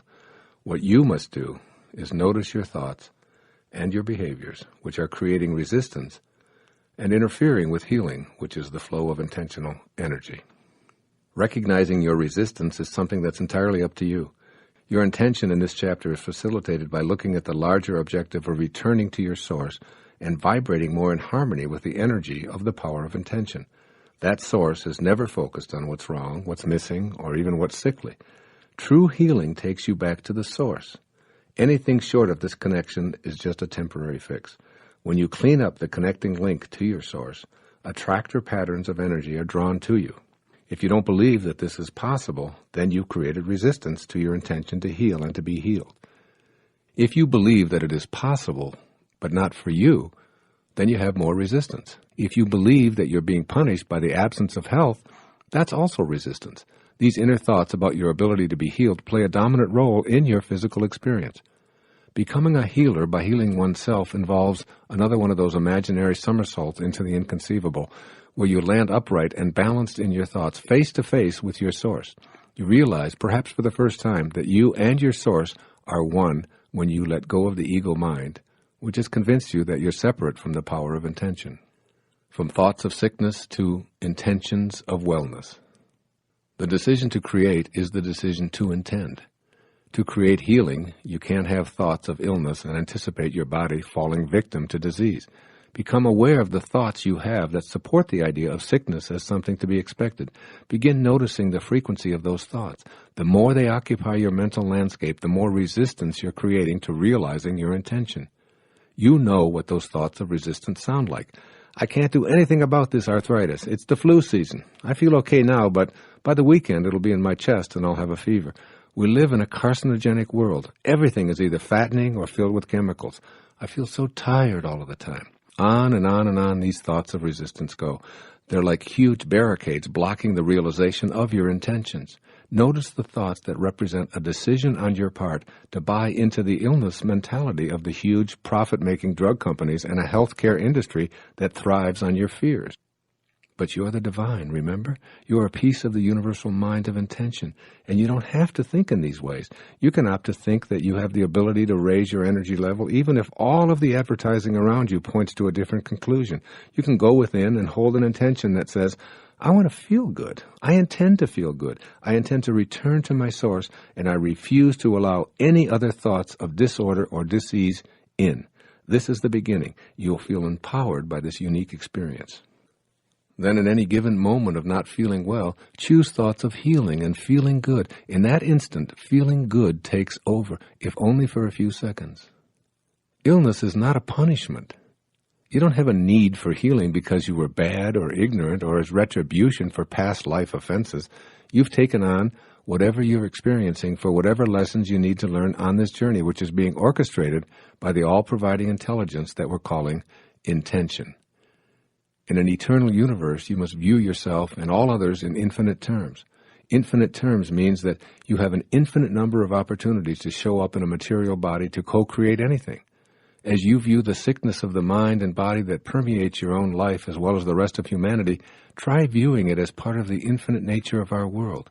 If starvation, pestilence, or disease are a part of the perfection of the universe, then so is your intention to end these things a part of that same perfection. Now decide to stay with that intention, first in your own life, then in the lives of others. Your intention will match up with the intention of the universe, which knows nothing of egos and separation, and all thoughts of illness as punishment and karmic paybacks will cease to exist. Making your intention your reality. What follows is my 10-step plan for implementing the intention of this chapter to optimize your capacity to heal and to be healed.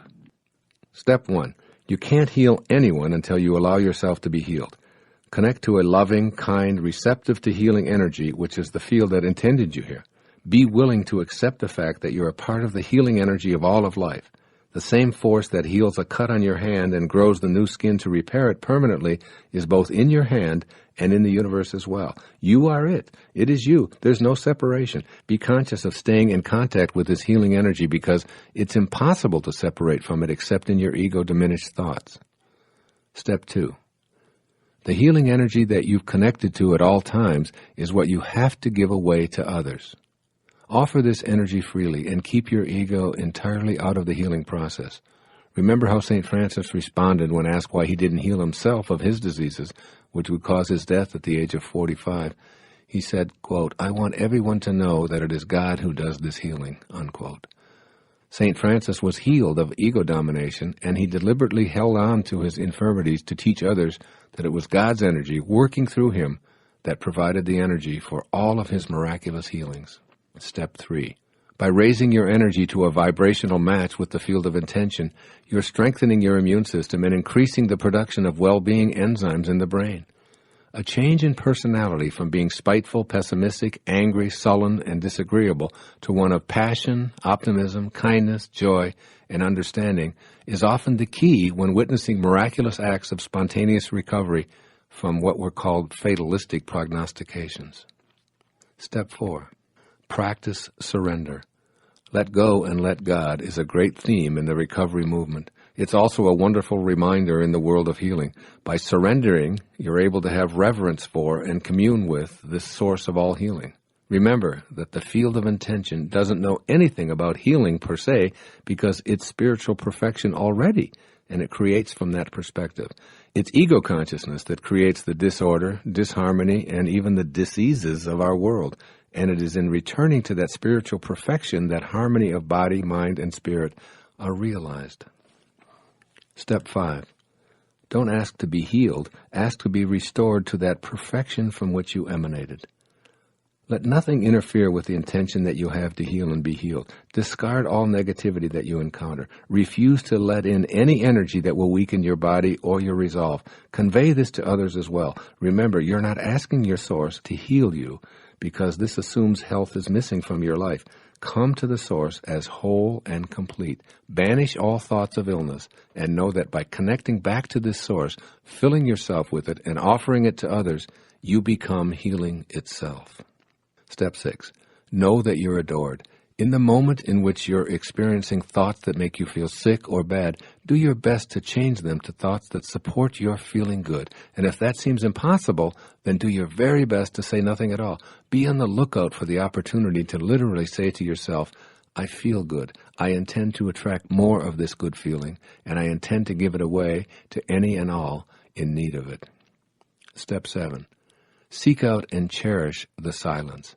Many people who have suffered with long-term illnesses have been able to return to their source through the channel of nature and contemplative silence. Spend time in quiet meditation, visualizing yourself coupled with a perfectly healthy field of intention.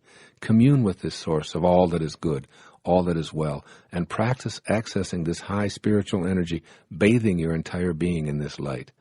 Meditation is always healing for me. When I'm fatigued, a few moments in silence, accessing higher, loving, kind vibrations energizes me.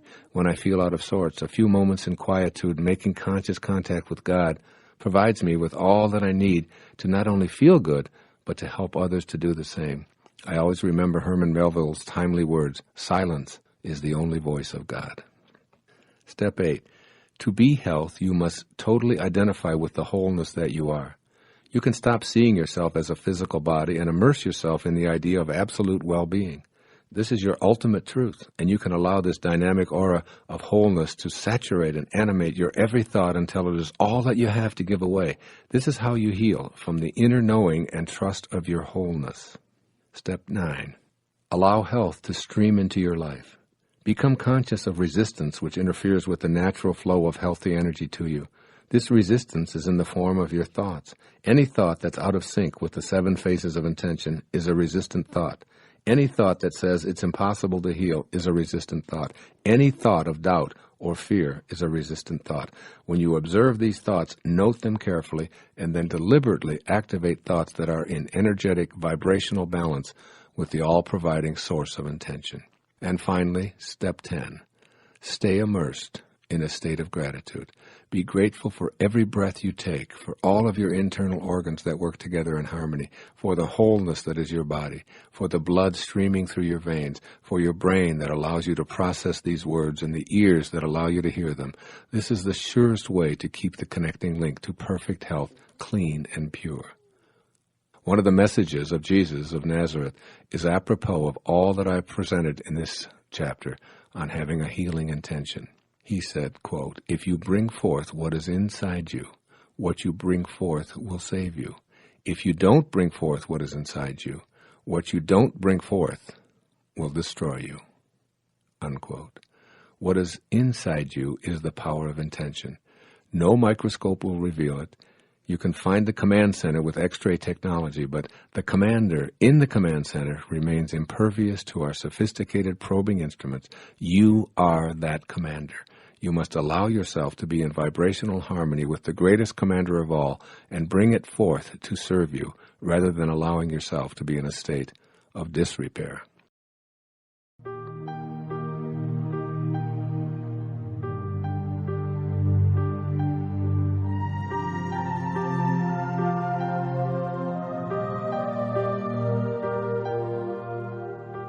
Chapter 14.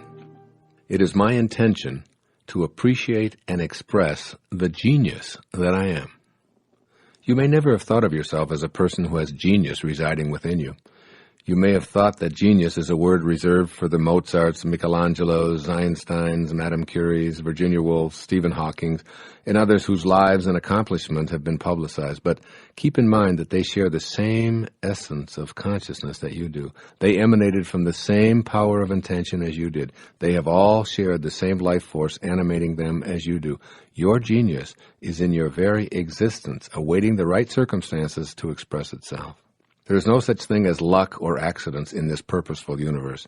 Not only is everything connected to everything else, but no one is excluded from the universal source called intention. And genius, since it's a characteristic of the universal source, must be universal, which means that it's in no way restricted. It's available to every single human being. It certainly can and does show up differently in every single one of us.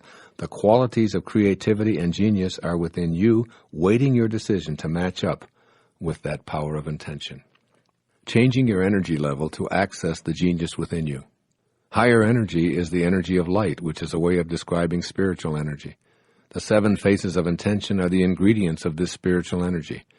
When you shift your thoughts, emotions, and life activities into these realms and deactivate the lower energies of the ego, the God force within you begins to take over. It's so automatic that it travels faster than your thoughts. This is why your thoughts about how you did it are so bewildering. The higher energy level actually transcends thought, moving into vibrational harmony with the source energy of intention. As you release ego-dominated thoughts, which convince you that you're doing these amazing things and you are responsible for these unbelievable accomplishments, then you begin to tap into the power of intention. This is where the genius that you truly are resides. I'd like you to consider what may seem like a radical idea. Genius can show up in as many ways as there are human beings. Anything in any field that anyone has ever accomplished is shared by you. You're connected to every being that has ever lived or ever will live, and you share the same exact energy of intention that flowed through Archimedes, Leonardo da Vinci, the Virgin Mother, and Jonas Salk. You can access this energy. At the deepest level, all things and all people are composed of vibrations organized into fields that permeate the entire structure of the universe. You share these vibrations, and you are in this field. The starting point is knowing and understanding that this level of creativity and functioning called genius resides within you. Then begin to deconstruct doubts about your role here. Make a commitment to raise your energy levels to vibrate harmoniously with the field of intention, despite attempts by your ego and other egos to dissuade you. Expanding your reality. Pay attention to yourself in ways that allow the expansion of the infinite possibilities that you're potentially capable of. You may decide, as I have, that repairing an automobile and surfing in the ocean aren't what you're going to enjoy doing. You leave these activities to others, and you use your genius to engage in pursuits that please and attract you. Expand your reality to the point where you pursue what you love doing and excel at it. Involve yourself in the high energy levels of trust, optimism, appreciation, reverence, joy, and love. That means love for what you're doing, love for yourself, and love for your genius, which allows you to immerse yourself in any activity and enjoy the process of experiencing it fully. Trusting your insights. The process of appreciating your genius involves trusting those inner flashes of creative insight as being worthy of expression. Never, but never regard any creative thought that you're having as anything other than a worthy potential expression of your inner genius. The only caveat here is that these thoughts must be in vibrational harmony with the 7 faces of intention. Inner thoughts of hatred, anger, fear, despair, and destruction simply don't foster creative insights. The low-energy, ego-dominated thoughts must be replaced and converted to the power of intention. Your creative impulses are real, they're vital, they're worthy, and they crave expression. The fact that you can conceive of them is proof of this. Your thoughts are real, they're pure energy, and they're telling you to pay attention and get that connecting link to the power of intention polished up through living at different levels than you've accepted as normal or ordinary. At these levels, everyone is a genius. Appreciating the genius in others. Every person you interact with should feel the inner glow that comes from being appreciated, particularly for the ways in which they express their creativity. A core theme which strengthens the flow of the power of intention is wanting for others as much as you intend for yourself. Appreciating the genius in others attracts high levels of competent energy to you. By seeing and celebrating the creative genius, you open a channel within yourself for receiving the creative energy from the field of intention. My 16-year-old son Sands has a unique way of riding a surfboard unlike everyone around him in the ocean. I encourage him to do what comes naturally and express it with pride. He also created a unique language of communication similar to my brother David, which others in the family and close personal acquaintances emulate. Creating a language that others use is the work of a genius. I tell Sands this, and my brother too, whose unique language I've spoken for over half a century. My daughter Sky has a distinctive, one-of-a-kind singing voice that I love. I tell her so and point out that this is an expression of her own genius. All of my children, and yours as well, including the child within you, have unparalleled characteristics in many of the ways they express themselves. From the way that they dress, to the little tattoo, to their signature, to their mannerisms, to their unmatched personality quirks, you can appreciate their genius. Notice and appreciate your genius as well. When you're just like everybody else, you've nothing to offer other than your conformity. Take the road of seeing the face of God in everyone you encounter. Look for something to appreciate in others and be willing to communicate it to them and anyone who's willing to listen. When you see this quality in others, you'll soon begin to realize that this potential is available to all of humanity. This obviously includes you. Recognizing genius in yourself is an integral part of the dynamic. As Dr. Hawkins tells us in Power versus Force, until one acknowledges the genius within oneself, one will have great difficulty in recognizing it in others. Genius and simplicity. Begin to realize the intention of this chapter by uncomplicating your life as much as possible. Genius thrives in a contemplative environment where every minute isn't filled with obligations or hordes of people offering advice and insisting on your constant participation in ordinary mundane endeavors. The genius in you isn't seeking confirmation from others, but quiet space for its ideas to blossom. An uncomplicated life with fewer intrusions tolerated in a simple setting allows your creative genius to surface and express itself. The simplicity establishes a link to the power of intention, and your genius will flourish. Making your intention your reality. What follows is my 10-step program for putting this intention to appreciate and express the genius within you to work in your everyday life. Step 1. Declare yourself to be a genius. This shouldn't be a public pronouncement, but a statement of intention between you and your Creator. Remind yourself that you're one of the masterpieces that emanated from the universal field of intention. You don't have to prove that you're a genius, nor do you need to compare any of your accomplishments to those of others. You have a unique gift to offer this world, and you are unique in the entire history of creation. Step 2. Make a decision to listen more carefully to your inner insights, no matter how small or insignificant you may have previously judged them to be. The thoughts which you may have viewed as silly or unworthy of attention are your private connection to the field of intention. Thoughts that seem to persist, particularly if they relate to new activities and adventures, aren't in your mind accidentally. Those tenacious thoughts that don't go away should be viewed by you as intention talking to you. You signed up to express your unique brilliance, so why do you keep ignoring the genius in favor of settling for less? Step 3. Take constructive action toward implementing your inner intuitive inclinations.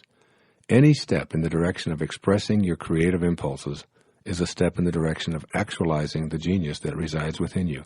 For example, writing and submitting a book outline, regardless of how you may have doubted yourself up until now, recording a CD of yourself reading poetry or singing the songs you've written, purchasing an easel and art paraphernalia and spending an afternoon painting, or visiting an expert in the field that interests you. Step 4.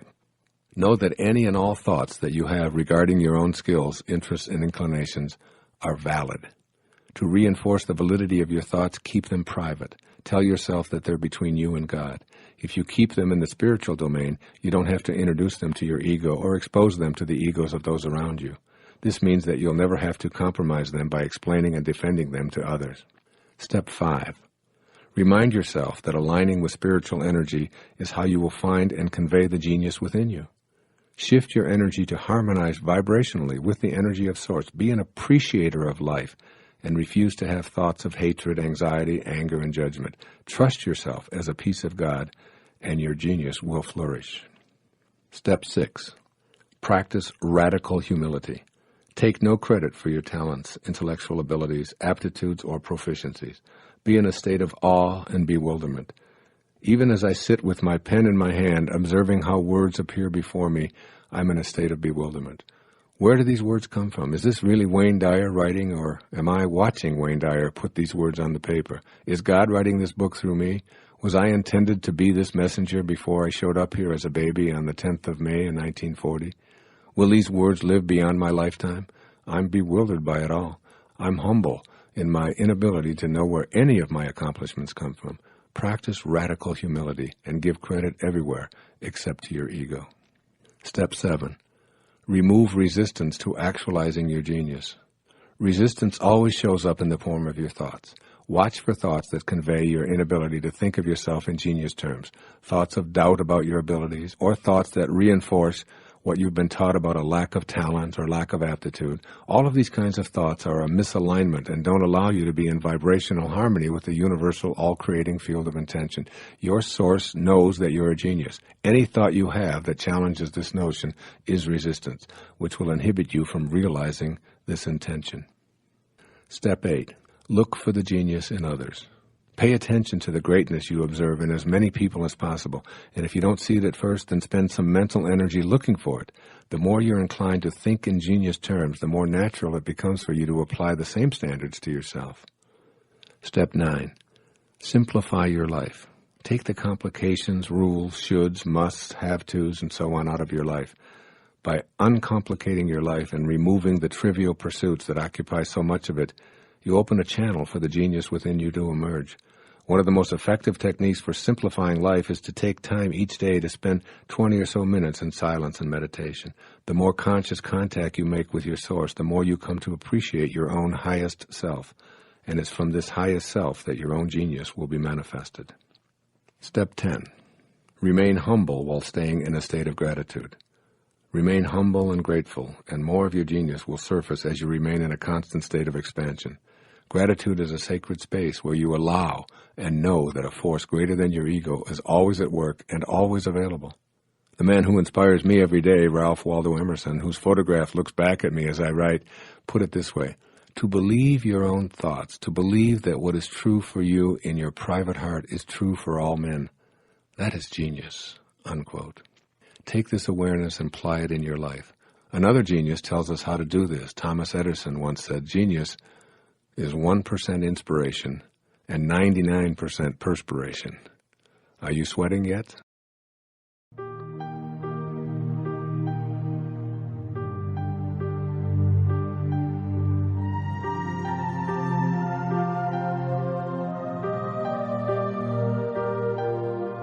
Part 3.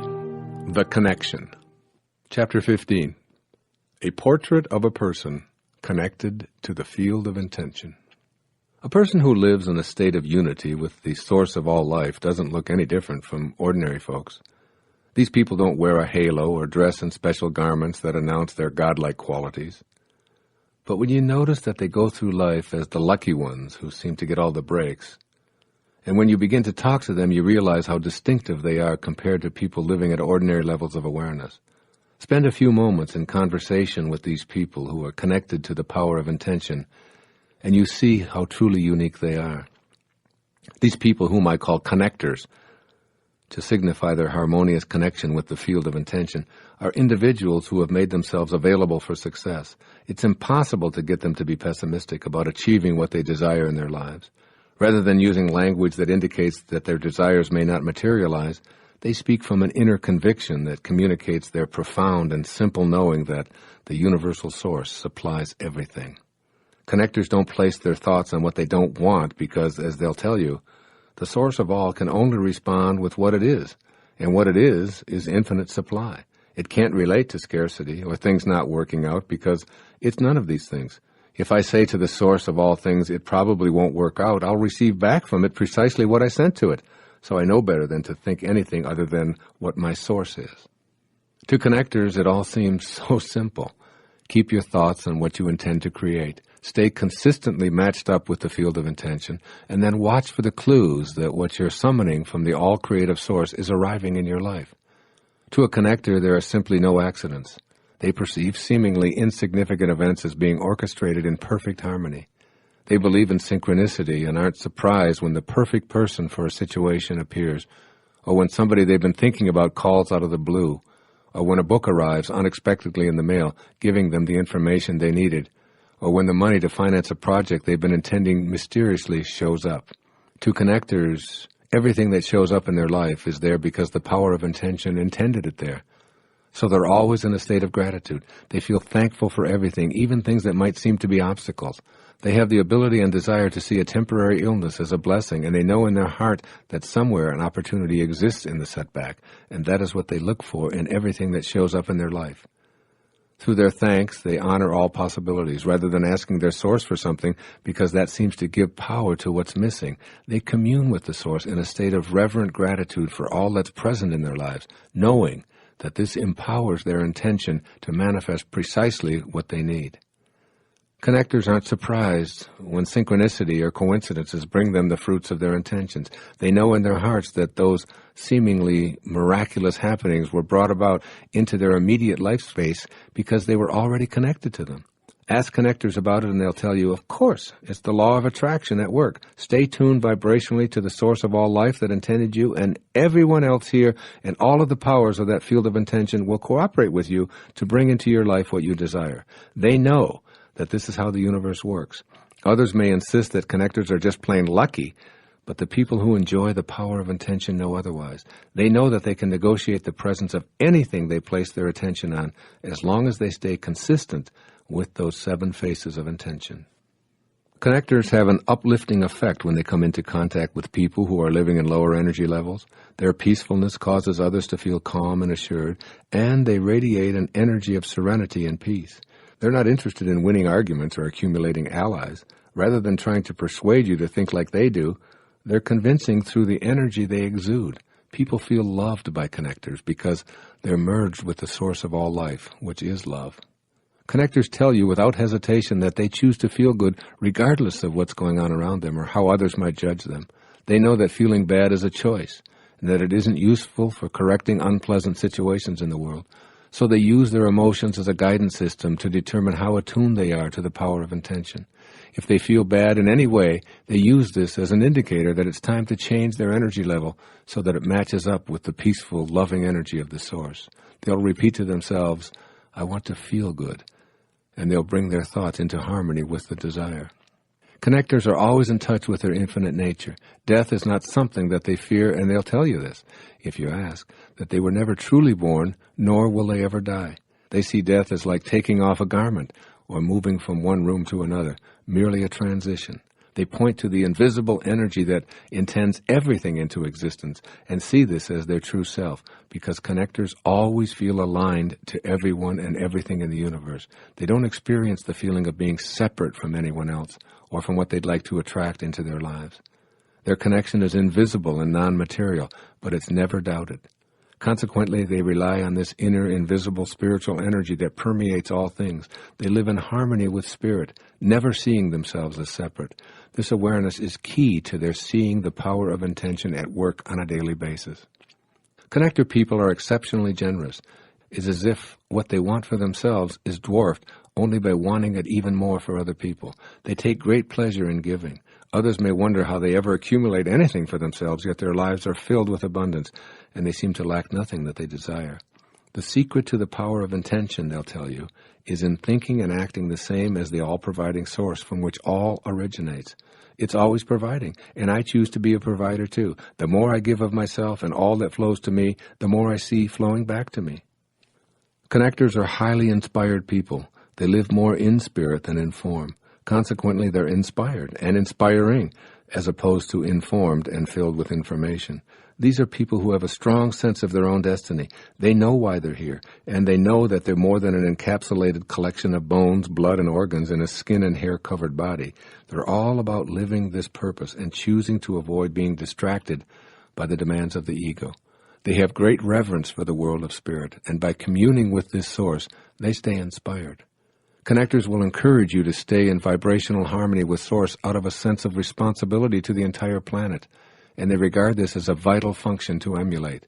This isn't something they think about and discuss from a purely intellectual perspective. It's what they feel deeply within themselves and live passionately every day. As you observe these connectors, you'll note that they don't dwell on illness and disease. They move through their life as if their body is in perfect health. They actually think and feel that any current disease pattern has never been present, and they believe that they're already healed. They believe that they attract the new outcomes because they know that there are many possible outcomes for any given situation, even for a condition that may seem to others to be impossible to overcome. They'll tell you that the possibilities for healing outcomes are here and now, and the course that an illness will take is a matter of their own perspective. Just as they believe that external turbulent systems become peaceful in the presence of our peace, they see this as a possibility for internal turbulence. Ask them about their healing capabilities, and they'll say, I'm already healed, and I think and feel from only this perspective. You'll often see your illnesses and physical complaints disappear when you're in the presence of exceptionally high-energy connectors. Why? Because their high spiritual energy nullifies and eradicates the lower energies of illness. Just as being in the presence of connectors makes you feel better because they exude and radiate joyful, appreciative energy, so too will your body heal by being in this kind of energy field. Connectors are aware of the need to avoid low energy. They'll quietly retreat from loud, bellicose, opinionated people, sending them a silent blessing and unobtrusively moving along. They don't spend time watching violent TV shows or reading accounts of atrocities and war statistics. They might appear docile or uninteresting to people who wallow in the horrors being discussed and broadcast. Since connectors have no need to win, to be right, or to dominate others, their power is the fact that they uplift others with their presence. They communicate their views by being in harmony with the creative energy of the source. They're never offended because their ego isn't involved in their opinions. Connectors live their lives matched up vibrationally to the field of intention. To them, everything is energy. They know that being hostile, hateful, or even angry toward people who believe in and support low-energy activities which involve violence in any form will only contribute to that kind of debilitating activity in the world. Connectors frequently mirror the 7 faces of intention spoken about in this program.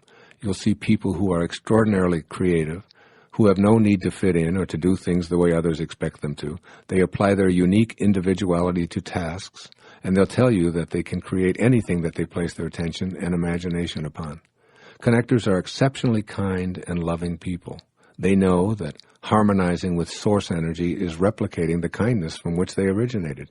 Yet it's not an effort for connectors to be kind. They're always grateful for what comes to them, and they know that kindness toward all of life and our planet is how to display gratitude. By being kind, others want to return the favor and become allies in helping them to achieve their intentions. They associate with an unlimited number of people, all of whom are full of love, kindness, and generosity, assisting each other in fulfilling their desires. You'll also notice how connectors see the beauty in our world. They always find something to appreciate. They can get lost in the beauty of a starry night or a frog on a lily pad. They see beauty in children, and they find a natural radiance and splendor in the aged. They have no desire to judge anyone in low-energy negative terms, and they know that the all-creating source brings only beauty into material form, and so it is always available. Connectors never know enough. They're inquisitive about life, and they're attracted to every manner of activity. They find something to enjoy in all fields of human and creative endeavors, and are always expanding their own horizons. This openness to everything and all possibilities, and this quality of always expanding, characterizes their proficiency at manifesting their desires. They never say no to the universe. Whatever life sends them, they say, "Thank you. What can I learn, and how can I grow from what I'm receiving?" They refuse to judge anyone or anything that the Source offers them, and this always expanding attitude is what ultimately matches them up with Source energy and opens up their life to receiving all that the Source is willing to provide. They're an open door that's never closed to possibilities. This makes them totally receptive to the abundance that's always ceaselessly flowing. These attitudes that you see in connector people are precisely the reason that these folks seem so lucky in life. When you are around them, you feel energized, purposeful, inspired, and unified. You're seeing people whom you want to hang around with because they energize you, and this brings you a feeling of empowerment. When you feel empowered and energized, you step into the flow of abundant Source energy yourself, and you inadvertently invite others to do the same. The connection isn't just to Source energy, it's to everyone else and everything in the universe. Connectors are aligned with the entire cosmos and every particle within the cosmos. This connection makes the infinite power of intention possible and available. These highly realized people think from the end, experiencing what they wish to intend before it shows up in material form. They use their feelings as a gauge to determine if they're synchronized with the power of intention. If they feel good, they know that they're in vibrational harmony with Source. If they feel bad, they use this indicator to adjust to higher energy levels. And finally, they act on these thoughts of intention and good feelings as if all that they desired were already here. If you ask them what you can do to make your desires come true, they'll unhesitatingly advise you to change the way you look at things, and the things you look at will change. I urge you to replicate their inner world and rejoice in the infinitely magnificent power of intention. It works. I guarantee it.